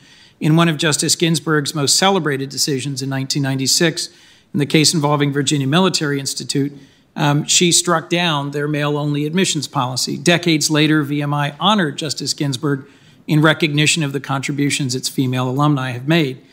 Justice Scalia was the sole dissenter in that case and even accused the court of destroying VMI, which remains standing and strong to this day. Now, I'm just getting at how closely you would ally yourself with Justice Scalia's jurisprudence. Would you agree with Justice Scalia that Justice Ginsburg's decision in VMI was wrong? Well, Senator Coons, to be clear, as I said, I think in response to this question yesterday, I do share Justice Scalia's approach to text, originalism and textualism. But in the litany of cases that you've just identified, the particular votes that he cast are a different question of whether I would agree with the way that he applied those principles in particular cases. And I've already said, you know, and I hope that you aren't suggesting that I don't have my own mind or that I couldn't think independently or that I would just decide, like, oh, let me see what Justice Scalia has said about this in the past, because I assure you I have my own mind. But everything that he said is not necessarily what I would agree with or what I would do if I were Justice Barrett. That was Justice Scalia. So I share his philosophy, but I've never said that I would always reach the same outcome as he did. Understood. But I think a case like this is a striking example of what it might mean to replace Justice Ginsburg and her methodology and her approach with someone much closer to Justice Scalia. And frankly, to me, this comes back in part to the president who nominated you.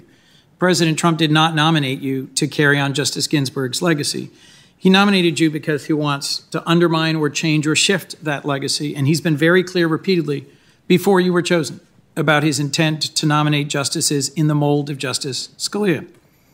You recognized yesterday in an exchange with Senator Leahy that replacing Justice Scalia with Justice Garland, had Judge Garland become Justice Garland, would have changed the balance of the court. It's something you wrote about in 2013 in the Texas Law Review. You recognize these balance shifts are why Supreme Court nominations are so much at issue in presidential elections. Do you just acknowledge that your confirmation, even though you won't be identical to Justice Scalia, will profoundly impact the balance of the court and the way in which it decides future cases?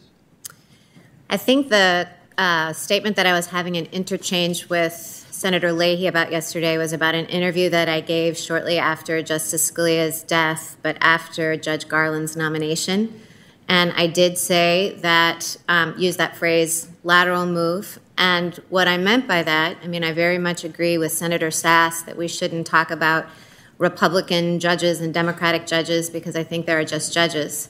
But of course it's true that judges have differences in judicial philosophy. So I actually think Justice Breyer and Justice Scalia are a great example of this because they sometimes had public debates with Justice Scalia advocating originalism and Justice Breyer advocating active liberty. And there's room on the court for that, for having different approaches. It's not about having, you know, your colleagues on the other side of the aisle, you know, all of you in the room have different policy platforms, but judges don't have policy platforms, but it is certainly the case that judges take different approaches to interpreting the text.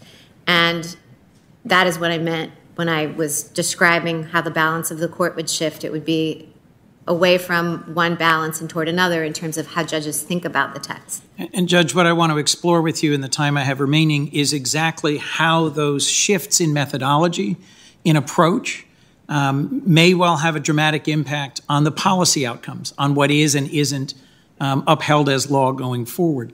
On the board behind me, I've asked my team if we would just go back and look at cases. All of these cases listed, it's roughly 120, have something in common. Justice Ginsburg was in the majority. Justice Scalia was in the minority dissenting. And these are cases that touch on nearly every aspect of modern American life. I've talked a lot yesterday about health care and the Affordable Care Act. Yes, that's on there. A number of my colleagues have talked about some other areas.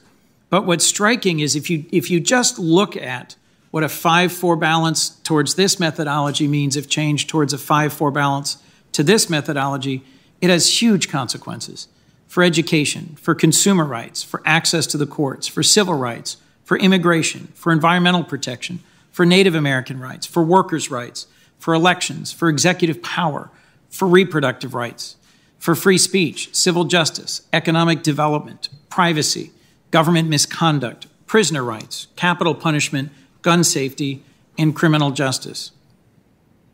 In each and every one of these cases, if Justice Ginsburg had been replaced by a justice with the same core methodological approach and view of the law and decision-making, you can't predict exactly how the case would have turned out, but in virtually every case, it would have moved in a different direction, and in a direction much closer to Scalia's philosophy and farther away from Justice Ginsburg. And that's why I think your views on precedent matter, and we should take a few minutes and go through them. It's something you've written about at length and where you're quite well grounded. The precedents of the court, which is what these 120 cases are precedents upon which litigants, the average American, should be able to rely. And that's that whole issue about whether justices are simply umpires calling balls and strikes or whether there is some agenda. My concern is that a leading scholar in the field of constitutional law has recently reviewed your writings and concluded that you demonstrate an extreme willingness and even radical willingness to revisit settled precedents. Some characterize you as more extreme than Justice Scalia in your approach to precedent and closer to Justice Thomas. The Supreme Court has long held, as you well know, that overturning precedent, a settled case, requires a special justification or strong grounds.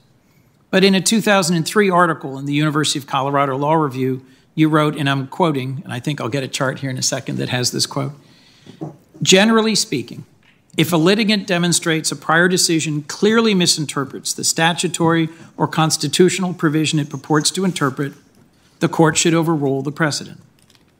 What I see missing from this text and the broader context around it was anything about needing a special justification to overturn settled law or anything about the other factors the Supreme Court typically requires. You seem to be saying a judge should overrule any precedent as long as she thinks it's clearly wrong. If that's your view, and I think from this text it is, it basically means any precedent is at risk where your originalist view of the Constitution or textualist view of the statute says it's clearly wrong. Do you stand by this statement? Senator Coons, that statement was talking about the courts of appeal. I believe that statement was about the due process clause, and as you probably stretch back from your lawyer days, remember the principles of issue preclusion and claim preclusion. Right. And that article was about how in the courts of appeals it had a very rigid rule that one panel couldn't overrule another, that those rigid rules on the courts of appeal were inconsistent or in tension with some of the court's issue and claim preclusion doctrine. So it wasn't about normal functioning of precedent, especially at the Supreme Court where there are no such rules. And I'll point out that the article was about circuit courts and courts of appeal, and in my time on the Seventh Circuit, I don't think there's any evidence that I've been unwilling to follow or apply circuit precedent. As for the scholar criticizing me as a radical on stare decisis, I'm not sure who it was or the substance of the criticism, but I'm very surprised because I think it was my conversation with Senator Feinstein earlier. I explained that the article, which many people have plucked a sentence from, the Texas Law Review article, was a defense of the Supreme Court's approach to constitutional stare decisis. If we can, let's move to that quote, because your words weren't just limited to this context, to talking about individual litigants versus how issue preclusion works. It was a novel analysis, the 2003 article, something I hadn't thought of about how stare decisis impacts an individual litigant. But in this 2013 University of Texas Law Review article, which has also been referenced today, you wrote, and I'm quoting, "It's more legitimate for a justice to enforce her best understanding of the Constitution rather than a precedent she thinks clearly in conflict with it." Again, you're saying that if a Supreme Court justice thinks a prior ruling was clearly wrong, she should disregard precedent with which she disagrees regardless of the typical balancing factors. Senator Coons, with respect, as I explained this morning, that sentence has been plucked out of the article to kind of, I think, create a misimpression about the context. The whole article discussed reliance interests, discussed the reasons for stare decisis, and emphasized that courts ought not disrupt settled precedent absent very good reason to do so, reliance interests being one. And I think that no one on the court, or even no one in this room, would think that the court ought never revisit its precedent. As I was mentioning, maybe it was to Senator Leahy earlier, you know, Bowers versus Hardwick held that certain sexual conduct between same-sex partners was illegal. It was criminalized. And then Lawrence versus Texas overruled that. And my guess is that you think Lawrence versus Texas was correctly decided. So I don't think, Senator Coates, that your position would be that no precedent should ever be revisited. Correct. I do think in grievously wrong cases, it is appropriate to reach back, as a number of members have discussed around Brown versus Board and Plessy, and I did note that exchange earlier. But in terms of reliance interests and the significance of reliance interests, in reading that 2003 Colorado Law Review article, you wrote that reliance should count much less, if at all, when a litigant convinces a court that precedent conflicts with the statutory or constitutional provision it purports to interpret. I was struck by that language because I know you choose your words carefully. You've acknowledged reliance interests exist and they're part of the Supreme Court and its approach. But in this article, it seems to me you're giving your own views about whether reliance should matter. And you're unequivocally stating it shouldn't. It should matter less, if at all, when the originalist approach to reading the Constitution says this is wrongly decided. That's why, to me, the concern about reading the Constitution through a Scalia lens rather than a quite different, methodologically, Ginsburg lens. You've also recognized originalists like yourself are more likely to overturn precedent. In the Texas Law Review article, you cited statistics that self-identified originalists like Scalia and Thomas urged and joined in overruling precedents more than any other justices over an 11-year period. The disturbing picture to me overall about all of this, about precedent, is that I think there's been a movement amongst originalists and a change in terms of the approach of judges to judging who self-identify as originalists. In the 2017 article in the University of Minnesota, in Constitutional Commentary, that's been referenced before, you said, and I'm quoting, about modern originalists, that they've abandoned the claim one should be an originalist because originalism produces more restrained judges. Do you stand by that characterization? Well, Senator Coons, I just want to point out that in this whole discussion, you know, I did write that Colorado article in 2003. I don't recall that sentence or its context, but in my full body of work, including everything that's come before, including the 2013 Texas Law Review article, I've written at great length about the virtues of stare decisis and the stability interest it serves. And in my scholarship, I've also talked about other features of the judicial system. Right. And also, I'd like to point out that nothing in my record in the Seventh Circuit shows disrespect for stare decisis. And also, Justice Scalia did observe and follow precedent. It's not like Justice Scalia ever advocated an overthrow of stare decisis. So I just don't think there's any evidence to suggest that I'm in there trying to burn up the 600 volumes of the United States reports that are on the shelf. I don't have an agenda in that regard. Well, that's so exactly what caused me concern as I looked at Thomas versus Scalia, and which may be more the role model you follow in terms of the application of stare decisis. These quotes jumped off the page. I haven't made a practice of reading 50-page law reviews recently. I don't mean to suggest recommend it. they were compelling and well written. But these quotes struck me as clear statements of a view or an intent. And as I've said before, the larger challenge here is not what you've said about your views on cases, but what the president who has nominated you has said about his goals and his objectives for your service on the court. And frankly, my concern about originalism and an activist willingness to reconsider precedent is that in combination, Justice Scalia's views, often expressed in sharply worded, memorable dissents, may make for great academic reading, but I think most Americans don't expect them to become the law of the land. And in a long line of cases, they would overturn well-settled precedent that I think we have all come to expect.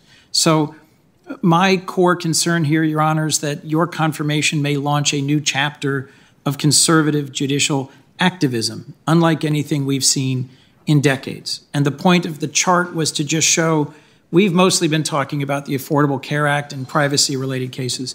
But if that's true, it could touch virtually every aspect of modern American life. I pray that I'm wrong. I hope that I am. But in my reading of your work, nothing has alleviated my grave concerns that rather than building on Justice Ginsburg's legacy of advancing privacy and equality and justice, I'm concerned, in fact, you will take the court in a very different direction. And so with all due respect, I will be voting against your confirmation, Your Honor. Thank you, Mr. Chairman. One brief comment. The 6 super president cases, how many were there? 5, 6? I don't know. Oh, let's see. This is going to be just like when Senator Sass asked Well, me we how know many where they're at. There was Marbury, there's Brown, there's Mapp versus Ohio, there's the civil rights cases. So just very briefly for the public, and the reason those cases were picked by you, nobody is suggesting in today's world that it's not the Supreme Court's decision to interpret the Constitution, Marbury versus Madison. That's correct. And to be clear, that list was formulated by other scholars. Right. I was referring to it. But Not yes, just your list. Nobody thinks that Marbury versus Madison and the court's authority right. to interpret the Constitution. And nobody in America is wanting to go back to segregation. No legislative body is attempting to do that for a good reason. America does not want that. Nobody in their right mind wants that. The rest of these cases that have been listed as super president have that commonality. Overwhelming acceptance, is that correct? Yes, that is correct. As to Roe and Casey and to Heller and to United Citizens, active litigation going on right now today. Is that correct? That is correct. Senator Hawley. Thank you, Mr. Chairman. Judge Barrett, good to see you again. Are you aware of any active litigation challenging the constitutionality of Griswold versus Connecticut? I am not. Are you aware of any litigation in recent decades challenging the constitutionality of Griswold versus Connecticut? I am not. Are you aware of any legal movement out there to challenge the constitutionality of Griswold versus Connecticut? I am not, although Senator Hawley, as I said to Senator Coons, I'm certainly not aware of anybody trying to make the argument that a legislature should prohibit the use of birth control. But as you know, Griswold does lie at the base of the doctrine that very much is challenged in federal court. Here's my point. I was 7 years old when Judge Robert Bork came before this body. I don't remember any of that. I wasn't watching it as a 7-year-old. But what we saw, I think the legacy of the Bork hearings continue to reverberate. His name has become a verb, the Borking of nominees. I think what we've seen today is an attempted Borking of Judge Amy Barrett. The problem is they don't have anything in your record that they could use to so badly misconstrue, to suggest that you're somehow going to fundamentally change America, that now they have to attribute to you the worst readings and most draconian misinterpretations of Justice Scalia. So we take Scalia's record, we distort that, and then we attribute it to you. So let me just come back to your relationship with Justice Scalia. I was under the impression that you were a different person than Justice Scalia and that you had, in your own words, your own mind. Is that fair to say? That is fair to say. Is it fair to say that you are an independent woman and an independent jurist and an independent professional and also, by the way, a pretty darn good lawyer, and you'll make up your own mind on the decisions, cases, controversies that come before you to the Supreme Court of the United States? Is that fair to say? Yes. I think maybe then we can put to rest this attempt to constantly leverage the worst interpretations of Justice Scalia's philosophy, misrepresentations, and attribute them all to you as if you are the same person. Frankly, I think it is demeaning and insulting. And I'm glad that you pointed that out in response about your independence to the last question. Let me ask you about another set of questions, just briefly, you had this morning. Senator Leahy asked you about the Foreign Emoluments Clause, which is in Article 1, Section 9, Paragraph 8. He asked you whether it was best characterized as an anti-corruption clause. You might remember that in terms of foreign influence and foreign interference. And then he referenced the president and various allegations about foreign influence. Since he asked you about it, and since he asked about foreign influence in government, I think it's only fair that I ask whether, hypothetically speaking, just hypothetically, if there were, let's say, a vice president of the United States who hypothetically had an adult son, who hypothetically worked for a foreign oligarch, who then sold access to his father, the vice president, and his father then intervened in a case to make sure that that oligarch wasn't prosecuted, hypothetically, would that constitute the kind of foreign corruption that the Constitution's concerned about? I can't answer hypotheticals. Well, I thought you might say that, and I'm glad you don't and won't, because who knows, that case may come before you. But I think it's a fair set of questions to ask. Let me ask you about something different. Section 230 of the Communications Decency Act, passed by Congress in 1996. Yesterday, Justice Thomas issued a dissent from a denial of certiorari in a case called the Malwarebytes case. Now, I bet you haven't had a chance to see his. I was just about to say, please don't ask me about it, Senator Hawley, because I didn't have a chance to read anything. Well, let me read to you just a few parts of it. It's quite significant, I think. Here's from the opening paragraph. When Congress enacted the statute, meaning Section 230 of the Communications Decency Act, most of today's major internet platforms did not exist. And in the 24 years since, we have never interpreted this provision, we meaning the Supreme Court. But many courts have construed the law broadly to confer sweeping immunity on some of the largest companies in the world. He's talking about the big tech companies. And he quite methodically, over 10 pages, goes on to set out the ways in which courts, at the behest of these tech companies, have dramatically rewritten Section 230. Changing its liability standards. He talks about changing the distinction between publisher and distributor liability, changing the immunity shield, changing the narrow liability shield, extending 230 to protect companies from a broad array of traditional product defect claims. He says it's quite a thorough statement. Here's my question to you. You haven't read this. I don't think you've had a Section 230 case. I haven't. So in general, not about his dissent from denial, but in general, what are the dangers of the Supreme Court or any court rewriting a statute, departing from the text that Congress or a legislature, a lawmaking body, departing from the text they have written, that has been adopted, presented and adopted? What are the dangers in that if a court departs from that and substitutes its own judgment, whether it's done in one opinion over a series of years? So, as you've posed the question, without respect to Section 230, just in general, the danger of a court doing that is to subvert the will of the people. You represent the people, as has been pointed out over the course of the hearing. Judges are not elected, and they have life tenure and can't be voted out of office. So, if judges misconstrue statutes or bend them to the judge's idea of what would be good public policy, then it deprives the people of the chance to express the policies that they want through the democratic process. And the effect can be cumulative, can it? I mean, you can start with a change to the statute, a rewrite of one provision of the statute that then becomes precedent, and then when the court revisits this case later, revisits the issue later, then they expand that and do a little more rewriting, and pretty soon, 5 or 10 or 15 years later, you're with something that has been so heavily blue-penciled, so to speak, that it doesn't bear much resemblance at all to the original statute. I mean, that's a danger of courts continuously substituting their own judgment. Is that fair to say? That can happen. So, let me just say, my opinion, not yours, I think it's pretty clear that has happened with Section 230. I think Justice Thomas does an outstanding job here of laying out why that's the case. Let me ask you in a related vein, Justice Holmes, Oliver Wendell Holmes Jr., said in the famous Lochner case, in his famous dissent in that case, over a century ago, he said the 14th Amendment does not enact Mr. Herbert Spencer's social statics. Do you agree with that statement? What do you think he was getting at with that? So Justice Holmes' famous dissent in Lochner, which was later the position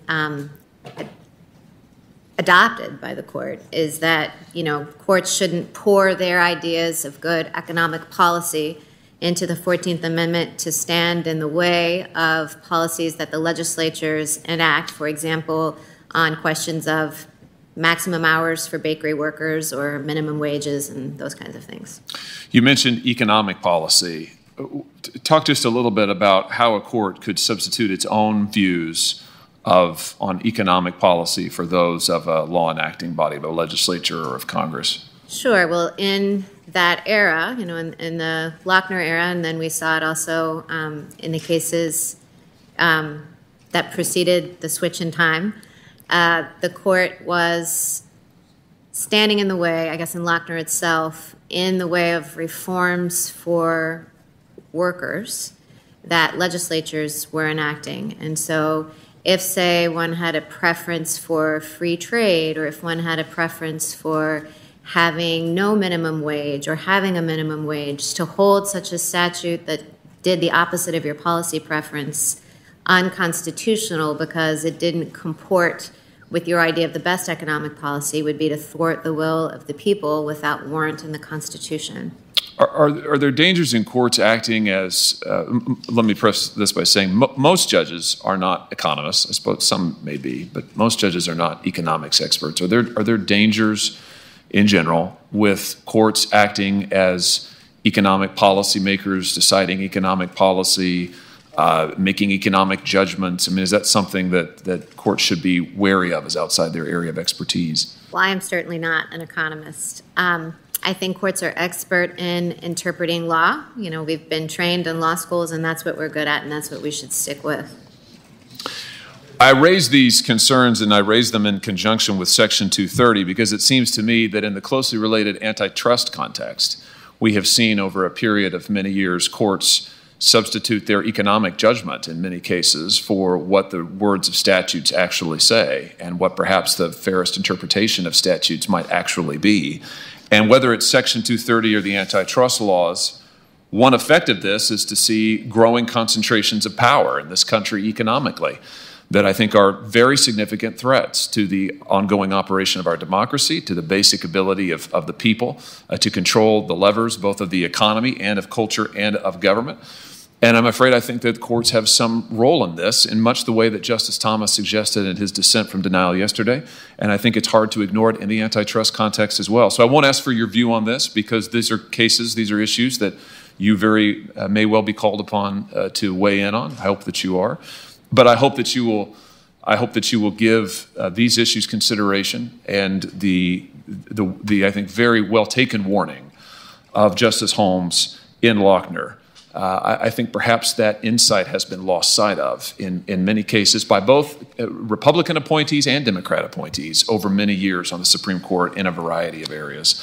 Let me transition to one other area of law that's very important, back to the First Amendment and to the free exercise of religion. You had an interesting free exercise case recently. You were on the panel. You didn't write the decision. This is the Pritzker case. Illinois Republican Party versus Pritzker, decided on September 3rd of this year. So it's quite recent. It was just last month. This is a case in which the governor of the state was sued because, in the words now of the opinion I'm quoting, his executive order relating to COVID lockdowns, quote now, exhibits special solicitude for the free exercise of religion. And the case, in a roundabout way, challenged that special solicitude for churches and religious organizations. You joined the opinion in full. You didn't dissent. Right. Can you say why you joined the opinion and why you think that the content here is right, why the holding is correct? Sure. So in that case, the Illinois Republican Party said that because the executive order in Illinois had given an exception for the free exercise of religion, for example, so that people could gather at churches or synagogues or mosques, that same special protection had to extend to the Illinois Republican Party and indeed, by logical extension, to everyone, so that the whole order would fall, because religion couldn't be singled out for special treatment, and that right to free speech, free assembly, etc., that it was, under First Amendment doctrine, a content-based distinction that could not survive. And what that opinion said about that is that it was permissible for the governor of Illinois to carve out an exception for free exercise, and that doing so didn't compel the government to extend the same protection to everyone. As Judge Wood said, very well in that opinion, trying to accommodate a right explicitly mentioned in the Constitution and the First Amendment did not put the COVID order in jeopardy.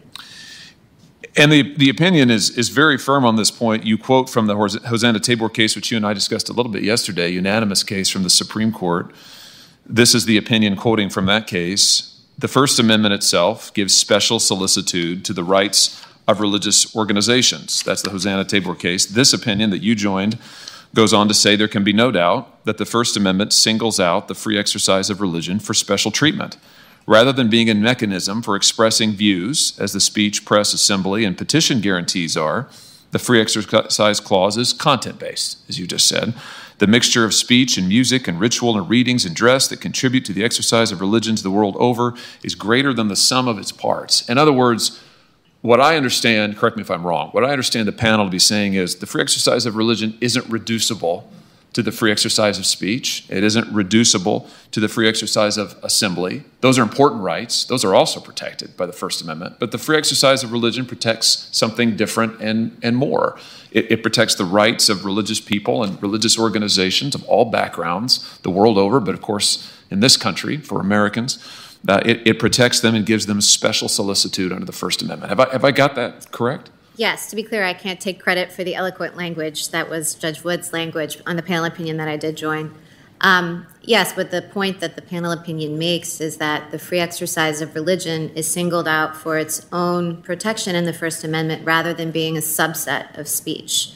And the position that the Illinois Republican Party took in that case would have been more putting everything under the speech umbrella. And why do you think that is an important point of constitutional law? If I could ask you to put on your, I'm not asking you to comment on cases, but if you could put on your constitutional scholar hat, why is it significant that the First Amendment gives special solicitude, as this decision says, as the Supreme Court has repeatedly said, special solicitude to the rights of religious associations, religious believers, religious worship and exercise?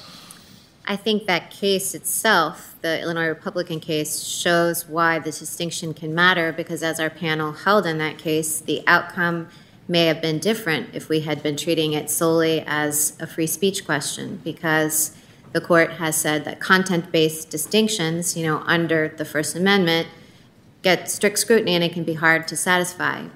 So the case might have come out differently had it only been speech at issue. The case came out as it did because free exercise was also at issue.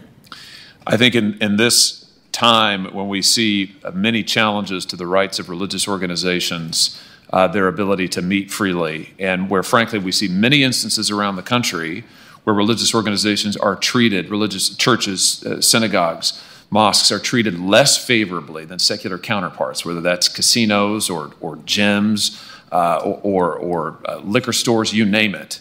But so many different executives around this country have chosen to single out churches for disfavor, whether it's in the COVID context, which is what this case is about, or another context. I think that the holding of this opinion is very, very significant, and the Supreme Court's doctrine on this line of cases about the rights and the special solicitude, in the court's words, for religious organizations is very, very significant. I'll just conclude by saying, Judge Barrett, that it's been a privilege to get to speak with you these last couple of days. Congratulations to your family and to Jesse, and I think you have been, your answers to these questions have been really, really exceptional. I have been extremely impressed, and I was impressed to begin with. And I just want to put a finer point on something that Senator Sass said earlier. He said, you exercised your rights of assembly and free exercise and free speech when you were a faculty member. We've talked about that at length in various positions you took, and he pointed out there's nothing wrong with that. You shouldn't be penalized for it. I just want to agree with the chairman that I think there's nothing wrong with confirming to the Supreme Court of the United States a devout Catholic pro-life Christian, and it will be my privilege to vote for you. Thank you. Thank you, Judge Barrett. Thank you, Mr. Chairman. Senator Blumenthal. Thanks, Mr. Chairman. Welcome back, Judge Barrett, and to your family as well. I hope you got some rest last night. I think that's true of all of us. So I did have a glass of wine. I'll tell you that I needed that at the end of the day. Well, let me just say on that kind of point, you have a right to remain silent. First, Mr.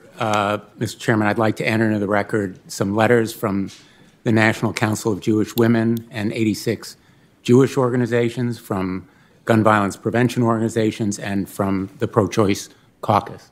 Without objection. Thank you. There are a couple of loose ends that I'd like to clarify from our conversation of yesterday. First of all, in our discussion of the Second Amendment, We both made reference to the Third Circuit and its ruling on whether or not individuals convicted of a crime could possess a firearm. And I think you cited the Third Circuit as supporting the idea that certain felons could possess firearms, if I'm not mistaken. And I went back and checked that too. And so you're right, it was a splintered decision. And I was thinking of Judge Hardiman's opinion, which was close.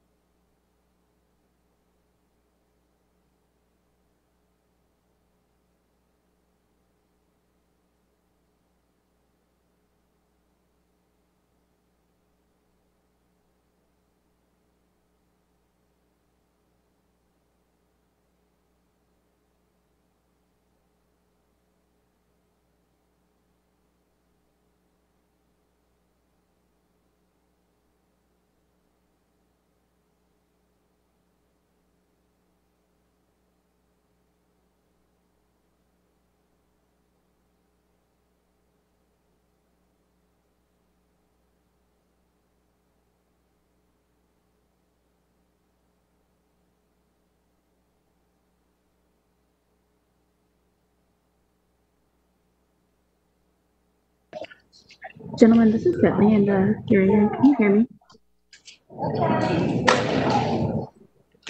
It seems our entire sound system's down in here.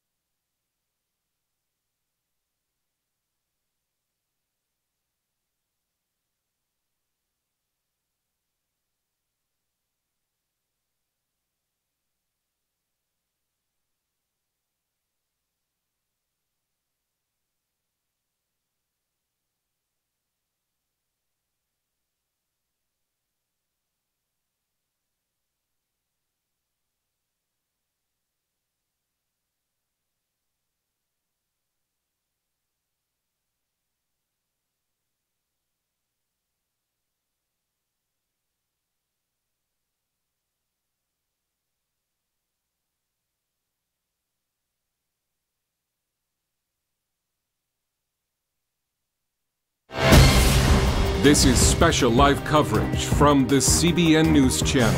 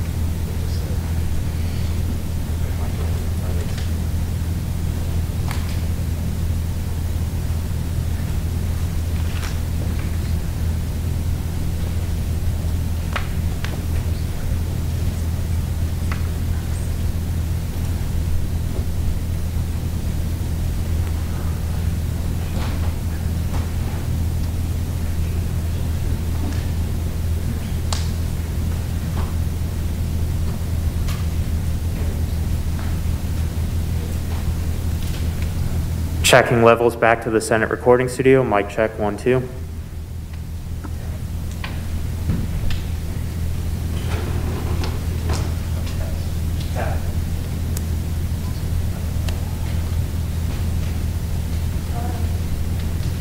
Yes, green light. Down.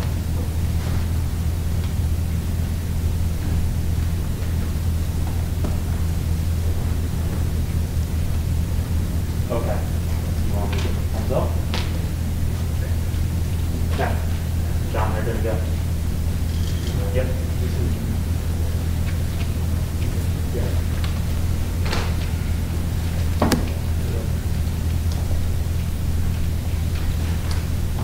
You're worried it'll go down again? Okay.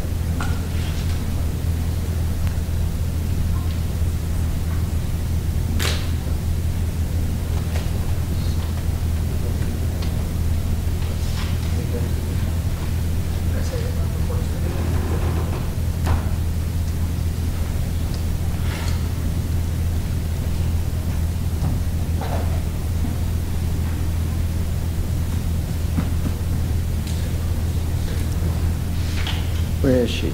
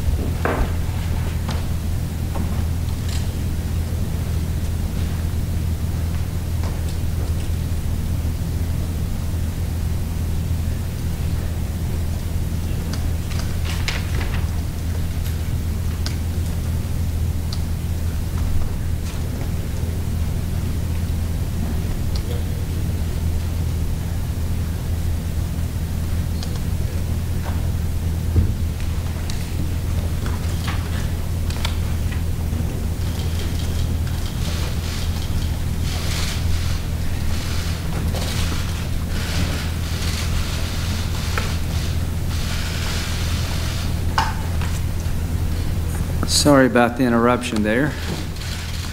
Senator Tillis. Oh, Senator. Oh, your time's up. Thank you. Senator Blumenthal. Thank you, Mr. Chairman. That was almost the shortest questioning session you ever had. I was getting ready to defend you and say, oh, no, it's Senator Blumenthal's turn. Hard to keep track of us. I entered some letters into the record, Mr. Chairman, I believe, before we broke. Yes, sir, without objection. And I began my questioning about the Third Circuit opinion in Binderup. I believe that you would agree that decision applied to misdemeanor offenses, correct? Not to felons. Yes, I was thinking of the separate opinion that Judge Hardiman wrote, I think, for 5, and it was a splintered decision, but the holding, I agree. So it really doesn't support the dissent that you wrote in... Judge Hardiman's position does for the 5, but you're right, I had misremembered the common judgment holding for the plurality. Thank you. I want to ask you also, or clarify, the quote that I read to you was from a speech that you gave to the Hillsdale College, May 21, 2019, and it was, quote, about your opinion, dissenting opinion in Cantor, quote, it sounds kind of radical to say felons can have firearms, end quote. So I just want to clarify that was the source of the quote that I read to you. Thank you. I, too, had looked at that because I was pretty sure I hadn't written the opinion. So I think, yes, it was in the course of explaining the opinion to that audience. I was saying it sounds kind of radical, but then going on to explain why it wasn't and the reasoning. But, yes, thank you for correcting that, Senator. Thank you. I also want to go back to another aspect of our conversation because Senator Graham asked about it this morning. I showed you a letter that you signed from 2013 by the Notre Dame Faculty for Life, and specifically a sentence, the unborn to be protected. We renew our call for the unborn to be protected in law and welcomed in life. And then I asked you about the IVF procedure, whether it could be banned criminally under the Constitution. And you said to me that you couldn't answer that question in the abstract. You said, we can't answer questions in the abstract. I asked you about your legal opinion and position, not your personal beliefs or religious views. You understand that point? Yes, yes. And I am disappointed that evidently you can't tell us or the American people whether you believe or your legal position is that IVF can be constitutionally banned because so many Americans depend on this medical procedure for the ability to have children. I also want to ask you, should courts, specifically the Supreme Court, be the next presidential election? So the presidential election, as with all elections, is a matter put to the voters to cast ballots. But the presumption should be against the courts deciding an election. It's the people and the voters who should decide, correct? Let's see, Senator Blumenthal. So I think that occasions on which courts adjudicate election disputes are designed to protect the voter's choice and the right to vote. So, of course, the Supreme Court doesn't cast ballots. Voters cast ballots, and election law is designed to protect the right to vote. The courts should do everything possible to avoid embroiling themselves in elective politics. Russo versus Common Cause says that, for example, gerrymandering is a political question because it's difficult in many circumstances for courts to develop judicially manageable standards to... Presumption should be against courts getting involved. Let me ask you about some precedents, and I'm asking not about super precedents. Okay. And as you define super precedents, they are cases so well settled that no political actions, no people seriously push for their overturning. I'm not asking you about what other people may think about these cases, or may do about them. And I'm not asking you hypotheticals. These are real cases. First, Brown versus Board of Education. Do you think it was correctly decided? I know you told Senator Graham you thought so. I'd like you just to clarify that point. Sure. So as I said to Senator Graham when he asked me that question, I have spoken on that before in the originalism lecture that I give students. As you sit here, yes. And correctly decided, right? Correctly decided, and yes, I've said that. Thank you. Let me ask you about Loving versus the Loving case. Do you think that was correctly decided? Well, Loving follows directly from Brown. Brown is correctly decided, Loving as well. It was correctly decided. It was correctly decided. Thank you. Now let's talk about Griswold. Correctly decided? Well, Senator Blumenthal, the reason I know you gave an answer, excuse me for interrupting. Yes. I know you gave an answer to Senator Coons, but this issue is more than academic. That was the word that you used.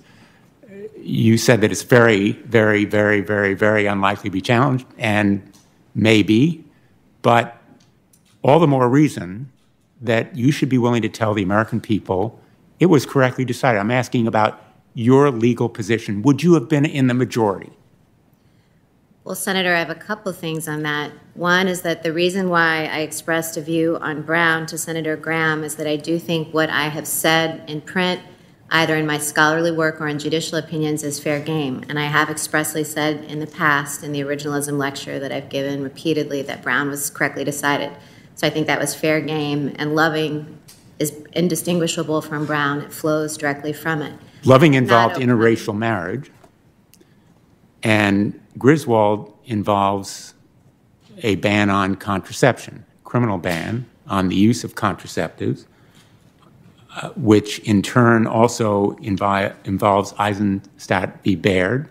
These are fundamental cases, and I'm asking your legal position. I want you to keep in mind how many people are listening and watching because they may take a message from what you say. They may see what you say and be deterred from using contraceptives, or may feel the fear that it could be banned. Well, Senator Blumenthal, the position that I've taken is whether a question is easy or hard, that I can't offer an answer to it. And I would be surprised if people were afraid that birth control was about to be criminalized, because I said to Senator Coons, you may be surprised, but Chief Justice Roberts said, quote, "I agree with the Griswold Court's conclusion that marital privacy extends to contraception. Justice Kennedy, if a hypothetical case were to be imagined that better fits within the privacy that I believe the Constitution protects, I couldn't think of a hypothetical better than Griswold." At his hearing, Justice Thomas said, "I believe the approach that Justice Harlan took in Poe v. Ullman and reaffirmed again in Griswold in determining the right to privacy was the appropriate way to go." And he reaffirmed Eisenstadt v. Baird. I'm stunned that you're not willing to say an unequivocal yes, it was correctly decided, I would have been in the majority. Lawrence v. Texas, which held that the government cannot criminalize gay and lesbian relationships. Was it correctly decided? Senator Blumenthal, I've said throughout the hearing that I can't grade precedent, in the words of Justice Kagan, give it a thumbs up or a thumbs down. So you can't give me a yes or no answer. Again, forgive me for interrupting, but my time is limited. Well, Senator Blumenthal, I can't give a yes or a no, and my declining to give an answer doesn't suggest disagreement or agreement, and it certainly shouldn't suggest that I'm asking your legal position, Judge, not your moral position, not a policy position, not a religious faith position, a legal position. Correctly decided, Obergefell versus Hodges. Senator Blumenthal, every time you ask me a question about whether a case was correctly decided or not, I cannot answer that question because I cannot suggest agreement or disagreement with precedents of the Supreme Court. All of those precedents bind me now as a Seventh Circuit judge, and were I to be confirmed, I would be responsible for applying the law of stare decisis to all of them. But, Your Honor, think of how you would feel as a gay or lesbian American to hear that you can't answer whether the government can make it a crime for them to have that relationship, whether the government can enable people who are happily married to continue that relationship. Senator, think of how you would feel. Well, Senator, you're implying that I'm poised to say that I want to cast a vote to overrule Obergefell, and I assure you I don't have any agenda, and I'm not even expressing a view in disagreement of Obergefell. You're pushing me to try to violate the judicial canons of ethics and to offer advisory opinions, and I won't do that. Judge, you yourself wrote in 2016 an article that you co-wrote with John Nagel. It's called Congressional Originalism. Quote, a confirmation hearing answering hypothetical questions about the soundness of particular precedents is par for the course, end quote. It is par for the course because Americans want to know your legal positions on these issues, and they have a right to know. They deserve and need to know. And I am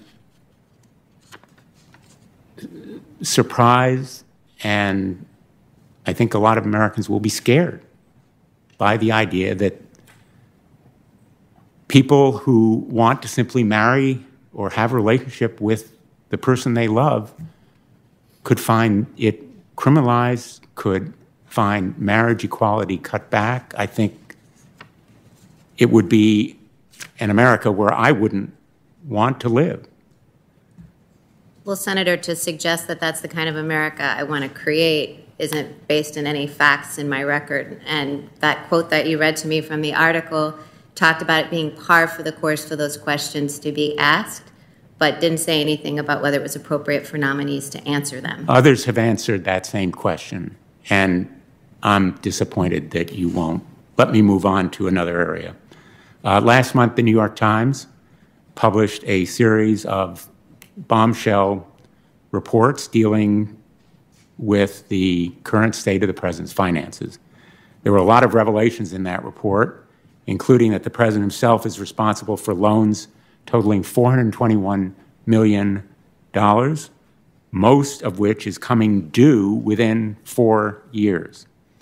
That amount of personal debt makes the president vulnerable to leverage, to manipulation, to coercion. His vulnerability makes him a threat to our national security. I'm not going to ask you about that aspect of his finances, or that he paid only $750 in income taxes in 2016 and 2017. I want to ask you about a fact that is critical constitutionally. During his first 2 years in office, the president received $73 million from foreign sources. Now, in the interest of full disclosure, I just want to say I led a lawsuit involving 200 of my colleagues challenging the president's receipt of those foreign benefits and foreign payments as a violation of the Emoluments Clause. And we cited as well other payments and benefits that he received from India, Afghanistan, Kuwait, Qatar, Malaysia, Saudi Arabia, Slovakia, and Thailand, and more, in violation of the Emoluments Clause. And we've been talking a lot about originalism. The Emoluments Clause was the premier anti-corruption clause in the United States Constitution. As Edmund Randolph of Virginia said, specifically, the clause was intended to, quote, prevent corruption, end quote, by, quote, prohibiting anyone in office from receiving or holding any emoluments from foreign states, end quote. The lawsuit that I led was denied certiorari yesterday by the United States Supreme Court. The D.C. Circuit Court of Appeals ruled against us on the limited technical issue of standing. It didn't deal with the merits. I hope that you will keep in mind the danger of corruption and the need to give citizens standing to enforce laws that prohibit corruption. Nobody is above the law. You've stated that position very well. And enforcement of laws that prevent corruption is vital. And my view is that the president, any president, must be held accountable. Do you agree? No man is above the law. I agree with that, as I've stated very clearly before. And I also want to assure you, Senator Blumenthal, that I will apply all laws and come to an open mind with all laws, including laws dealing with anti-corruption. Let me ask you about a topic that really hasn't arisen much here. Okay. Climate change. One of my colleagues, Senator Kennedy, asked you about it late in the hearing yesterday, and your answer was, quote, "You know, I'm not a scientist. I have read things about climate change. I would not say I have firm views on it." Do you believe that human beings cause global warming? Well, Senator Blumenthal, I don't think I am competent to opine on what causes global warming or not. So well, we all have views on it. I'm asking for your opinion. I don't think that my views on global warming or climate change are relevant to the job I would do as a judge, nor do I feel like I have views that are informed enough, and I haven't studied scientific data. I'm not really in a position to offer any kind of informed opinion on what I think causes I understand. global and again, I apologize for interrupting. Do you agree with the president on his views of climate change? I don't know that I have seen the president's expression of his views on climate change. Okay. Let me ask you on another area. Are you aware of the Supreme Court, as it's called, shadow docket? I am. Essentially, this docket consists of cases that are decided, often stays or extension of orders, without an opinion, correct? Correct. And as a matter of fact, in the denial of certiorari in Blumenthal versus Trump yesterday, there was no opinion providing the reasons why they did so. We don't even know how many justices supported the decision, except that there must have been at least 5. And despite detailed reasoning from lower courts, which we challenge, about the issues, there was no opinion. And the same was true of the census decision, as you know. So don't you think there should be transparency on the part of the Supreme Court? I think that the court, in the practice of denying cert petitions routinely, and you know, the shadow docket has become a hot topic in the last couple of years, but you know, even when I was clerking on the court in 1998, it was not typical for the court to issue opinions explaining why cert was denied, although sometimes there are dissents from the denial of certiorari which have opinions. But as far as I know, it's never been the routine practice of the court to have opinions. My time is limited, but I just want to leave you with the very strong message, because increasingly the court has turned to this shadow docket. In fact, it's growing larger. It's up to 6,000 cases every year where it rules without an opinion and without disclosing who voted which way. That strikes me as anti-democratic with a small d. It decides only about 80 cases on its merits docket every year, which is smaller than when I was a law clerk, on the court and probably when you were a law clerk as well. So fewer cases, accountable, and less transparency. I am going to conclude here. I just want to say we tried to bring into this room real people who are going to be affected by your decisions. Some of them will lose their coverage. In fact, millions of Americans, including Connor Curran, will lose his coverage under the Affordable Care Act if he's denied the protection to people with pre-existing conditions. Legislative activism from the bench and the kind of activism that I fear you will bring to the bench is one.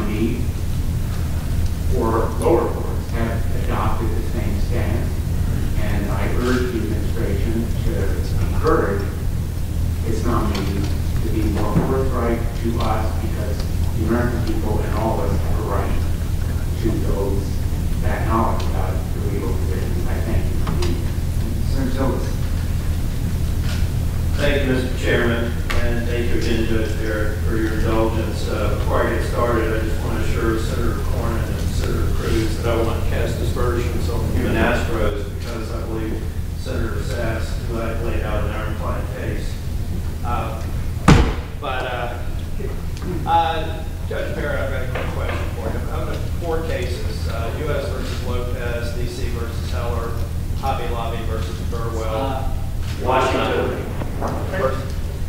versus Blackburn. Microphone's not working. Take a 5 or 10 minute break and see if we can get this.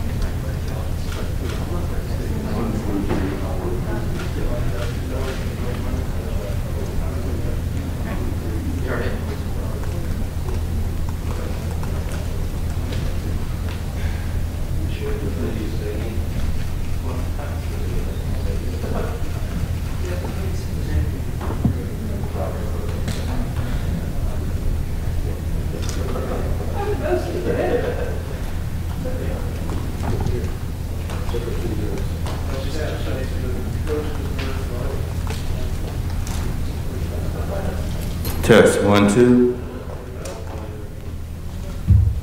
Can you hear me? Yeah. Did you hear me? Tillis apologizes to the answer is over.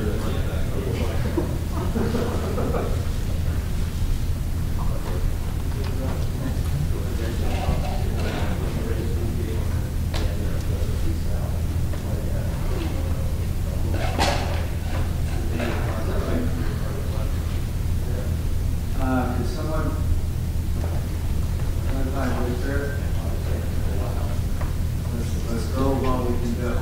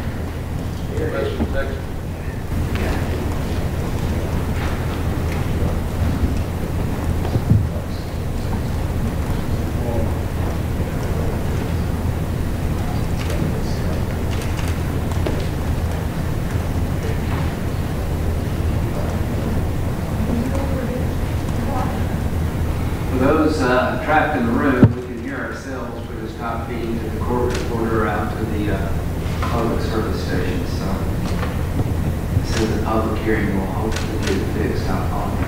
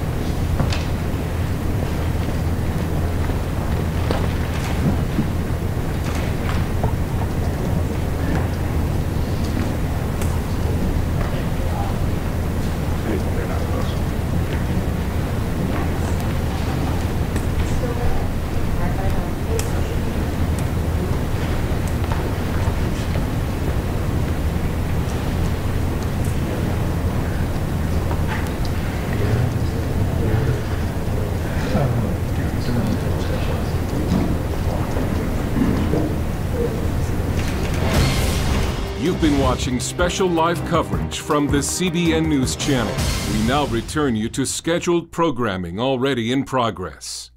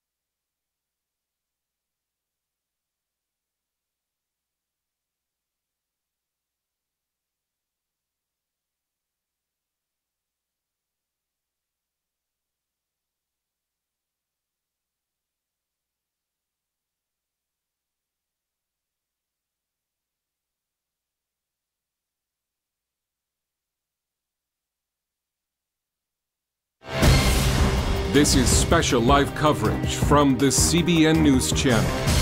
He refused to process handgun permits. He has subsequently reversed that policy, so it's no longer an active case. But, you know, it would seem to me that that sheriff was making a decision that wades into, I think, a Second Amendment right. How would you evaluate a case like that if it came before you? So if a case like that matured into litigation and went up the appellate process, I mean, I would look at the law, and obviously the Second Amendment would be relevant there. So I would, you know, read all applicable precedents, including Heller, to determine whether what the sheriff had done violated the Second Amendment right or not. Well, I think in that case it did, but I would leave it to somebody far more qualified than you to take it forward. And I suspect it will if the sheriff reimposes the same imposition on lawful gun owners. I thought about this when Senator Hawley was asking a similar question. I've finished my 68th telephone town hall since the first case was reported in North Carolina. And about a month into it, everybody understood that we had to shut things down, try to understand how COVID was affecting us. But then about 4 to 6 weeks later, we saw peaceful protests, some of which were hijacked, and we've seen them widely reported, allowed by certain liberal governors and other elected officials in towns and counties. But at the same time, they prevented churches from being able to worship. You enumerated the protections, the specific protections under the First Amendment, and I think religion and protest are two of them. Do you feel like any governmental entity has a right, on the one hand, to allow these protests to occur, and on the other hand, prevent worship in temples, synagogues, mosques, or any place of worship?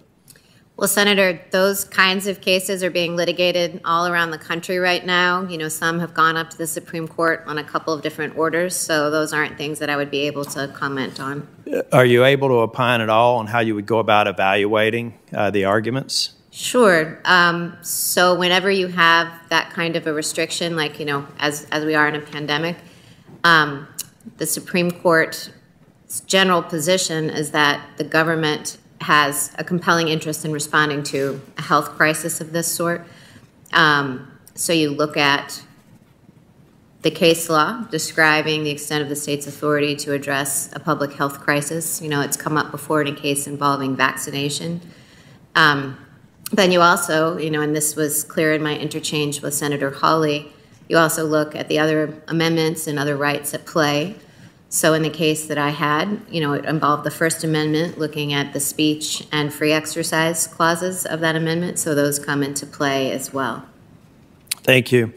When you and I met a couple of weeks ago, I have to thank you again. My daughter was thrilled that you signed the 2 pocket constitutions for my 2 granddaughters, and they'll cherish it someday when I can explain what it really means. It's going to take a few more years. One is 3 and the other one's 8 weeks. But you know, I really enjoyed that discussion, and I ask you there something I'd like for you to share with the committee. You have stellar academic credentials. You have stellar record as a professor, and you've done an excellent job on the 7th Circuit.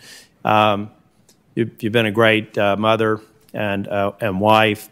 You have so many options. There are so many things that you could be doing besides going through the first confirmation hearing, which was not pleasant. I was here and I remember it. And you knew that this was even going to be more challenging. So I asked you when we met, why would you do this? Knowing how this was going to play out, knowing that you were going to be attacked and unfairly treated. And I think to a level of maybe where some of your constitutional rights have been questionably denied. So why are you doing this, Judge Barrett? Why not just say thanks but no thanks, leave it for somebody else? Well, as I said to Senator Graham yesterday, and I think this was part, you know, and parcel of the conversation that you and I had, that this is a very difficult process. Actually, I think I would use the word excruciating over the weeks, and the knowledge that, you know, people are going to say horrible things, you know, that your entire life will be combed over, that you'll be mocked, you know, that your children will be attacked. And so one might wonder why any sane person would undertake that risk and that task unless it was for the sake of something good. And as I said yesterday to Senator Graham, I do think the rule of law and its importance in the United States, and I do think the role of the Supreme Court is important. It's a great good. It would be difficult for anybody in this seat. I think everybody knows the confirmation process is very difficult. And so for me to say no, I mean, other people could do this job, but the same difficulty will be present for everyone. And so for me to say, you know, I'm not willing to undertake it, even though I think this is something important, would be, you know, a little cowardly. And, you know, I wouldn't be answering a call to serve my country in the way that I was asked. I also think in our conversation, I said, you know, that my children were part of the reason not to do it because, you know, my son Liam got very upset yesterday during the questioning. And so, you know, we had to call him in the car. He didn't stick it out to the end. You know, I was surprised he stuck it out as long as he did. But Liam got very upset at the questioning, and Senator Kennedy referenced some of the other things that have happened to the children in the process. And so I said to you before any of that happened that in many ways the children are the reason not to do it, but they're also the reason to do it, because if we are to protect our institutions and protect the freedoms and protect the rule of law that's the basis for the society and the freedom that we all enjoy, if we want that for our children and our children's children, then we need to participate in that work. Well, I think you're an extraordinary role model to a lot of people watching. I agree with Senator Blumenthal. A lot of people are watching this, and I hope that every one of them conclude that you're a courageous person and you're a public servant. I mean, with your credentials and your experience, you could move out of public service and do virtually anything you wanted to and have more time with your family along the way. And the fact that you're willing to serve is just, I think, an extraordinary testament to your character and your integrity, and I appreciate you for it. You know, the other thing I wanted to get back to is on the issue of abortion.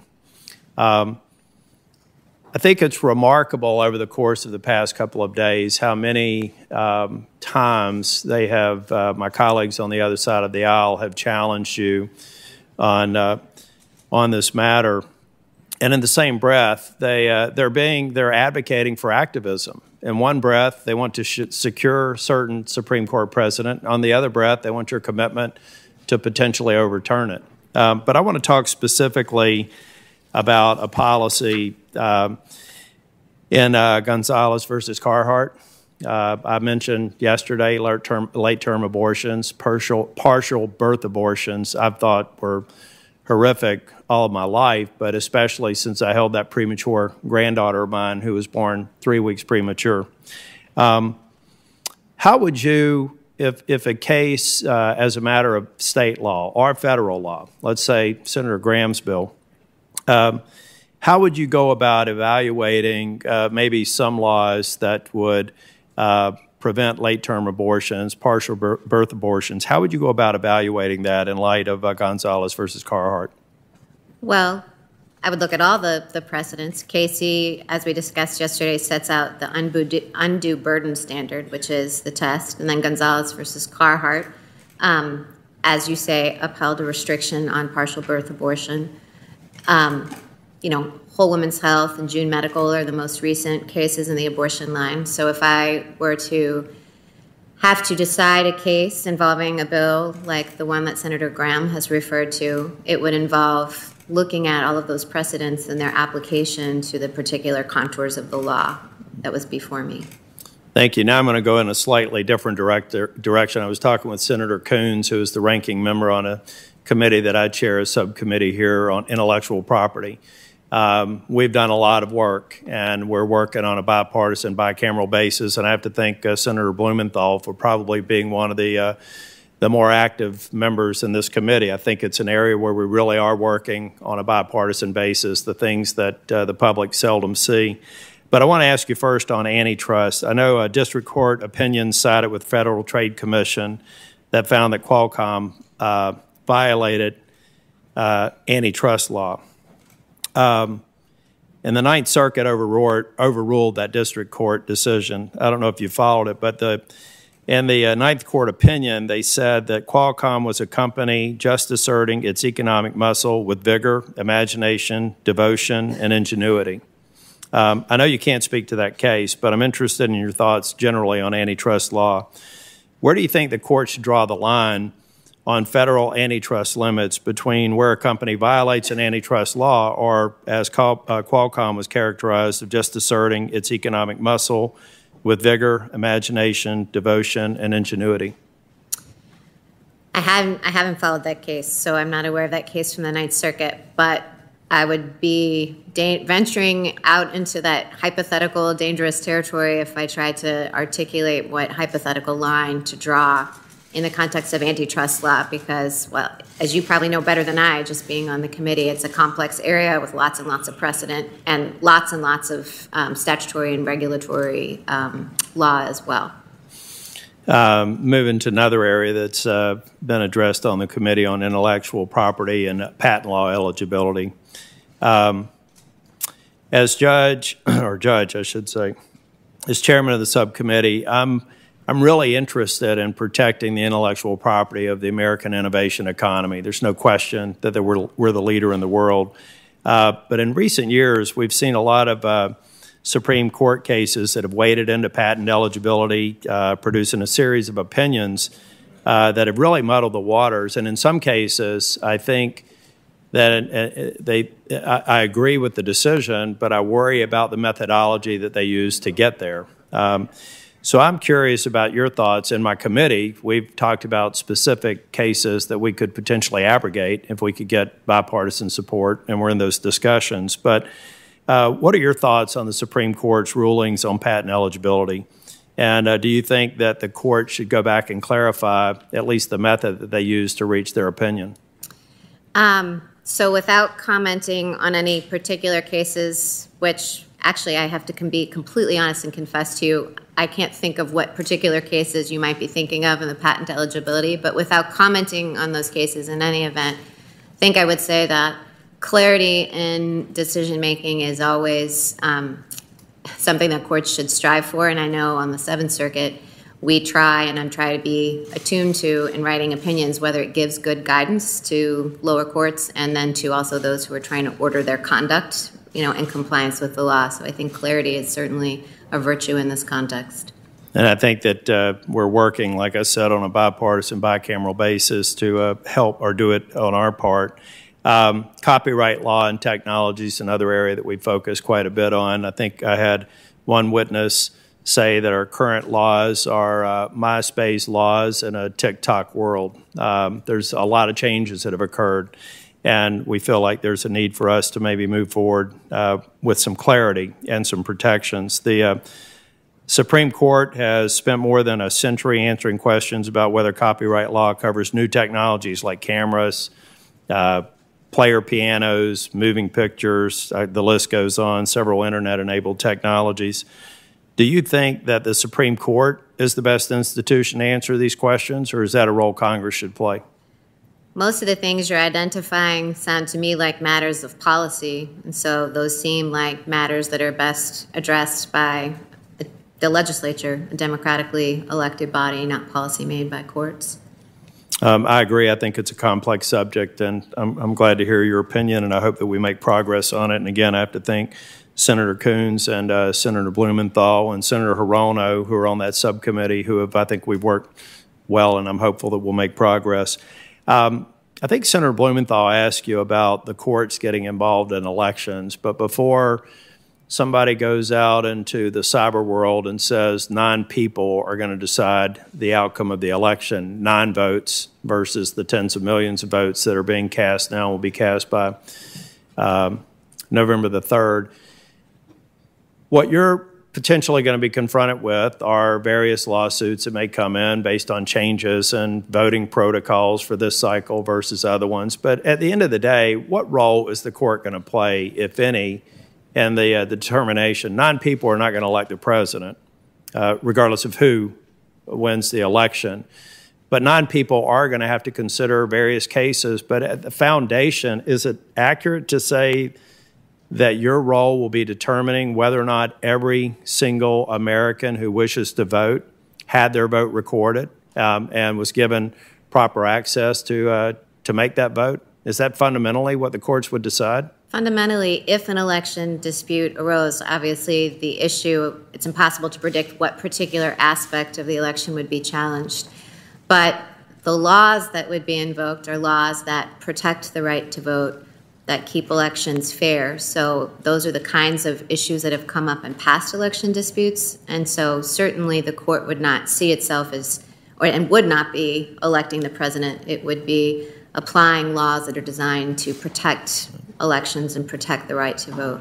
I also want to thank you in closing, Mr. Chairman. I want to thank you for reaffirming, I think in a discussion with Senator Durbin, possibly Senator Hawley, that you believe every single person in this country should have a right to vote, and that they should be able to do that without intimidation, without any undue burdens. And I appreciate you reaffirming that. And I just want to make sure I heard you right in your responses to other questions. You do feel very strongly that every American should have safe access to the vote. And I, for one, hope that every registered voter in this country vote on November 11th. That may be a stretch goal, but do you agree with that? Of course, yes. Thank you, Judge Barrett, and thank you for your family for enduring all the challenges that you have. Thank you for your courage, and thank you for your integrity. I look forward to supporting your nomination. Thank you, Senator. Senator Hirono. Thank you, Mr. Chairman. Today we're going through this hearing as though it's a normal hearing, not a rush job in the midst of a pandemic, 200,000 Americans dead, no pandemic relief bill in sight for the American people, the fate of the ACA at risk. But the Democrats on this committee have asked and will continue to ask you questions to let the American people know that your being put on the Supreme Court will dramatically flip the balance of power to the court, further to the right, not the fair, impartial body we want the Supreme Court to be. Judge Barrett, yesterday you told Ranking Member Feinstein, quote, if there were policy differences or policy consequences, those are for this body. For the court, it's really a question of adhering to the law and going where the law leads and leaving the policy decisions up to you. That would be us in Congress. The effects of this distinction you made between law and policy, a distinction I described yesterday as artificial, can be seen in a case from earlier this year. In Cook County v. Wolf, you considered the Trump administration's dramatic change to the public charge definition, a wealth test to prevent low-income immigrants from entering the United States or becoming permanent residents. The majority found the rule had, quote, numerous unexplained serious flaws and barred its imposition. You, on the other hand, issued a 40-page dissent calling the rule reasonable. You would have allowed the Trump administration to limit low-income immigrants who might become a public charge. You called this rule reasonable despite the harm you knew it would inflict. For example, Illinois has approximately 3.1 million people enrolled in Medicaid, including 388,000 non-citizens and 341,000 citizen children with an immigrant parent. It estimates over 140,000 individuals will disenroll from benefits and public services as a result of the public charge rule. Nationally, about 1 to 3 million people have disenrolled or gone without Medicaid coverage due to fear of consequences from the application of the rule to them. Dana, a community service provider in Colorado, can tell you about a single mother who didn't want to enroll her autistic U.S. citizen child in necessary health and education services. Dana can also tell you about a pregnant woman in her third trimester who sacrificed prenatal care. The effect of the public charge rule has intensified as people forego testing and treatment for COVID-19, ensuring people will be sicker, more likely to die, and more likely to inadvertently spread the virus. Sarah, who helps provide legal assistance in New York, works to lessen the devastating, impact of the rule. This includes working with one immigrant living in a shelter seriously ill with COVID-19 symptoms and unwilling to get tested or treated out of fear for her status. And while the Trump administration admitted They admitted the rule's connection to a reduction in public benefit enrollment and food insecurity, housing scarcity, and increased costs for states and localities. It brushed off the impacts and refused to alter the rule. Similarly, in your dissent, you also acknowledged that people are disenrolling from health and other programs out of fear. You not only admitted to the disenrollments, you found it unsurprising. Disenrollments reportedly affect nearly one-third of all low-income immigrant families with children. Judge Barrett, just to be clear, do you believe these disenrollments are policy consequences that are the job of Congress to fix, not the courts to consider?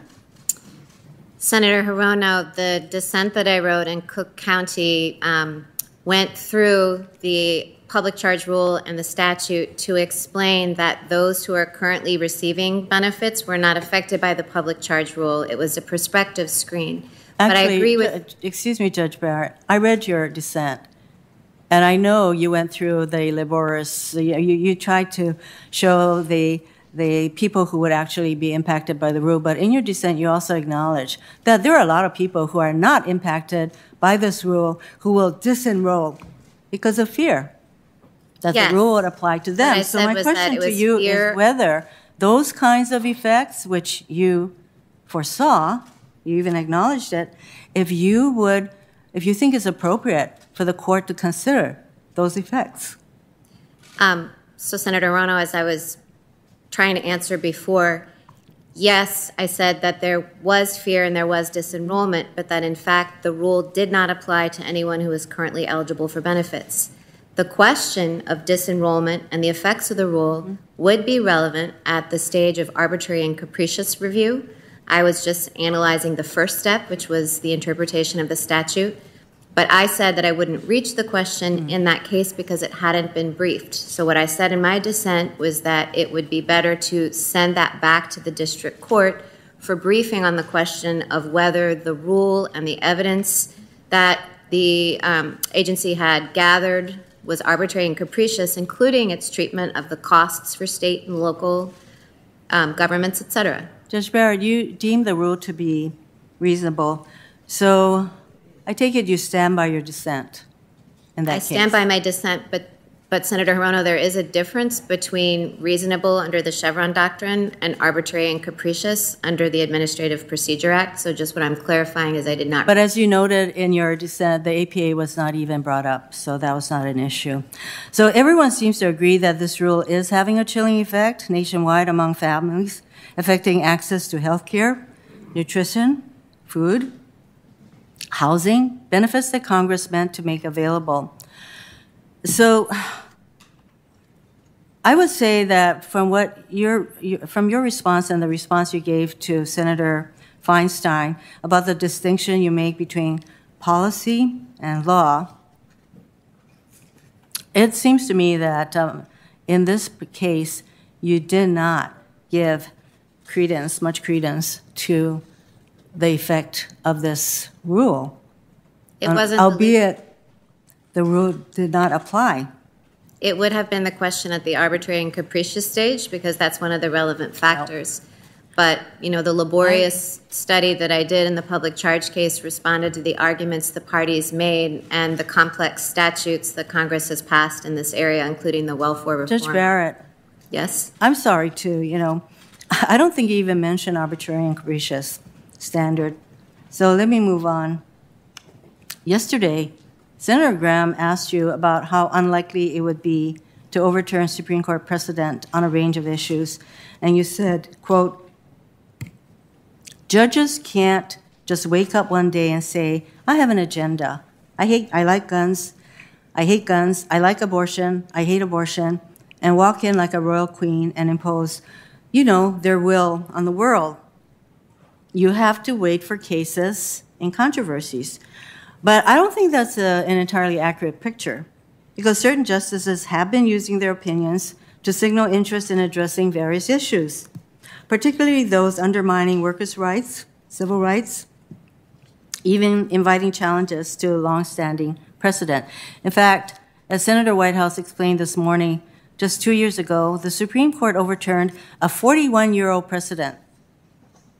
Talk about reliance on a precedent. This precedent was called Abood, which protected public sector unions, and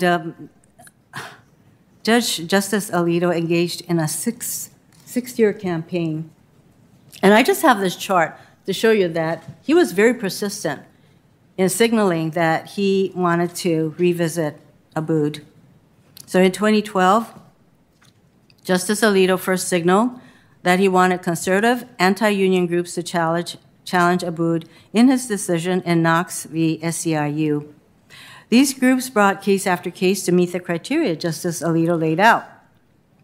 Although they came close in 2016, his plan was thwarted by Justice Scalia's death, which left the court stuck in a 4-4 decision, tie, and Fredericks. Justice Alito had to wait until Senator Mitch McConnell blocked Merrick Garland's nomination for nearly a year as President Trump, so that President Trump could appoint Neil Gorsuch. Pretty much the minute Justice Gorsuch got on the court finally overturned Abood in Janus. Now we're seeing that same kind of signaling to invite challenges to another precedent. I mentioned this yesterday, Obergefell, which recognized the right of same-sex couples to marry. And last week, the court denied review in over 1,000 cases, but Justice Thomas, with Justice Alito, issued a sharply worded statement about one case that was denied review, Davis v. Ermold.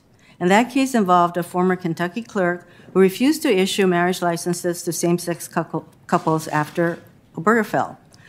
So like Justice Alito in 2012, Justice Thomas, joined by Justice Alito, signaled an eagerness to roll back a Supreme Court precedent that they believed conflicted with their understanding of the Constitution.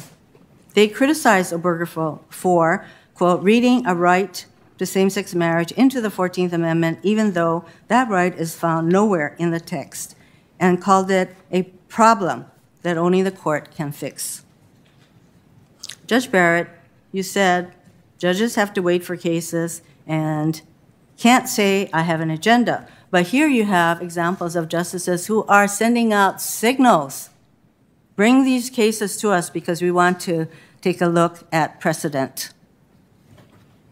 I just want to cite one case where I think that you are also sending out a signal, and that is a circuit court case.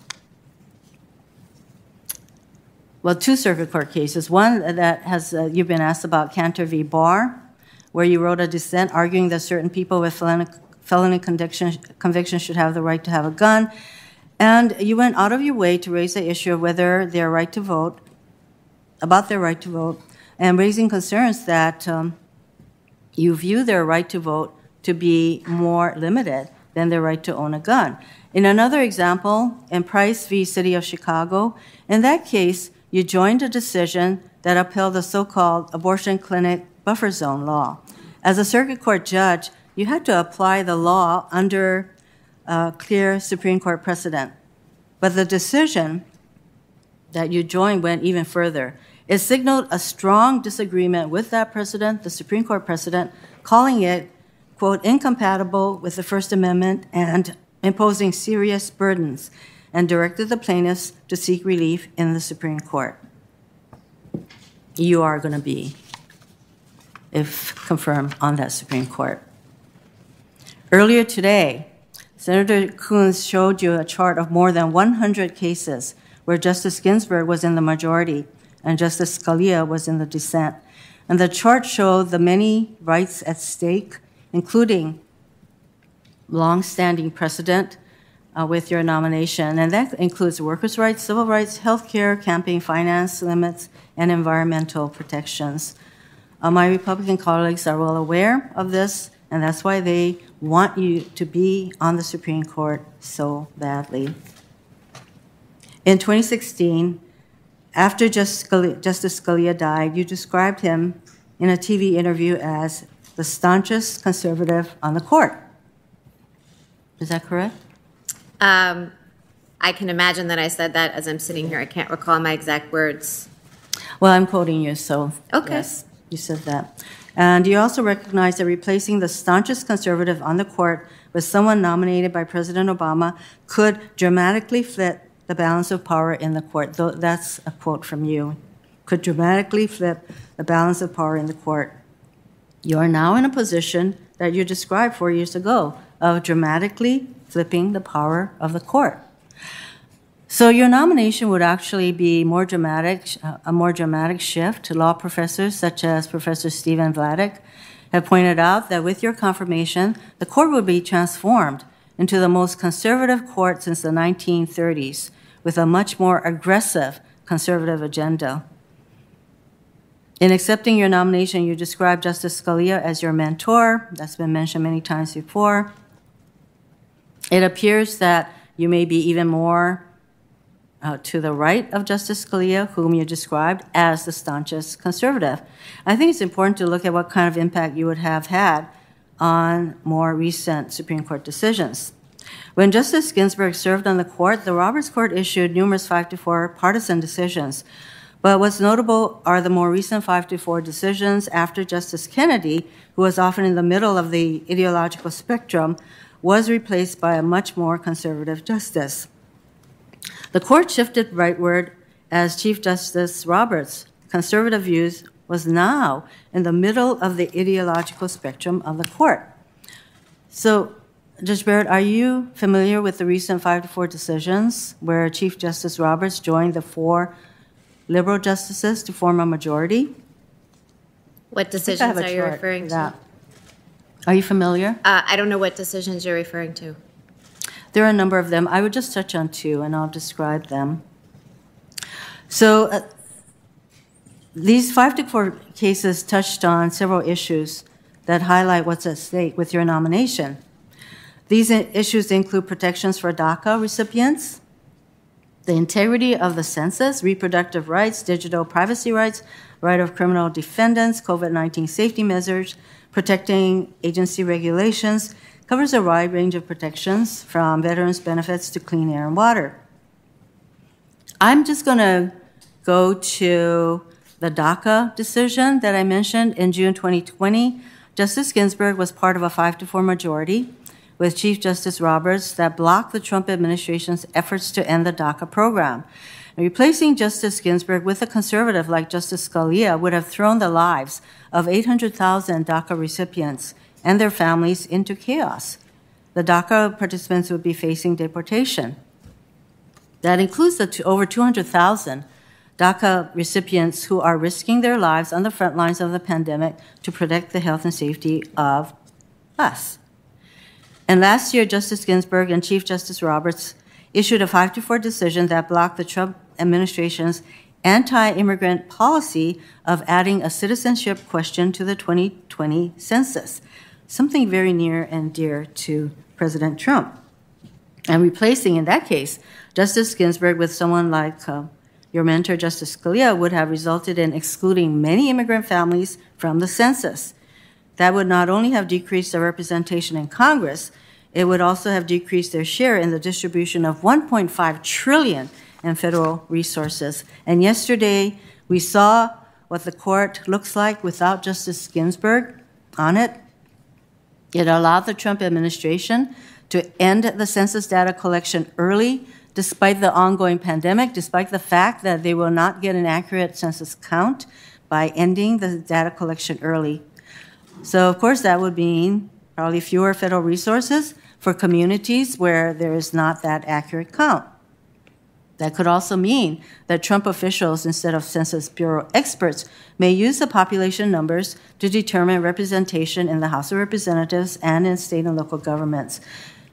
And we already know that Trump is demanding that those numbers exclude undocumented immigrants, even if the census requires everyone to be counted regardless of immigration status. So President Trump has repeatedly accused Chief Justice Roberts of betraying conservatives in the court's decisions on health care, DACA protections, and other rights. He's made it clear he has nominated you to do the job he thinks Chief Justice Roberts and Republicans failed to do: strike down the Affordable Care Act and roll back critical rights and protections. You've already been asked about the consequences of the Shelby County decision. It was totally foreseeable that you would have a lot of states passing voter restriction, suppression, basically laws. Do you believe, Judge Barrett, that voter suppression or discrimination in voting currently exists? Senator Hirono, we have the Voting Rights Act that offers protection, and Section 2 of the Voting Rights Act, which was not at issue in Shelby County, protects voters from any kind of measures that would discriminate on the basis of race, and so that gives protection. Do you think that the Justice Department is pursuing aggressively those sections of the law? Because we know that over a dozen states passed what I would characterize as voter suppression laws. So that is obviously happening. Now, in that case, Justice Thomas went even further because the majority in Shelby County left the framework for allowing Congress to come back with formulas that would enable preclearance to occur. But Justice Thomas went even further. He said, get rid of the entire framework. Congress, you're totally out of the picture.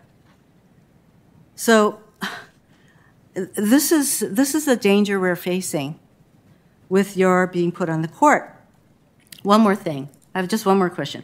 Do you think that having 3 justices who have worked on the Republican side, Bush v. Gore, you're one of those justices, should you be confirmed, creates an appearance of conflict if an election case involving a president who nominated you comes before the court? And I'm basically out of time, so I'd like a yes or no answer.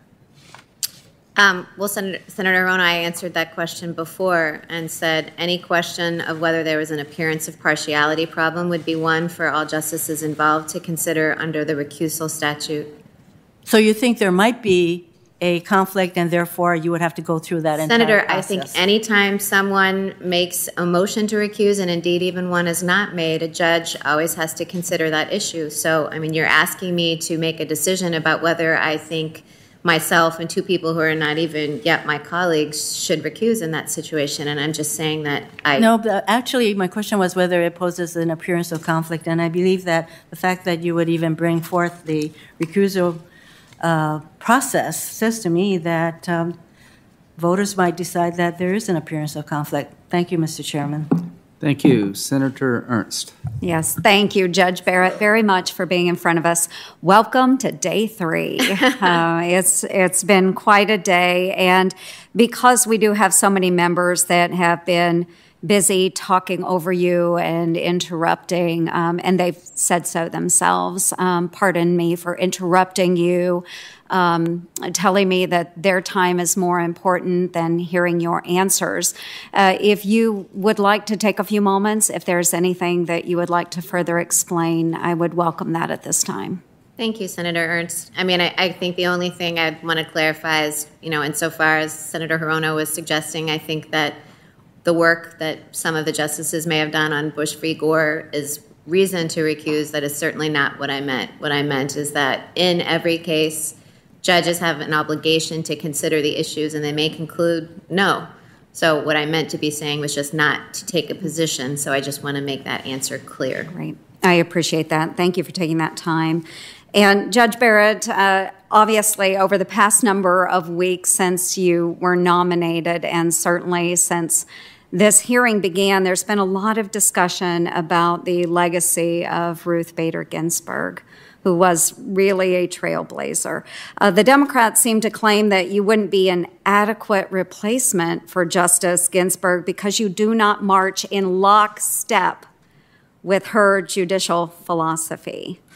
The way I see it, you're both trailblazers and you're both accomplished professors. You were both respected and revered and had strong endorsements, both from the left and the right. And you're both amazing working moms. You both served in private practice. And like you, she was a woman of strong religious faith. And you both have a very impressive track record on the judicial bench. So asking women to march in lockstep with one philosophy is exactly the wrong kind of message we should be sending to women, and especially to young women. What I hear so often from the left, many of us on the right do, I would say probably Senator Blackburn hears this, many others hear this, that because we don't hold the same views that those on the left do, we shouldn't be serving in the roles that we are in. And that's what the left is projecting on you, is because you are not lockstep with what they want to see in their nominees, that you aren't worthy of serving on the bench. I don't believe that. I don't believe that. And that shouldn't be the litmus test for the Supreme Court. And frankly, it shouldn't be the litmus test for any woman in any job. Any woman in any job. Diversity of thought and an ability to pursue her dreams is exactly what the women trailblazers of the past fought for. If the suffragettes hadn't been willing to go against the men of their time, certainly none of the women sitting on this dais would have the opportunity to question you today. So what would you say to those that claim you are not an adequate replacement for Ruth Bader Ginsburg because you do not march in lockstep with her judicial philosophy? Well, I think that judicial philosophy is an appropriate and an important topic for this committee to explore at the hearing. And I think each of the senators has a responsibility when a nominee comes before you to ask what the judicial philosophy is. And I think disagreeing with the judicial philosophy that I or any other nominee had is perfectly admissible grounds for voting no, because you may have a different vision for what a justice or a judge is to do. And so I have no problem with that. I mean, I think that is how the senators on this committee have viewed their role. And so to, on philosophical or, jurisprudential grounds, I mean, I think that's part of what, or, a lot of what this hearing should be about. I think that there's room on the court, and I don't think this just in terms of the women, but I think this for all members on the court, there's room for different approaches to the Constitution, and I think those approaches shouldn't be broken down into partisan boxes because judges are not partisan. They do get appointed and confirmed by the political branches, but judges don't have campaign platforms, and they no longer associate, as I've said a number of times through the hearing, judges stay out of politics. So their jurisprudential philosophies are not designed to yield particular results.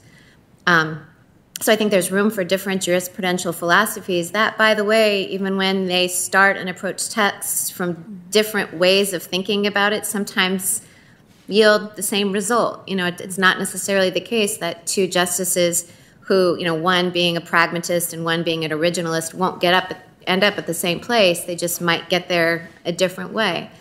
Or even originalists, I mentioned yesterday that, there are many who identify themselves as progressive originalists. So originalists, could start out the same place, and, I suspect that, they would disagree, end up in different places, and I've given examples of that. Mm-hmm. So I think there's room, and it's good and healthy for different approaches to the Constitution and to have debates about that. Thank you. I really do appreciate that answer. So as we've been sitting through these discussions, I've heard a number of my colleagues bring up different descriptive words to describe you, and I'd just like to review a few of those right now. Respect, intellect, character, jurisprudence, clarity, demeanor, humility, dignity, independent, exceptional. I think that you are exactly what we should embrace. And as I look at future generations of men and women that might want to serve on our Supreme Court, I hope that they would espouse those attributions as well. And while we have this national stage, I would like you, Judge Barrett, to share some grains of wisdom for those future generations. What advice would you offer to those who are just now embarking on their legal career? And how should they define success and find motivation to, kind of, quote, leave their best on the field, if you will, at the end of each day? Well, I think, I loved the practice of law. Some professors go to the academy because they don't enjoy practice that much. I actually really, really enjoyed practice, and then when I went to the academy, I really enjoyed that too. I would say that, especially when you're beginning your legal career, often you're at an earlier stage in your life when you may have fewer other obligations or fewer family obligations and maybe more energy. So that it's, I guess I would just say, live life to the fullest, seize all of the opportunities you have and do your best, but at the same time, never let work crowd out all of the other precious things in your life, like friends and family and faith and exercise. I had a law professor who told first years who were very, very anxious and studying hard in exams to make sure that you gave yourself time to go take a run. Or go work out. I mean, I think all of those things that make up our lives apart from work, can't be shoved aside. At the same time, however, you should seize opportunities and pursue them while keeping in mind your whole person. Yes, the whole person. Thank you. So when we sat down, Judge Barrett, I told you a little bit about my daughter, Libby, and she is studying pre-law right now. And she sent me a text this morning as we were in this room. And she said, I have to Fisk an article on Judge Barrett. So we had this discussion of fisking a while back. I don't know what that is. So I had to ask her what it was. And I actually Googled it to make sure I had the right definition. But fisking, the process of shredding a written argument line by line, parsing the meaning and providing counterpoints. So their instructor provided the class different articles about you, and they have to go through now and Fisk the article. And she said, okay, so here's the whole text. I have to Fisk an article on Judge Barrett, and honestly, what an amazing woman. So I just want to share that little bit of encouragement that while there may be others on this committee that disagree, I would share with you that there are thousands upon thousands of young women out there that see the role that you set. And I went through all of those descriptive words that my fellow members have shared through the course of these hearings. But those thousands and thousands of young women that see you as someone they can aspire to be. And I know that she is in a very diverse group of friends. They are racially different. They are religiously different, but they're all young warriors, all of these young women. But they are very excited to have you in front of us. I would say that many of her friends are not Republicans. They would affiliate more with Democrats as well. But they do see you as someone they can aspire to be. So thank you so much for setting such a great example for women of all different thought processes. And what words of encouragement would you like to share with the young women like my daughter, Libby? I think I would say to be confident, to see what she wants, to have a plan. One thing I've often told my own daughters is, that you shouldn't let life just happen to you or sweep you along. You should identify what your objectives are and identify the kind of person that you want to be, and then make deliberate decisions to make that happen. My dad used to tell us not to make a decision is to make a decision. So I would say, make decisions, be confident, know what you want, and go get it. That is fantastic. And, I have 4 tenets that I live by, or pillars of success. And those 4 pillars are leadership, service, prudent risk, and gratitude. And so, I would like just to give you a couple minutes. You've already spoken to a few of those. You've talked about service and what it means to serve your nation. And you actually went through prudent risk in deciding to subject your family, your friends, yourself to this process, but deciding it was for the greater good. I'd like to give you just a moment to express some gratitude as well for those that have helped you get where you are today and share maybe how they mentored you along the way. Sure. Well, I think as for probably so many people, my parents are the ones who I would have to express the most gratitude for because, they encouraged me at every step of the way. They've encouraged me and supported me and loved me and shaped me and given the values that I have. And then as I've had my own family and my own children, then they've helped me by supporting me with my children and reinforcing what they taught me.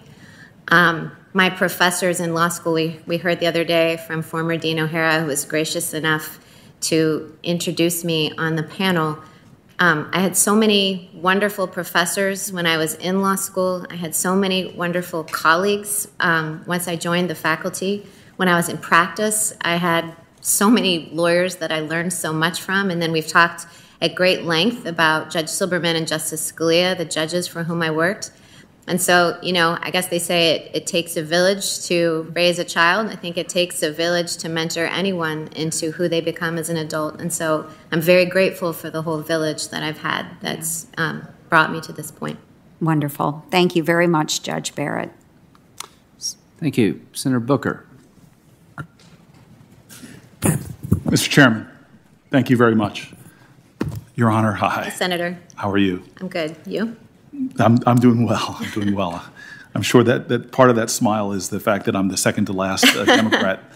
I just want to jump right in because I actually found some of your responses to Senator Hirono are really compelling around the public charge issue, and that you dissented in the case.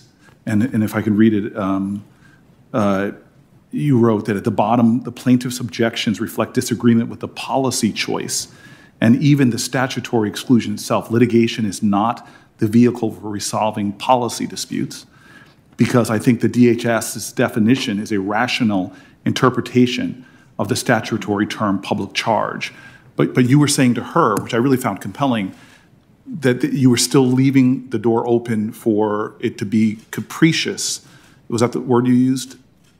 Yes. So the standard of review under the Administrative Procedure Act would be arbitrary and capricious. So I said at the conclusion of the dissent, because the majority reached both, I said at the conclusion of the dissent that I wasn't resolving that issue because it hadn't been briefed before us, but I just wasn't expressing an opinion. I thought we needed a fuller record. So I did leave open the possibility that the rule would nonetheless be arbitrary and capricious. Yeah, as I said to you on our phone conversation, trying to read all of your cases, it has been a Herculean task, as has probably yours, preparing for this so quickly. And so maybe I can just go back to asking just a simple question that I hope you'll feel comfortable asking. It's just what I think is an obvious answer again. But do you think it's wrong to separate children from their parents to deter immigrants from coming to the United States? Well, Senator Booker, that's been a matter of policy debate, and obviously that's a matter of hot political debate in which I can't express a view or be drawn into as a judge. So I respect that a lot, but I think the underlying question is actually not hotly debated. And just maybe I'll ask it one more time. Do you think it's wrong to separate a child from their parent, not for the safety of the child or parent, but to send a message? As a human being, do you believe that that's wrong? Well, Senator, I think you're trying to engage me on the administration's border separation policies, and I can't express a view on that. So I'm not expressing assent or dissent with the morality of that position. I just can't be drawn into a debate about the administration's immigration policy. Right. And of course, the question does have implications, but a very simple, as I said to you yesterday, that we're debating things that, to me, are basic questions of human rights, human decency, and human dignity. I'm sorry that we can't have a simple affirmation of what I think most Americans would agree on. But maybe I can jump back to something we began. Yesterday, I asked you whether you were familiar with studies conducted by the U.S. Sentencing Commission. Do you remember? Yes, I said I was generally aware. Are you talking about when we talked about systemic or implicit bias and systemic racism? Yes. I'm generally aware that there have been studies done. And so the U.S. Sentencing Commission provides non-binding federal guidelines to federal judges, which showed that some of the racial disparities in our criminal justice system, they talk about that considerably. And my colleagues and I on both sides of the aisle, as we worked on criminal justice reform, discussed a lot of them. And some of those, as I discussed yesterday, were examples that federal prosecutors are more likely to charge black defendants who carry, with offenses that carry harsh mandatory minimum sentences. They're more likely to charge black defendants than similarly situated white defendants. And black defendants were subject to 3 strikes laws, sentencing enhancements at a significantly higher rate than white defendants, which on average actually added 10 years to their sentence, a significant surrender or seizing of liberty. And you said you were not familiar with that particular study, as you just reaffirmed, or the facts that they cite in the study showing that interracial bias is present in our system. And you know, I think in our discussion, I think it came out that you know that these issues of bias in our criminal justice system are manifest really in many different aspects of the system, from police misconduct, unlawful use of force, to prosecutorial bias, sentencing disparities. These are wide and vast areas that have been shown to have such implicit racial bias evident in them.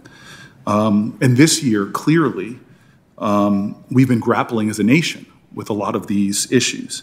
And it is a part of our long-standing history.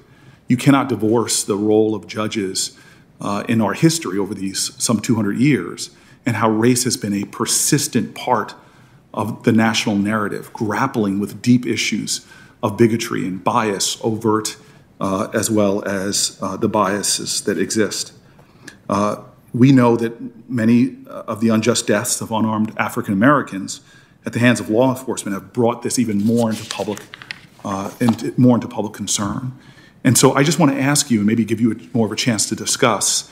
I understand that you weren't aware of specific studies I cited, which are central to the important work of the U.S. Sentencing Commission, which advises federal judges or provides recommendations to federal judges. So I just want to give you an opportunity today to share what studies, articles, books, law review articles, or commentary you have read regarding racial disparities present in our criminal justice system.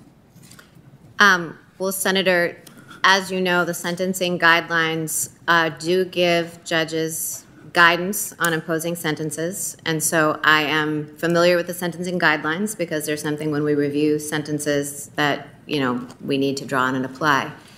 In addition to the sentencing guidelines, the Sentencing Commission, as you say, does issue studies, or, you know, sometimes we get things from the Federal Judicial Center that talk about it. It's not something, I'm certainly aware of it. I think it's kind of an obvious point that there's still racism. But and forgive me for interrupting, and I'm especially concerned because that's fine. Joni Ernst, who's been teaching me about Iowa Nights. I do not want to become mad. I was actually asking specifically any books you can name that you've read on this subject, or law review articles, anything that you specifically read outside of the sentencing guidelines. Well, Senator Booker, I would say that what I have learned about it has mostly been in conversations with people, and, you know, at Notre Dame, as at many other universities, it's a topic of conversation in classrooms, but it's not something that I can say, yes, I've done research on this and read X, Y, and Z. I respect that. You've answered the question. So, you know, one of the greatest drivers of disparities, I've worked with partners of mine on both sides of the aisle, has been the so-called war on drugs.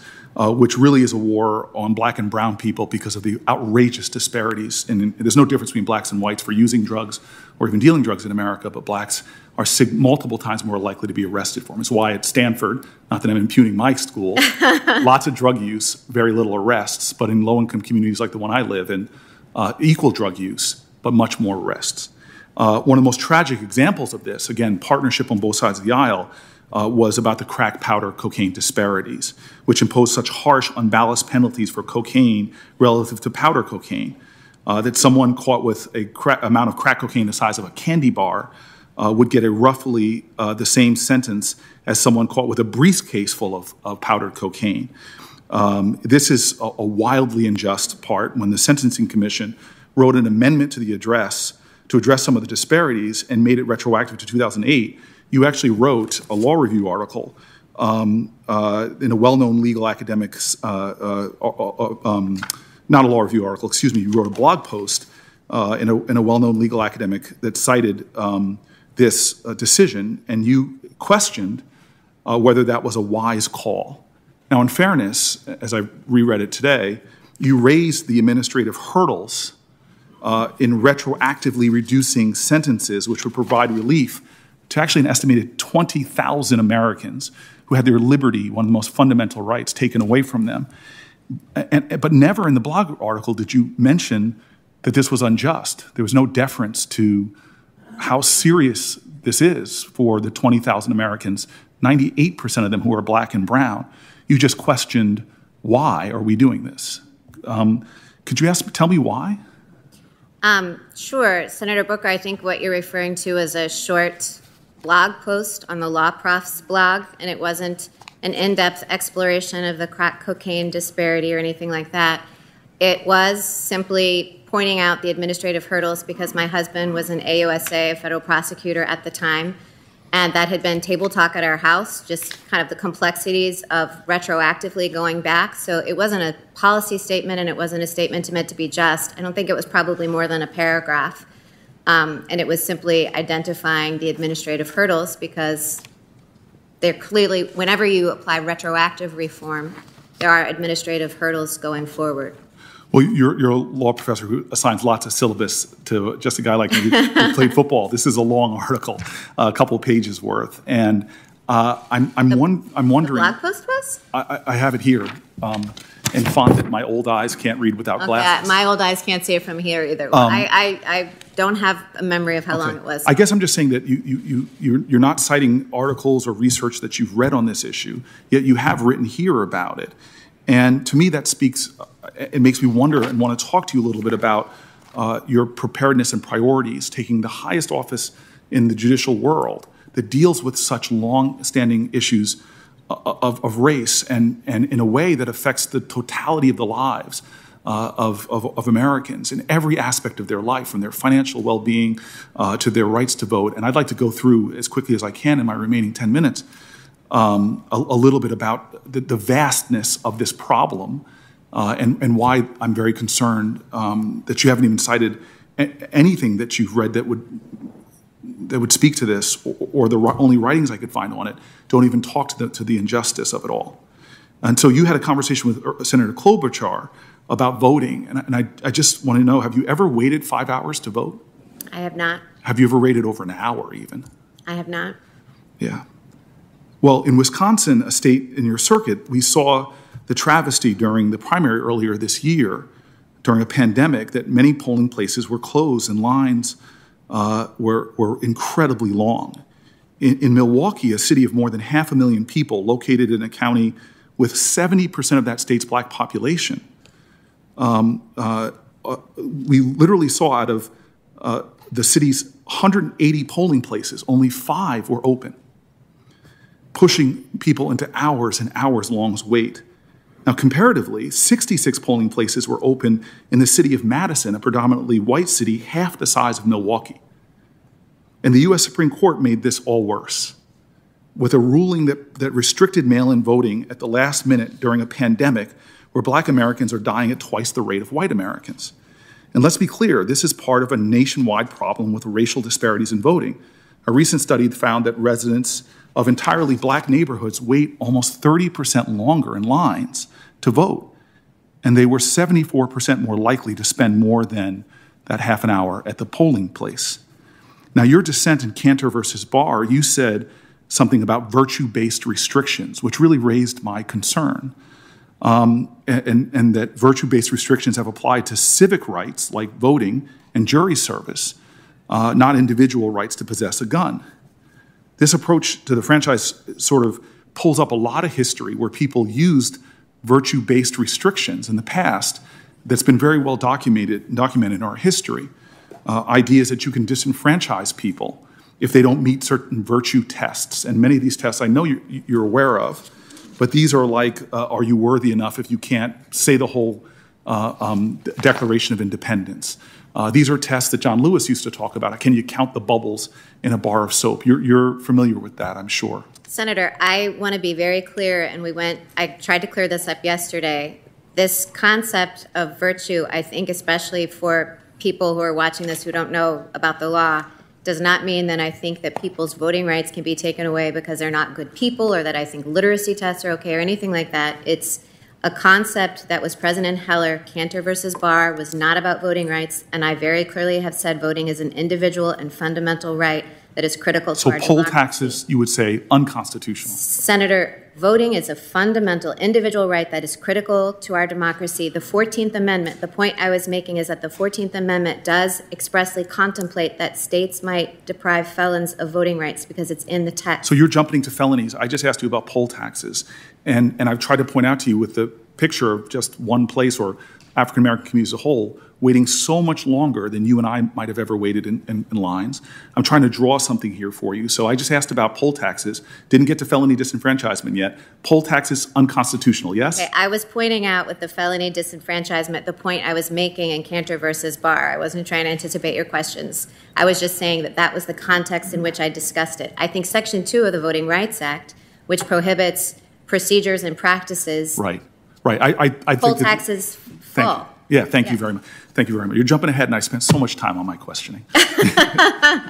So let's jump, though. Let's jump ahead to this. And obviously, the case in Florida that you're well aware of, I imagine, where we had significant felony disenfranchisement. I've read a lot about the history of that going back to the post-Civil War period, the fall of Reconstruction, thousands of blacks being lynched, massacres going on in our country, from the Colfax Massacre to the Greenwood Massacre, and laws being passed systematically in places to try to make it harder for blacks to vote, designing felony disenfranchisement laws and putting those aside of the black codes, easy to disenfranchise lots of African Americans. So this is a lot of the historical origin here.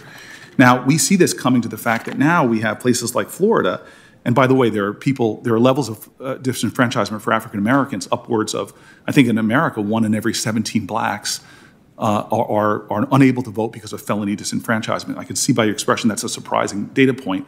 I hope that you would look at that.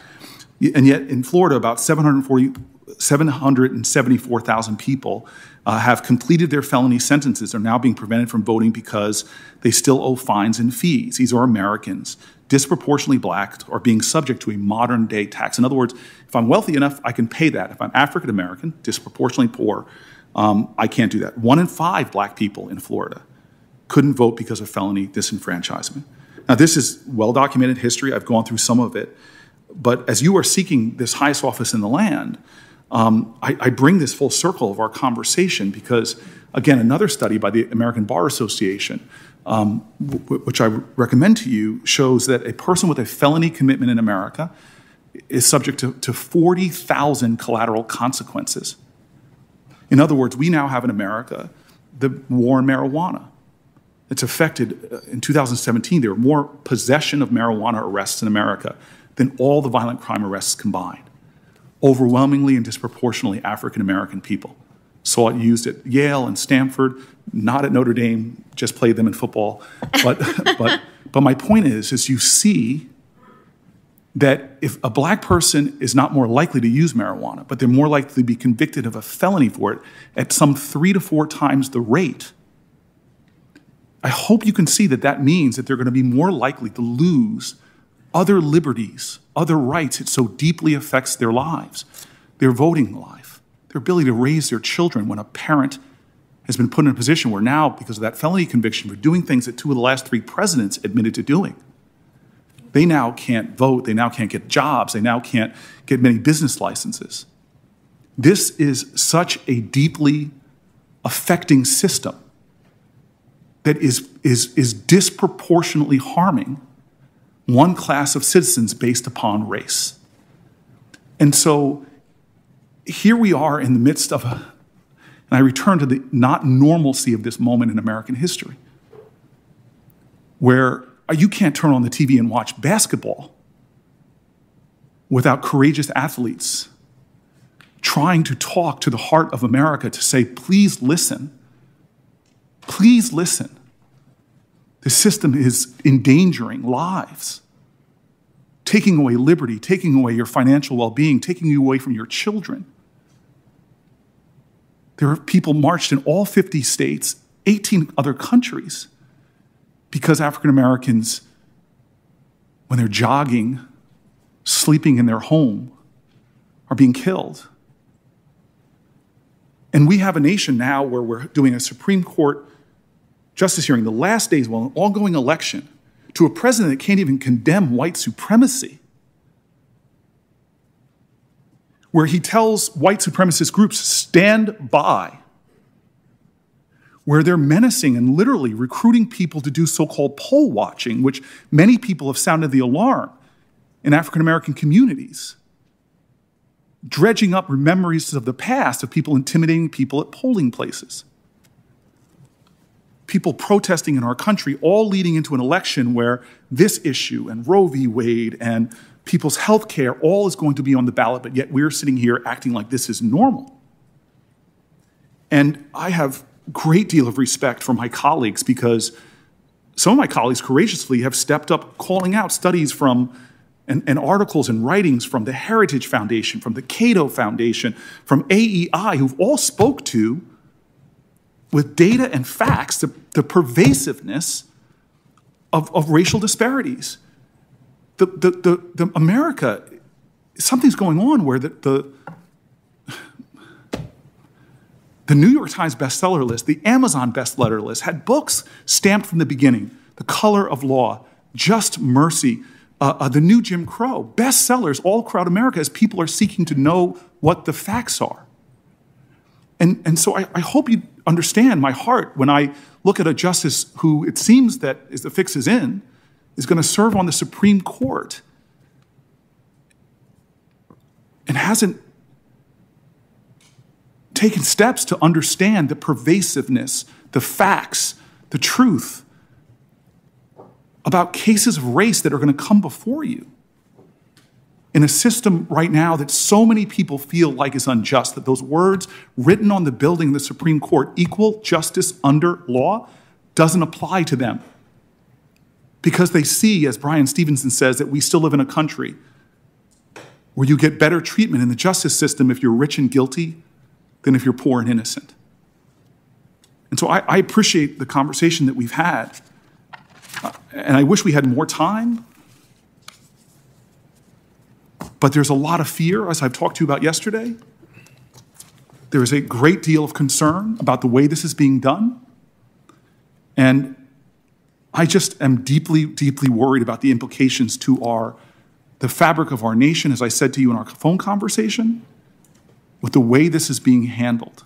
And so I'm very grateful with the decorum and candor with which you've answered my questions. I hope that you feel like I've treated you in the same way.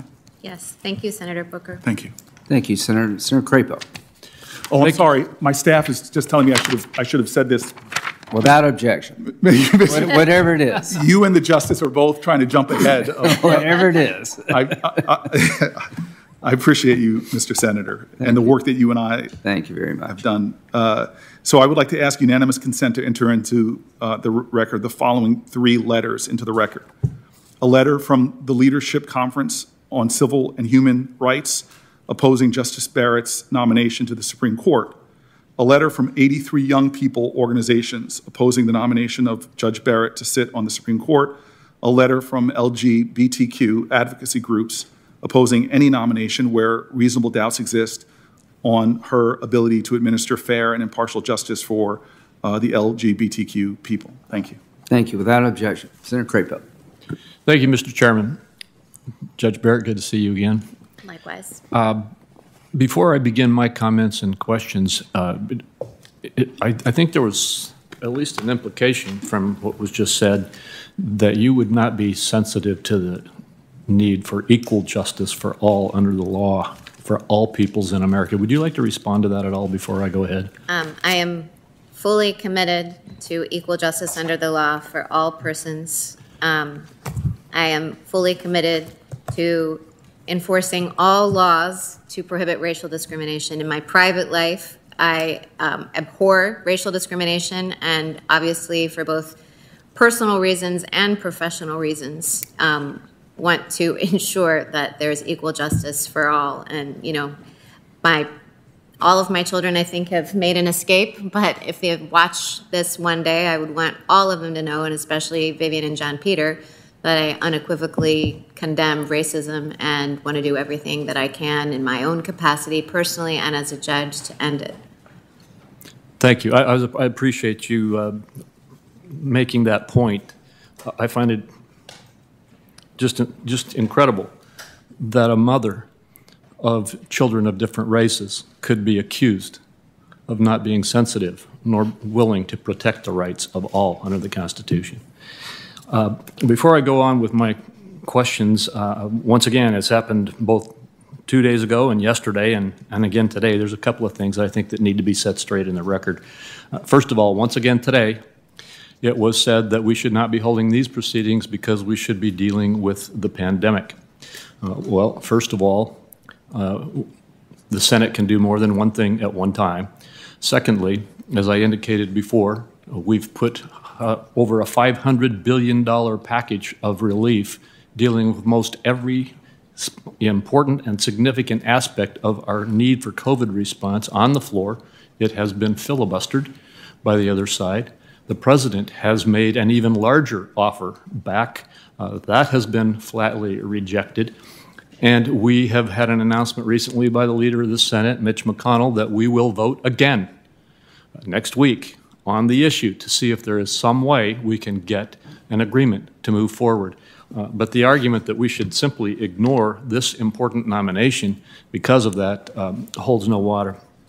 Secondly, another of the major points that this entire hearing was started out with on the first day was that people should be scared by these proceedings because they will lose coverage, health care coverage for their pre-existing conditions. That has been, again, run out here today, time and time again. And I'm not going to ask you to go through that again, but I'm going to make a couple of comments about that. As I said earlier in these hearings, even back when we were debating Obamacare, there was no disagreement about covering pre-existing conditions. And in every proposal from our side since that time, coverage for pre-existing conditions has been included.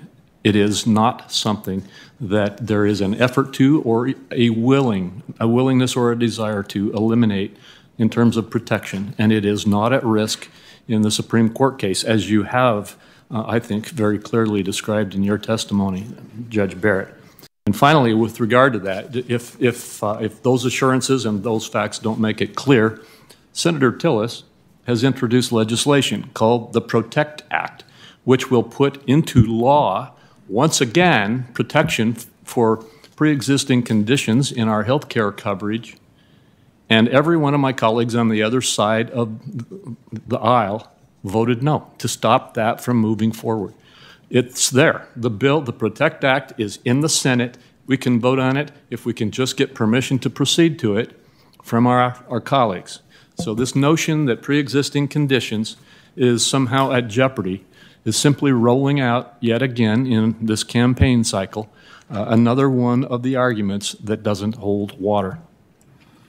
Now, I do want to move to some questions for you, Judge Barrett, and again, after it was extensively discussed yesterday and the day before, you have been attacked on the basis of concerns about your willingness to follow precedent and stare decisis. In fact, one of my colleagues, if I heard it right, said he thought that you may participate in issuing in a whole new era of judicial activism in overruling precedent of the courts and basically pushing an agenda that you won't admit to having.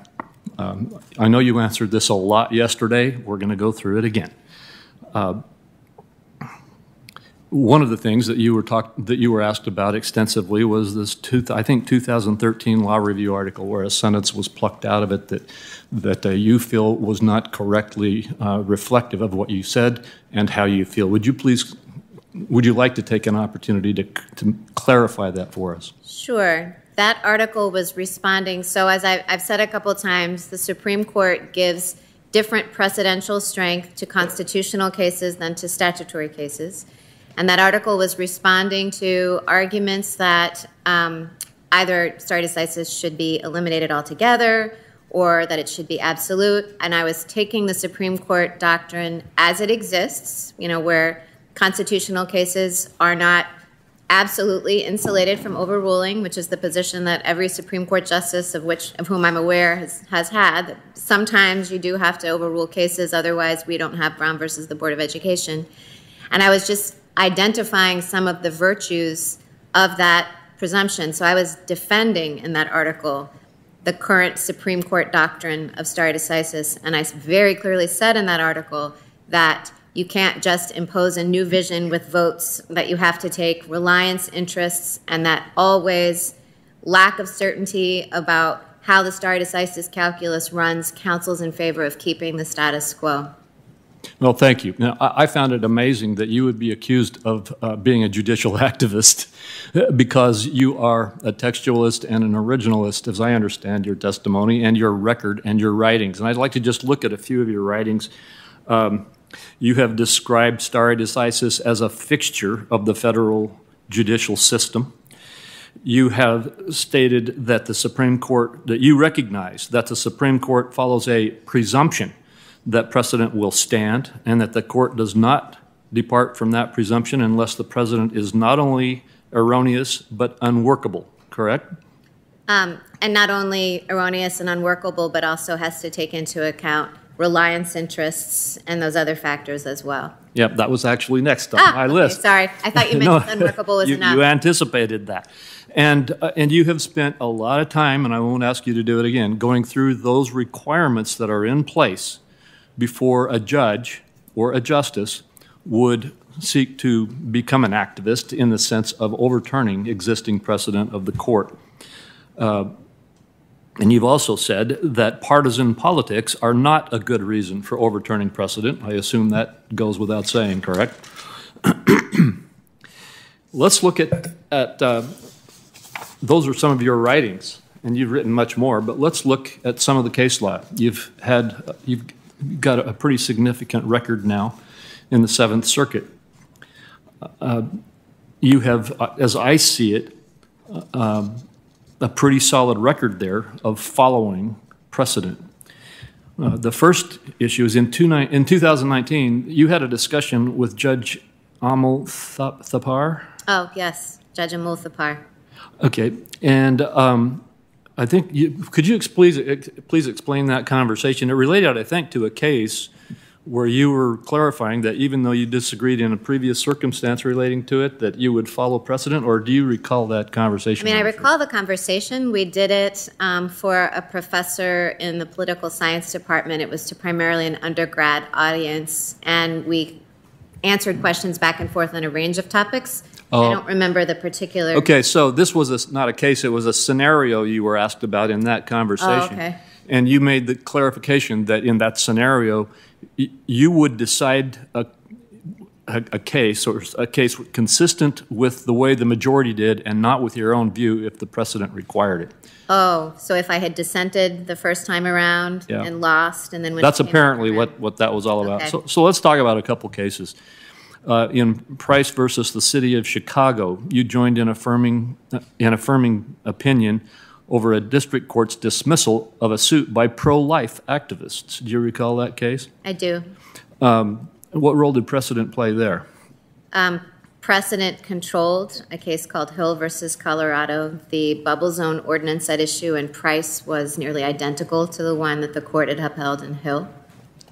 And even though in this case you ruled against a pro-life interest in following precedent, correct? Correct. In Lett versus the City of Chicago, you applied the Supreme Court's test for evaluating restrictions on public employee speech. You recall that case? Yes. And Yes. again, you followed the precedent. In Chazen versus Marske, M-A-R-S-K-E, the Seventh Circuit held, in light of the United States v. Mathis and a subsequent Seventh Circuit decision, that a petitioner's prior convictions on a burglary no longer qualified as predicate offenses under a certain criminal act. Again, following precedent of the Supreme Court and the Seventh Circuit. I'm just picking out a few. You've got a very full record of these. In my view, I only found one case where you actually did not follow Seventh Circuit precedent. And that was the case of Groves versus the United States. And I don't know if you recall that case, but I do. Why didn't you follow Seventh Circuit precedent then? So in that case, there was precedent that was old, on point, and the Supreme Court had issued a series of subsequent decisions which called our prior precedent into doubt. And so the Seventh Circuit has a rule called Circuit Rule 40E, and when we conclude as a full court, you circulate an opinion to the full court to say, I think our precedent should be overruled. In this case, because it had fallen out of step with later developments in the Supreme Court, I circulated that precedent, or the opinion pursuant to 40E, and the full court agreed. So we overruled precedent. So the way I would summarize that is that you, the court, with your support, overruled a Seventh Circuit precedent because a Supreme Court precedent overruled that. Closely? Not directly overruled it, but the Supreme Court precedent Was inconsistent undercut with it. So you were following Supreme Court precedent to take that action. Yes. All right, let's just look at your cases. And I'm going to go through some statistics here. You know, statistics sometimes get outdated or what have you. So if these are not accurate in your understanding, please tell me. But what I have before me tells me that you've authored 79 majority opinions since arriving at the Seventh Circuit. Is that a correct number? I don't know. So I will take your word for it. I think All right, well, yeah. That's what my information says. Okay. And it says that you've participated in the disposition of 922 appeals. Does that sound approximately accurate? I think I have, the numbers that I have looked at recently suggested that I've participated in 600 panels that were appellate, but close to 1,000 matters, which would include things like stay, certificates of appealability, stay applications, et cetera. All right. And my understanding is, and again, these statistics might vary a little bit because the numbers are a little different than you say, but I think this is pretty accurate, that your majority opinions have been unanimous 95% of the time. In other words, almost always when you join a majority, it's a unanimous conclusion of the court or of the panel. Is that correct? That's my understanding. I've seen that statistic. Well, the statistics I see say that it's 95% of the time that it's unanimous for the decisions of the panel. According to CRS, Congressional Research Service, in all the cases you heard resulting in a reported opinion, you've only dissented 1.84% of the time. That ranks you 6th among the 11 active judges of the Seventh Circuit, which is right about in the middle. This report also says that your reported majority opinions drew dissents 6.41% of the time, which ranks you 6th among the 11 panelists, or of the 11 active judges, right about in the middle. And it says that the reported majority opinions drew separate writings or concurrences or dissents 7.69% of the time. That ranks you 8th among the 11 active judges of the Seventh Circuit, which means your opinions were some of the least likely to draw a dissent or a concurrence. The point of all these statistics is this is not the record of someone who is an activist in overturning precedent. This is the record of someone who follows precedent. And I just want to thank you for being that kind of a judge, because that's one of the reasons I'm so glad to support you as we move forward.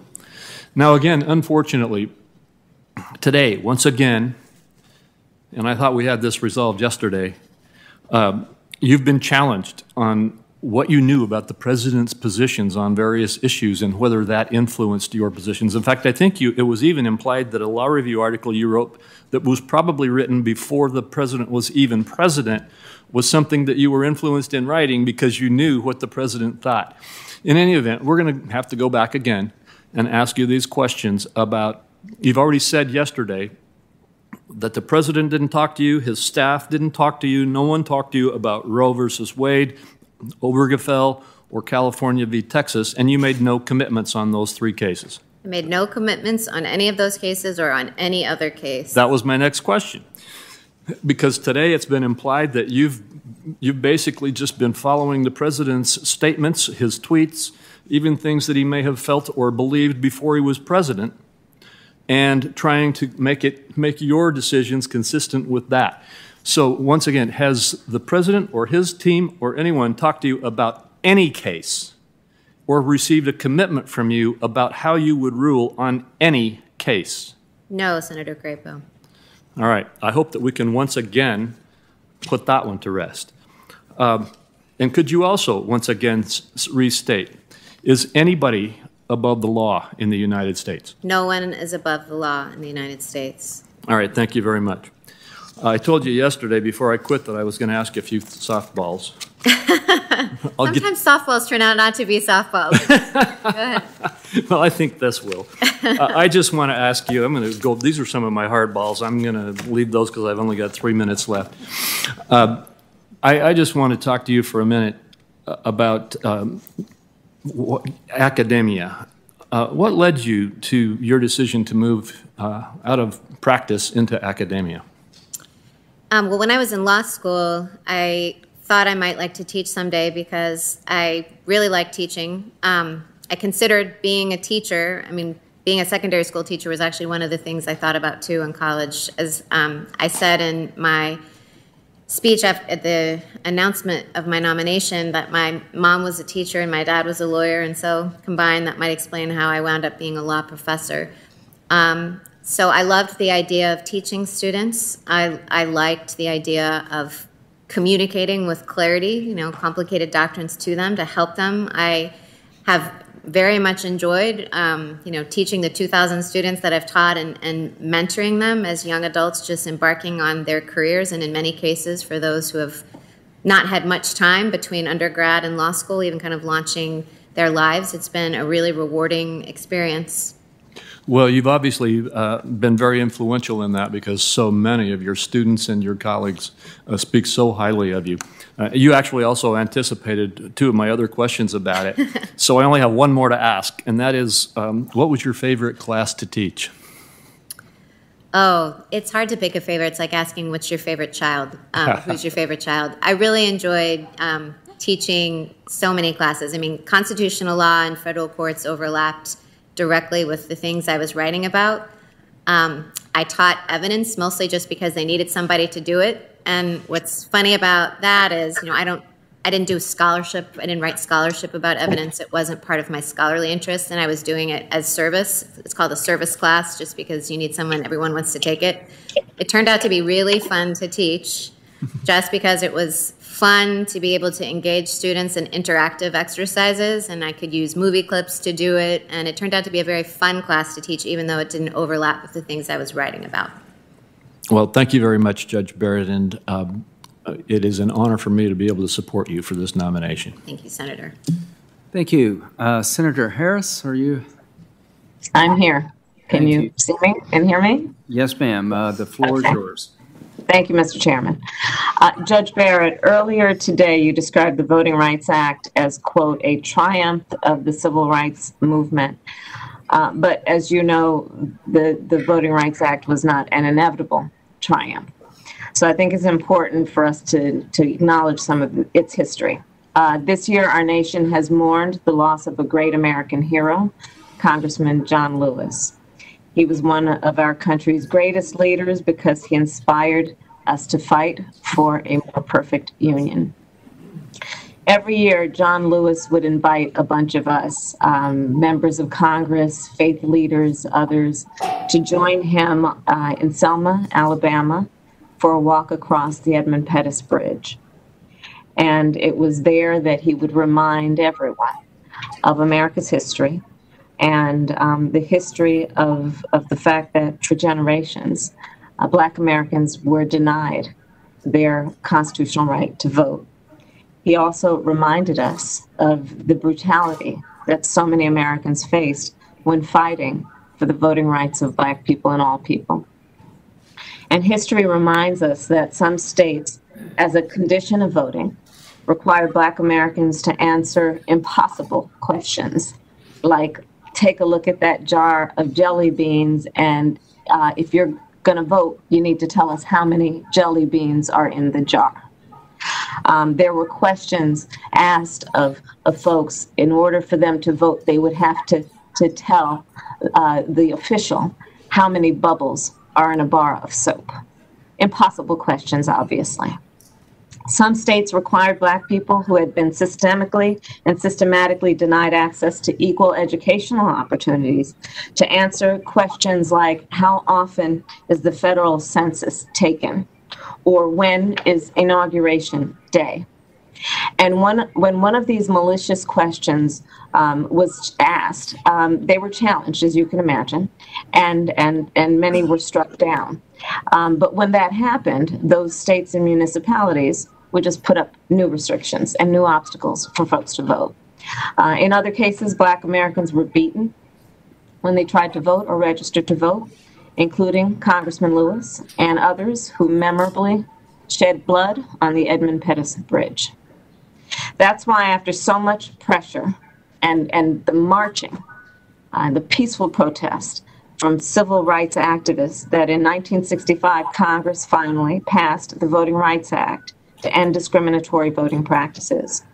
The Voting Rights Act, as you know, requires states and counties who had a history, this is very important, who had a history of denying Black Americans and other minorities the right to vote, to get approval from the federal government before they changed their voting laws. And for almost 50 years, the Voting Rights Act did what Congress intended. It allowed the federal government to monitor and guard against racial discrimination in states with a long history of voter suppression. But as we all know, in 2013, in Shelby v. Holder, a county in Alabama sued to strike down Section 5 of the Voting Rights Act that required Alabama to seek approval from the federal government before a state could change its voting laws. And of course, Section 5 required that of a number of states that had a documented history of voter suppression. Now, Judge Barrett, I know many of my colleagues have asked you about this case, but I think it's important we revisit it. By a 5-4 vote, the court gutted the Voting Rights Act and ended the requirement that states and localities with a history of discrimination get federal approval before changing their voting laws.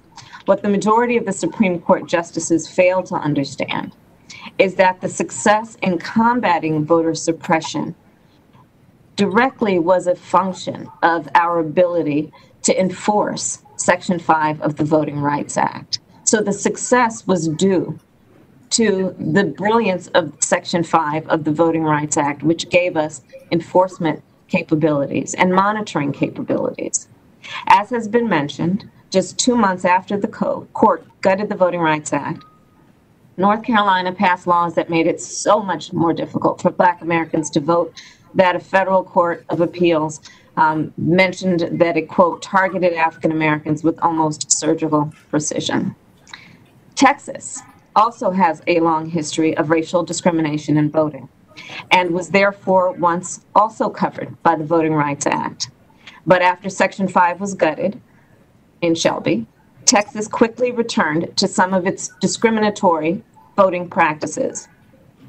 Of the more than 1,600 polling places closed after the court's decision, at least 750 were in Texas. Texas also restricted interpretation assistance for English limited voters. And this year, the governor of Texas issued an order that limited the number of drop boxes for completed mail-in ballots to just 1 per county.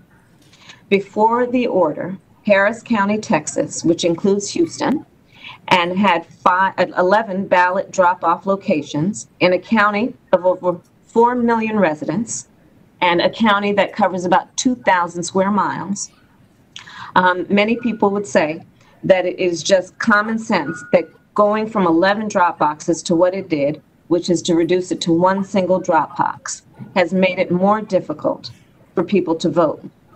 The Supreme Court has long recognized that our right to vote is fundamental because it preserves and protects all other rights. No right is more precious in our democracy. Any nominee to the Supreme Court must understand the effect and the fact of ongoing efforts to discriminate against Black Americans, Latino Americans, Native Americans, students, and other communities of color. Since the Supreme Court's decision in Shelby, at least 23 states have passed restrictive voting laws and have attempted to also close polling places, stop early voting, and take people's names off the voter rolls that should not have been removed. So Judge Barrett, in Shelby County, Chief Justice Roberts wrote, voting, and quote, voting discrimination still exists. No one doubts that. And my question to you is, do you agree with Justice Roberts' statement? Senator Harris, I want to just make sure that I understand that my understanding of what remains of the Voting Rights Act, what happened in Shelby County, is consistent with what you're describing. The preclearance requirement, as I understand Shelby County, remains in place, and what the Supreme Court held unconstitutional was the coverage formula. So some states, which in 1965 had a history of discrimination, had to get preclearance whenever they changed anything having to do with their voting procedures, and other states didn't. And I think Shelby County said that Congress can still pass a new coverage formula now, articulating the criteria for jurisdictions that are discriminating and requiring preclearance. Judge Barrett, my question, however, is do you agree with Chief Justice Roberts, who said voting discrimination still exists? No one doubts that. Do you agree with that statement? Senator Harris, I will not comment on what any justice said in opinion, whether an opinion is right or wrong, or endorse that proposition. Well, I'm asking you, do you call it a proposition or a fact? Are you saying you do not agree with a fact? Senator, I'm not going to make a comment. I'm not going to say that I endorse either the majority or the dissent in the case of Shelby County. Well, I just want to understand, are you saying that you will, you refuse to dispute a known fact, or that you refuse to agree with a known fact? Senator, I'm not exactly sure what you're getting at with asking me to endorse the fact or whether any particular practice constitutes voter discrimination. I'm very happy to say that I think racial discrimination still exists in the United States, and I think we've seen evidence of that this summer. But as to engaging, voting discrimination exists based on race in America in any form? Senator Harris, there have been cases. We've talked in this hearing about the Wisconsin case that went up to the court involving voting. I think any opinion that I would express, and I don't mean to signal that I disagree with the statement either. What I mean to say is I'm not going to express an opinion because these are very charged issues. They have been litigated in the courts, and so I will not engage on that question. During his confirmation hearing in 2005, Chief Justice Roberts was asked about the constitutionality of Section 2, which I think you were referring to earlier, of the Voting Rights Act. He testified, quote, "I have no basis for viewing Section 2 as constitutionally suspect, and I don't." Judge Barrett, do you agree that Section 2 of the Voting Rights Act is constitutional? I think that Chief Justice Roberts' statement, "I have no basis for viewing it as constitutionally suspect," would be the same as mine. I'm not aware of any constitutional law existing that would create a question about it. Thank you. As Senator Hirono mentioned yesterday, in a 2018 case before the Supreme Court, a group of workers were denied overtime pay and joined together to file a lawsuit against their employer. The corporation argued that workers didn't have a right to go to court as a group and could only raise disputes in arbitration individually. Unlike a court proceeding, arbitration is private. The process is hidden from the public and generally cannot be reviewed for fairness by a court. And in many cases, people are forced to agree to arbitration if they want to get the job. In 2018, because of a forced arbitration clause, the workers could not go to a court to fight for overtime and instead were forced to fight for overtime pay behind closed doors in a private arbitration. Justice Ginsburg, in dissent, noted that the workers faced, quote, a Hobson's choice: accept arbitration or on their employer's terms or give up their jobs. She went on to explain that, quote, employees must have the capacity to act collectively in order to match their employer's clout in setting terms and conditions of employment. She urged the court to consider the, quote, extreme imbalance, unquote, of power in our nation's workplaces and avoid further undermining Congress's passage of labor laws to protect workers and place them on equal footing. Do you recognize Justice Ginsburg's point that there is, quote, extreme imbalance of power between large corporations and individual workers? Senator Harris, I'm going to give you the same answer that I gave you with respect to the sentence that you quoted me from Chief Justice Roberts' opinion in Shelby County, that I'm not going to engage in critiquing or embracing portions of opinions, especially opinions that have been recently decided and are contentious from the court. And, you know, you've been on the bench a short time, but I'm going to just point out that I do believe, and commentators have noted, a pattern that you've had of ruling against workers and in favor of corporations. For example, in Berlocka v. Contact Transportation Services, you ruled against long-haul truckers seeking overtime pay for additional work. In Wallace v. Grubhub Holdings, you ruled against delivery drivers seeking overtime pay, forcing them out of court and into private arbitration. In Harris v. YRC Worldwide, you ruled against 4 black truck drivers who alleged their employer assigned them less desirable routes when compared to their colleagues. And Smith v. Illinois Department of Transportation, you ruled against a black worker who was called a racial slur by his supervisor. And in fact, if you go on, according to an independent analysis of your decisions, Judge, it appears you have sided with business interest over workers and consumers in about 85% of your business-related cases. Moving on, climate change, as many have mentioned, is an existential threat, and its effects are all around us. In California, we've had 5 of the 6 largest wildfires in the state's history.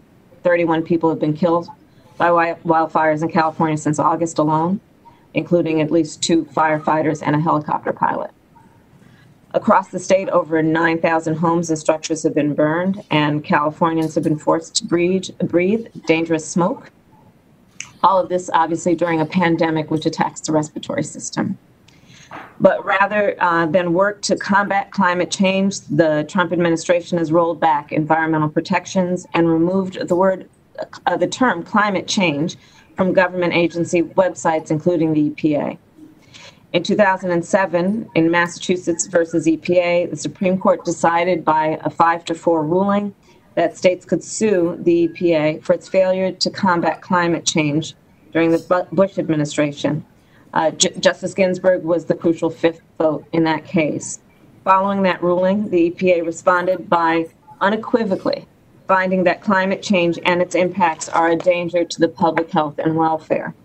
Justice Barrett, yesterday you said that, quote, you have read things about climate change, but you would not say you have firm views on it, unquote.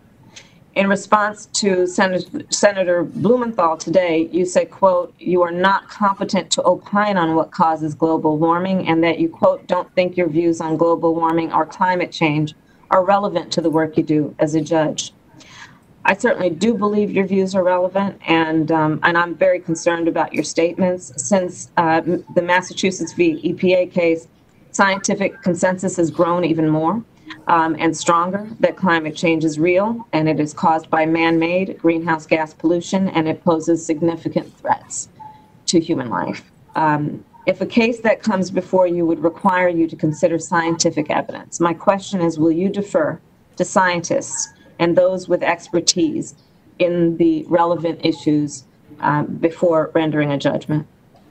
If a case comes before me involving environmental regulation, I will certainly apply all applicable law, deferring when the law requires me to. And as I'm sure you know, Senator Harris, the Administrative Procedure Act does require courts to defer to agency fact-finding and to agency regulations when they're supported by substantial evidence.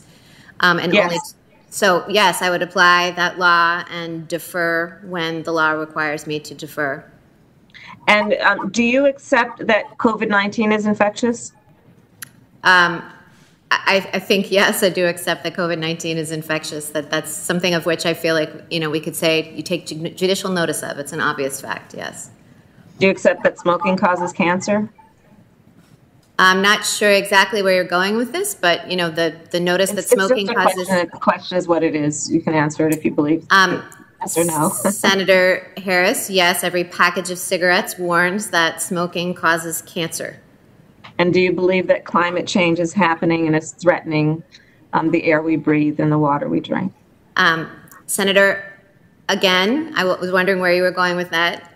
You have asked me a series of questions that are completely uncontroversial, like whether COVID-19 is infectious, whether smoking causes cancer, and then trying to analogize that to eliciting an opinion on me that is a very contentious matter, opinion from me that is on a very contentious matter of public debate. And I will not do that. I will not express a view on a matter of public policy, especially one that is politically controversial, because that's inconsistent with the judicial role, as I have explained. Thank you, Judge Barrett, and you've made your point clear that you believe it's a debatable point. Mr. Chairman, these proceedings, I believe, lack legitimacy in the eyes of the people of our country. Americans are right now suffering from a deadly pandemic, and we are also suffering a historic economic crisis. The Senate should be working day and night to provide economic relief to families, and not rushing a Supreme Court confirmation. We are also in the middle of an election. More than 12 million Americans have already voted. The American people want whomever wins this election to fill this seat. My Republican colleagues know that, I believe. This hearing has done nothing to alleviate the concerns raised about why this nominee was chosen and why this is being rushed when the American people deserve to be heard. So again, I would say let us not pretend that we don't know what consequences rushing this confirmation will have for the American people. There are countless issues at stake, and to be candid, people are very, very scared. They are scared that allowing President Trump to jam this confirmation through would roll back rights for generations, scared about what it means to the future of voting rights, about what it means for civil rights, for workers' rights, for consumer rights, for climate change, and the right to a safe and legal abortion, not to mention access to health care regardless of income or pre-existing conditions. They are also deeply concerned about what this means for our nation's continued pursuit of the timeless principle, equal justice under law. And I share those concerns. Sadly, my Senate Republican colleagues are doing, I believe, great harm with this illegitimate process. And if they are successful, it has the potential to do great damage. And I believe that damage is to the people of our country and to the United States Supreme Court. Thank you, Mr. Chairman. Thank you, Senator Harris. Senator Kennedy. Thank you, Mr. Chairman.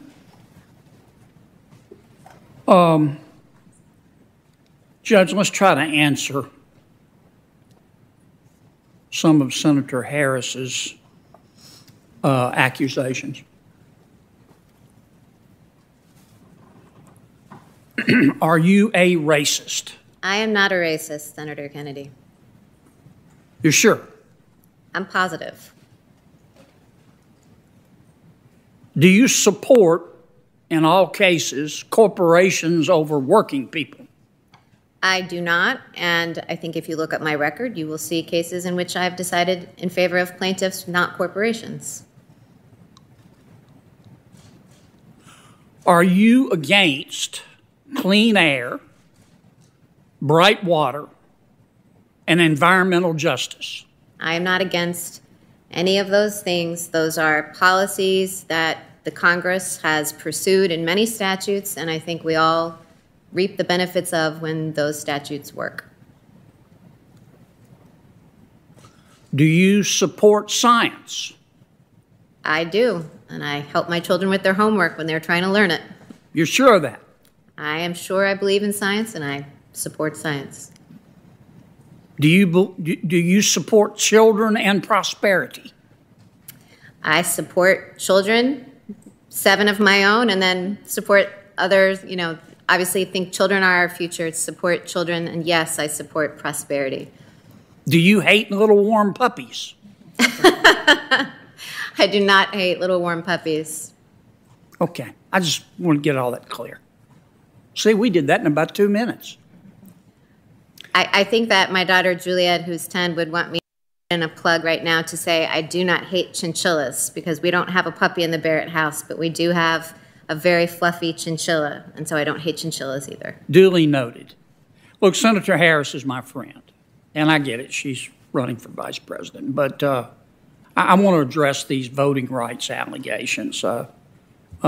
Senator Harris has implied that some states are pristine and other states aren't in terms of discriminating against people on the basis of gender or race or ethnicity. We disagree. She thinks America is systemically racist. I don't. I think our history is the best evidence of that. I don't think we're a racist country. I think we're a country that has some racists in it. But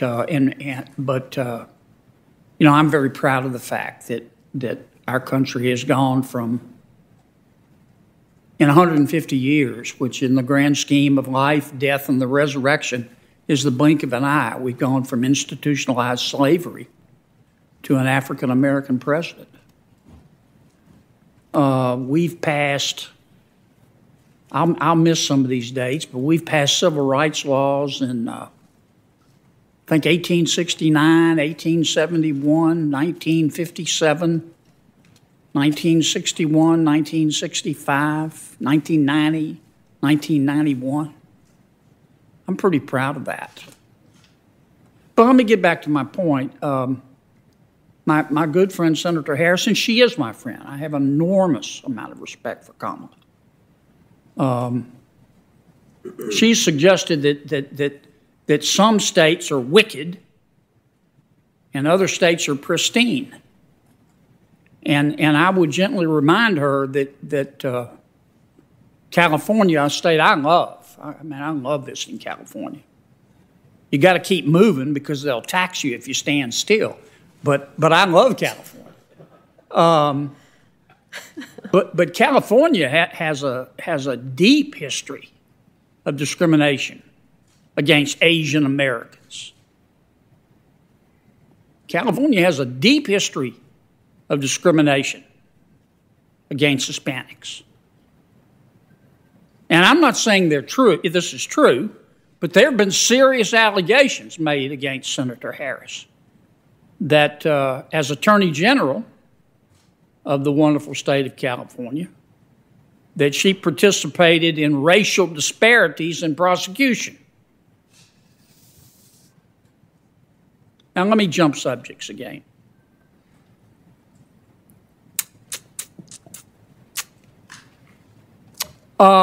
We've talked about precedent and stare decisis and why it's important. Mm-hmm. We need to have stability.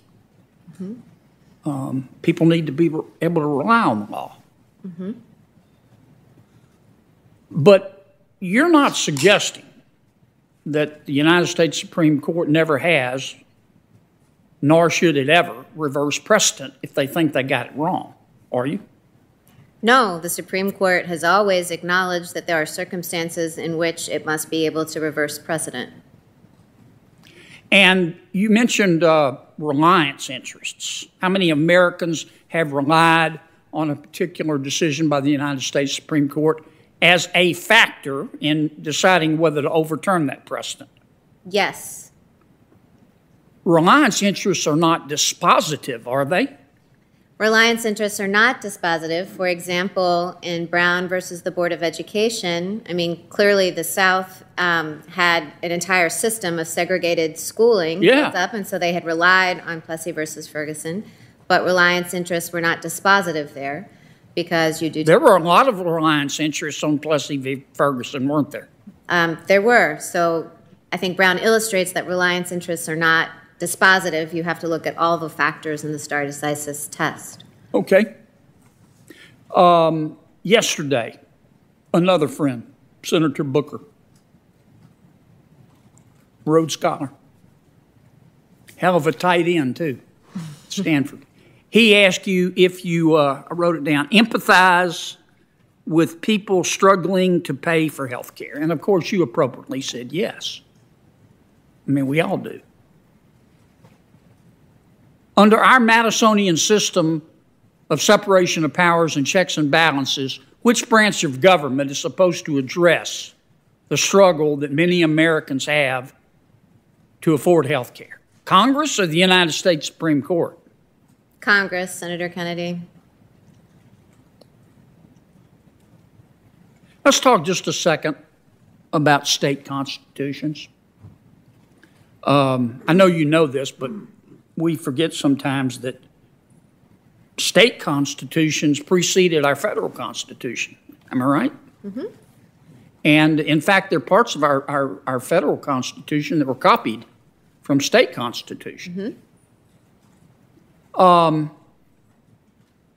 Having said that, there are a lot of provisions that are similar. For example, we know we have a Fourth Amendment in the federal Constitution. Many states have their own version of the Fourth Amendment. Yes. What happens when a state Supreme Court construes its Fourth Amendment differently than the United States Supreme Court construes the federal Fourth Amendment? So the state is free to construe its Fourth Amendment differently as a matter of state law, but of course the federal Constitution also applies to the states through the Supremacy Clause. So a state isn't free to violate the Fourth Amendment. But one thing states often do, which I'm sure you know because of your interest in state constitutions, and we talked about the Louisiana Constitution yesterday, is that many states interpret their versions of the Fourth Amendment or other provisions to be even more protective of rights than is the United States Constitution. So the federal Constitution sets a floor. But not a ceiling. So if Louisiana wants to construe its Fourth Amendment as not having any exceptions to the warrant requirement, we could do that. States are free. They're free to fashion their policies as they want within the limits of the federal Constitution. And so the contours of the federal Fourth Amendment would not themselves prohibit Louisiana from doing that. Yeah, why does that make sense to you? Well, that's federalism. So my friend Judge Jeff Sutton on the Sixth Circuit has written a book called 51 Imperfect Solutions. And his point is that, we have all these laboratories of democracy, as they're called, the states, and it's federalism. Different states have different preferences. Their electorates can make different decisions in Louisiana than in Indiana than in California. And so if some states want to have greater protections, and many do, we allow those differences to flourish within the limits of the common denominator that we have, which is the United States Constitution. And that's just respect for the states. That is. Okay. The federal Constitution has a state action requirement. Am I right? It does. Okay. Would a state be free to not have a state action requirement? I am not aware of any principle that would prevent a state from, in a statute or a constitutional provision. I mean, states can be the master of their own constitutions, right? And what do I mean when I'm talking about state action? State action requirement. So the only constitutional provision, I think, in our Constitution that applies directly to individuals is the 13th Amendment, which prohibits slavery. The 14th Amendment, which is the context in which the state action requirement has been explored in Supreme Court case law in the civil rights cases, means that the equal protection guarantee, or even all the Bill of Rights that are incorporated through it, like the First Amendment, only apply to the government. So when I'm teaching this to my con law students, what I tell them is that I can tell my kids at the dinner table, the First Amendment doesn't apply here, because they'll often say, like, hey, what about my freedom of speech? And I'll say, you don't have any, because in my house it is the law of Amy. So, but public universities, are different than private universities in that regard, because the First Amendment applies to government-run institutions, but not to private universities. Yeah. I don't know what the law is right now, but I think there was a case, maybe it's been overruled, but the California Supreme Court, based on its constitutional history, has ruled that the First Amendment in the California Constitution, the First Amendment version, has no state action requirement. It doesn't just protect you against government, it protects you against everybody. It's just crazy. I didn't know that. Yeah, some interesting litigation. I read somewhere that you are an admirer of Kate Chopin. Oh, yeah. Who is? Tell us who she was and why you admire her. Well, when I was in college, back in my English major days. She's a Louisiana, wasn't Louisiana, That right? is, that's right. And she wrote a book focused on Louisiana and a woman who comes to Louisiana from, now I can't remember what part of the South she was from, and talked about her becoming accustomed to New Orleans and its particular culture. Mm-hmm. And I very much appreciated that because, it, especially, as a New Orleanian, I thought it was an insightful look into what the history of New Orleans is like. And my family, my great-great-grandparents came to New Orleans from France, and my family's been in New Orleans for generations, and so its history is important to me. Ms. Chopin had a very feminist point of view, too, did she not? She did. So the awakening. Sort of before her time, yeah. Mm-hmm. Mm-hmm. She did. Two more. Tell me what the legal authority is, if you know, for a universal injunction. We got about 600 federal judges, federal district court judges. I could be off by a few. And they not only have limited jurisdiction, but they have limited venue, if you will. They hear cases in a certain geographical area. How can one federal district court judge in a limited venue enjoin a congressional statute or a presidential executive order for the entire United States, continental and otherwise? Well, that is a disputed issue of law that's in litigation, and the court, it's been on the court's docket, the authority of district courts to issue nationwide injunctions. So that would, take me down the path of opining on a case that, could wind up in litigation in front of me. Okay. I got one last question. Hope it's an easy one. It is. It's a sincere question. I'm generally curious. Who does the laundry in your house?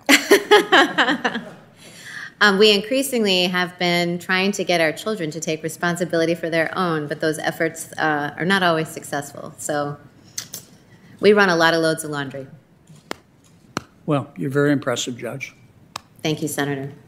I yield back, Mr. Chairman. Thank you very much, Senator Kennedy. Senator Blackburn. Thank you, Mr. Chairman, and thank you for your endurance today. We appreciate it. I have a couple of things for the record.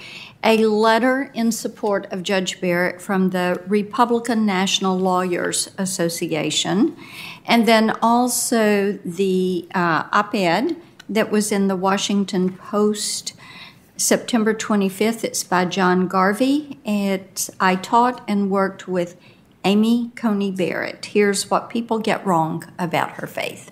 It is, he is president of the Catholic University of America, and it is in support of her nomination and confirmation. Without objection, while I have it on my mind, thank you for reminding me, I have a letter from Reverend Franklin Graham supporting your nomination, and Jack Goldsmith, a professor of law from Harvard. I'll introduce those two. Thank you. Mr. Chairman? Yes, sir.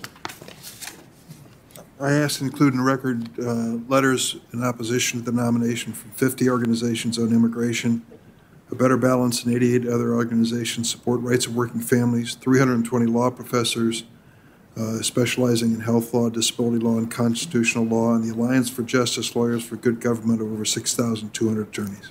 Without objection. Senator Blackburn. Thank you, Mr. Chairman. Just a couple of things, again, tying up some loose ends before we let you get on your way. Senator Harris mentioned, as did others, that they would like to see us working on COVID relief. Again, I want to remind my colleagues they had the opportunity to vote on this a couple of weeks back. And if Senator Harris chooses to come in next week, she's going to have the opportunity to vote on COVID relief once again. She mentioned the California fires, and in relation to her comments to you about climate change, I would just remind my friend Senator Harris that it is pointed out regularly that these fires occur every year. Some years are more difficult than others, and we just grieve the loss of property and life and livelihood for Californians. But we also note that California state officials have not been successful in getting their forest management plans under control. So we would note those things.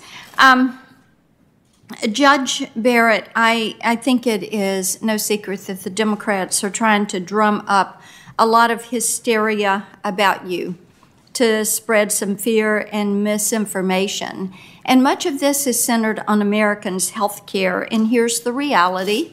Our friends across the dais here are wanting to do a single-payer government-run system.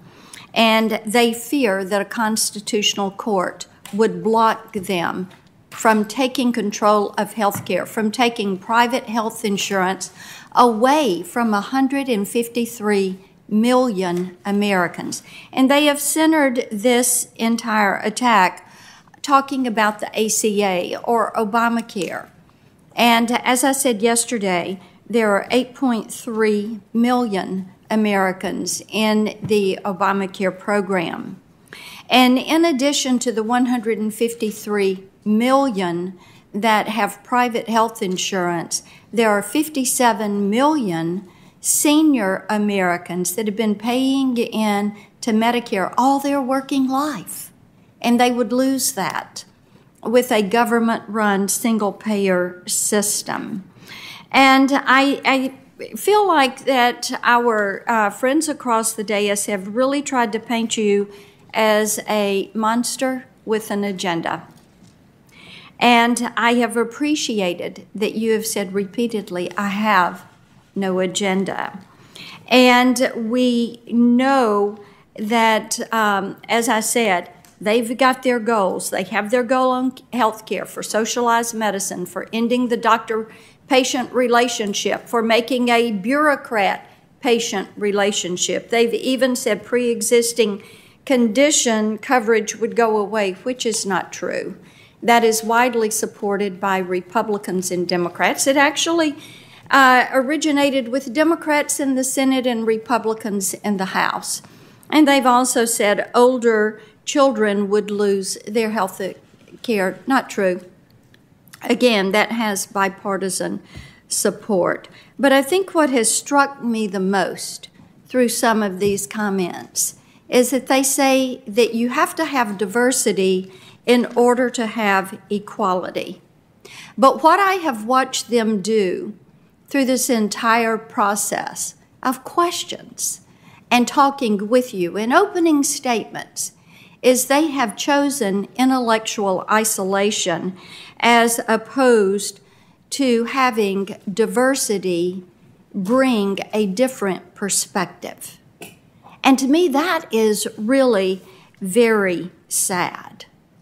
And to my friends across the aisle, I would say that the American people are no more afraid of the ideas of a Catholic woman than they are of the words splattered on a protest poster being held by a liberal woman.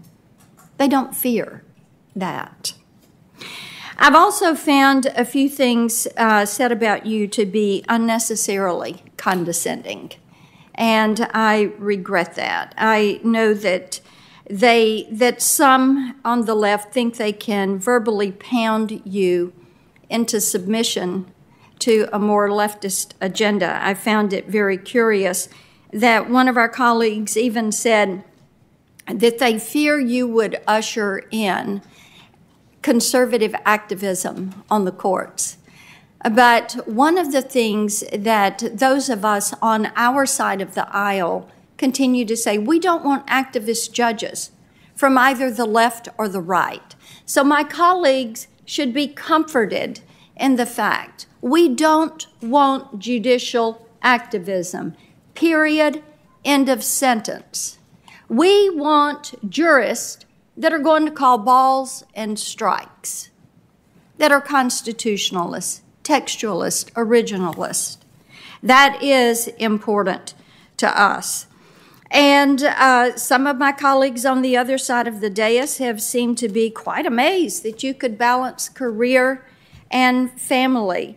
And I would think that they would choose to praise you for finding a way to do the work that you feel called to do and balancing it all. Maybe they should be curious about how you meet the demands of family and work and friends and church and all the different balls. I know when my kids were small, I felt like I was juggling balls coming and going. And now that I have grandkids, I feel about that same way sometime. And they have been almost, unfortunately, have this tone of condescension around that there would be a woman from the political right who would try to have it all. And as I tell my daughter regularly, you can have it all, just not at the same time. Things have to get spaced out, and you take these tasks as they come. And we see that what they have done is to continue to project their thoughts, their desires, their concerns onto the American people, using words about malicious, fear, terrified, scared.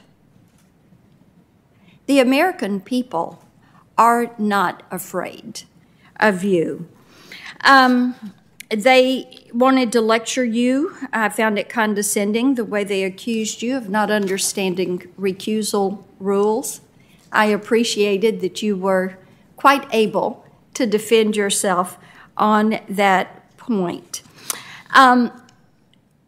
When my team and I were talking about this, I told them, yesterday I sat here, now Senator Kennedy talked to you about a Louisiana author. I thought about a Nashville songwriter.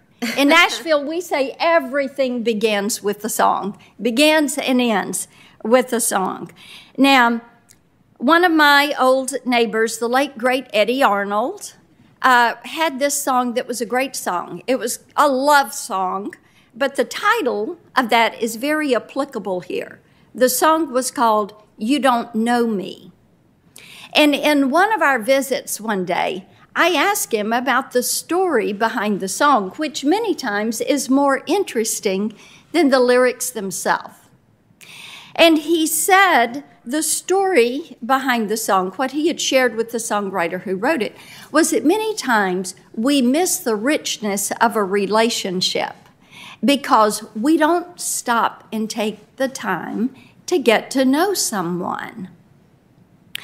And that, I think, is what my colleagues did to you. They made this all about the Affordable Care Act. They made it all about issues that they wanted to talk about because we are 20 days away from an election. And what they did was, in the projection that they did, projecting their thoughts onto the American people, they projected stereotypes onto you. Those stereotypes are what they think about us as women on the political right. And they enjoy being able to mock and to ridicule and to diminish and to demean.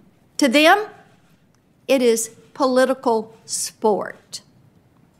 It is the politics of personal destruction, and it is wrong. It is wrong.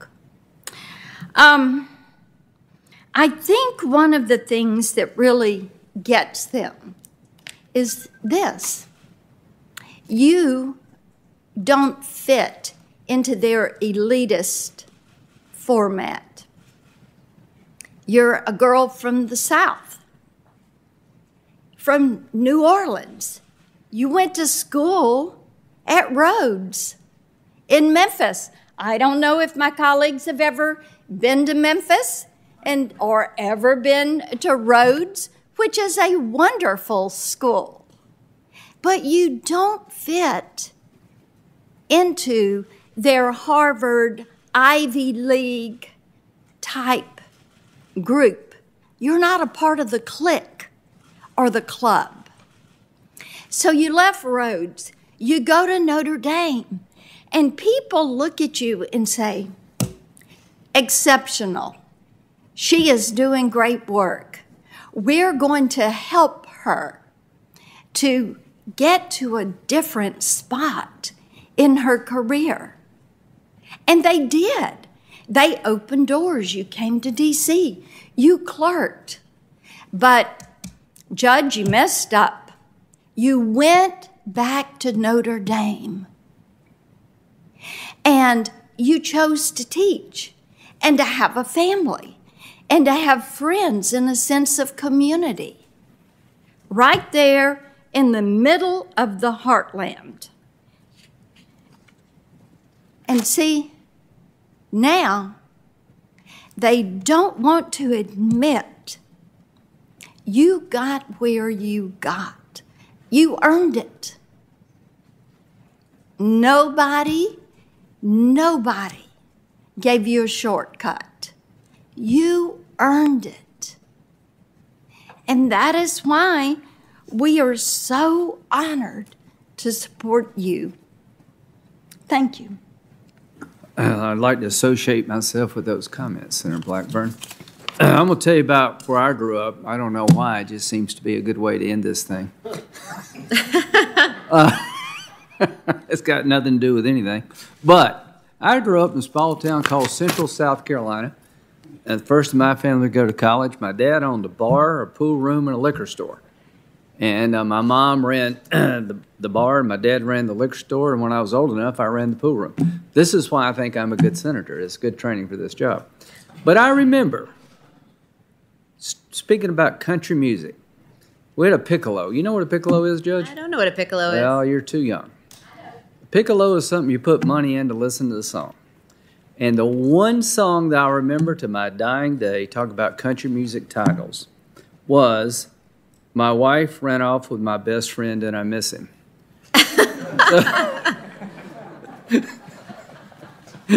So this is a wonderful country. And I just want to say to my Democratic colleagues, I have lost sleep over this hearing. I did not know how it would go. There's a lot of tension. 2020 is the year that is unbelievable in every fashion. You've asked challenging questions of the nominee. You've asked probing questions of the nominee. And at times, you've done some of the things that Senator Blackburn talked about, in my view. But thank you on behalf of the country for allowing us to get through this hearing in a fashion that I think is befitting of the Senate. To my Republican colleagues, thank you for being patient. But this is not about us, it's about you, Judge. I will end where we began. The hope was not to really change anybody's mind. I don't think that's possible in today's environment. And I say that accepting 2020 for what it is. But I'm hoping that people who did not know you better. I'm hoping that young women who are conservative see hope in you, what Senator Blackburn said. I hope people who've listened find your disposition reassuring. You're one of the most amazing human beings I've ever met in my life. And that's saying a lot because I've got to meet a lot of incredible people as a senator and otherwise, serving in the Air Force. Your knowledge of law is just unbelievable, deep and wide. Your judicial philosophy, I think, is very mainstream. You're exactly who a Republican would be looking at picking, not so much a Democrat. And that's not a slam on you because elections have consequences. And to my good friend, Senator Whitehouse, I want to reform the system. It needs to be reformed. But nobody had to spend 15 cents to tell me that you're qualified. I figured that out on my own. I followed your career from afar. And this is the first time I've really had a chance to interact with you. And all I can say is that I've seen a lot of people come and go. We've had some of the most talented people in this country sit where you're sitting. And you've acquitted yourself well. You have much to be proud of. Your children have much to be proud of in their mother. Your husband has much to be proud of in his wife. You have much to be proud of in terms of how you served your country thus far. And with Amy Barrett, the best is yet to come. So, in another time, in another place, you would get everybody's vote. It's not about you. It's about us. Somehow we have lost our way. There's no use blaming one side versus the other. It always seems to be that our people get treated pretty harshly. I voted for Sotomayor and Kagan because I saw in them the qualities that a Democratic president would be looking for and the character, the integrity that the public would appreciate and would be fitting of the job. Elections do have consequences.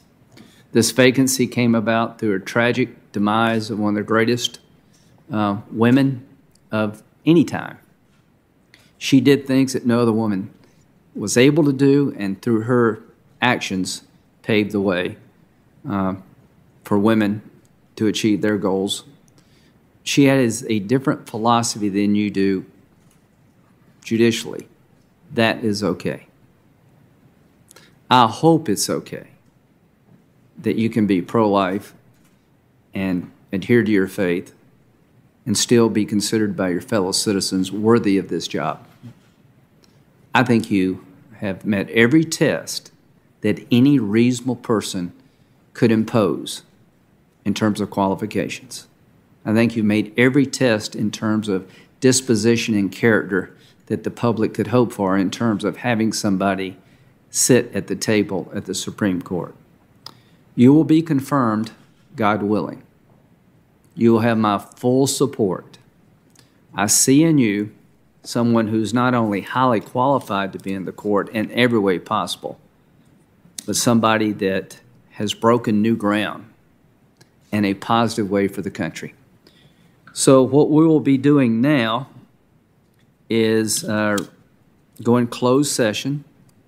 The FBI evaluation will be presented to the committee. That's standard practice for every nominee. We will meet again here just in, where's the room? Dirksen G50. You will be with us. We do this for every nominee going back to Chairman Biden. And it is over. The hearing part is over. You can have 2 glasses of wine tonight if you like. Mr. Chairman? Yes. I'll defer to Senator Durbin if he wants to go first. Yes, I would just like to finish my thought, then we'll defer to Senator Durbin. The hearing part is over.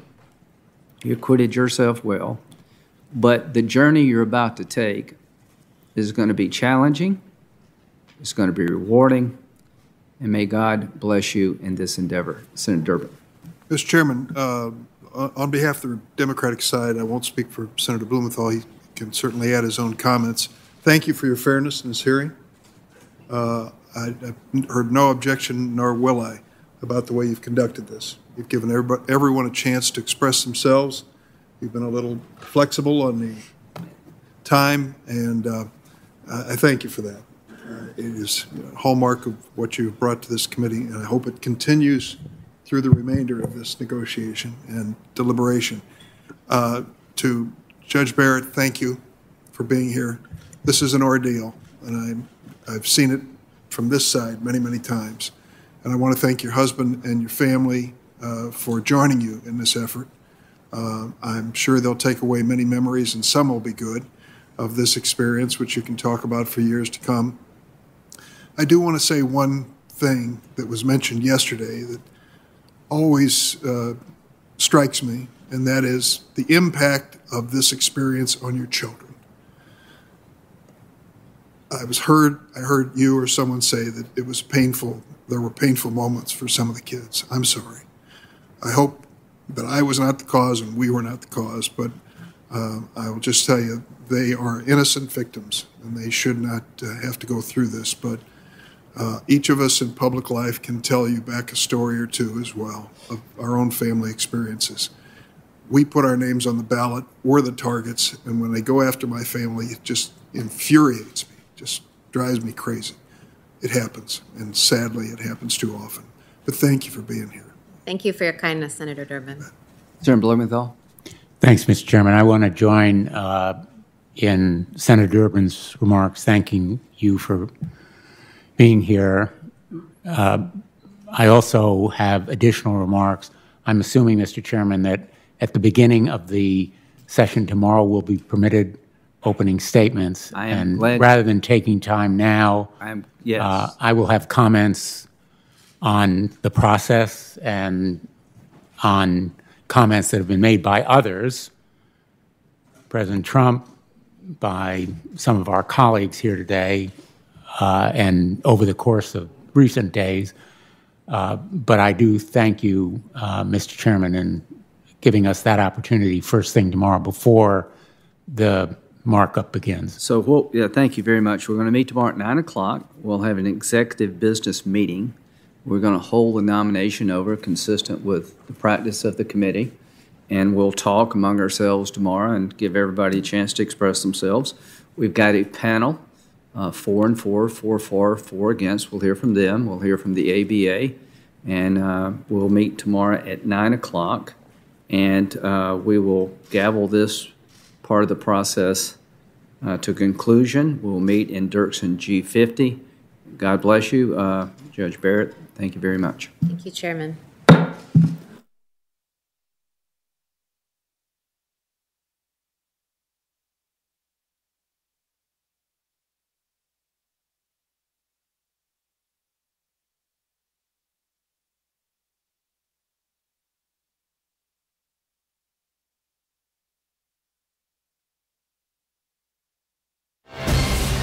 You've been watching special live coverage from the CBN News Channel.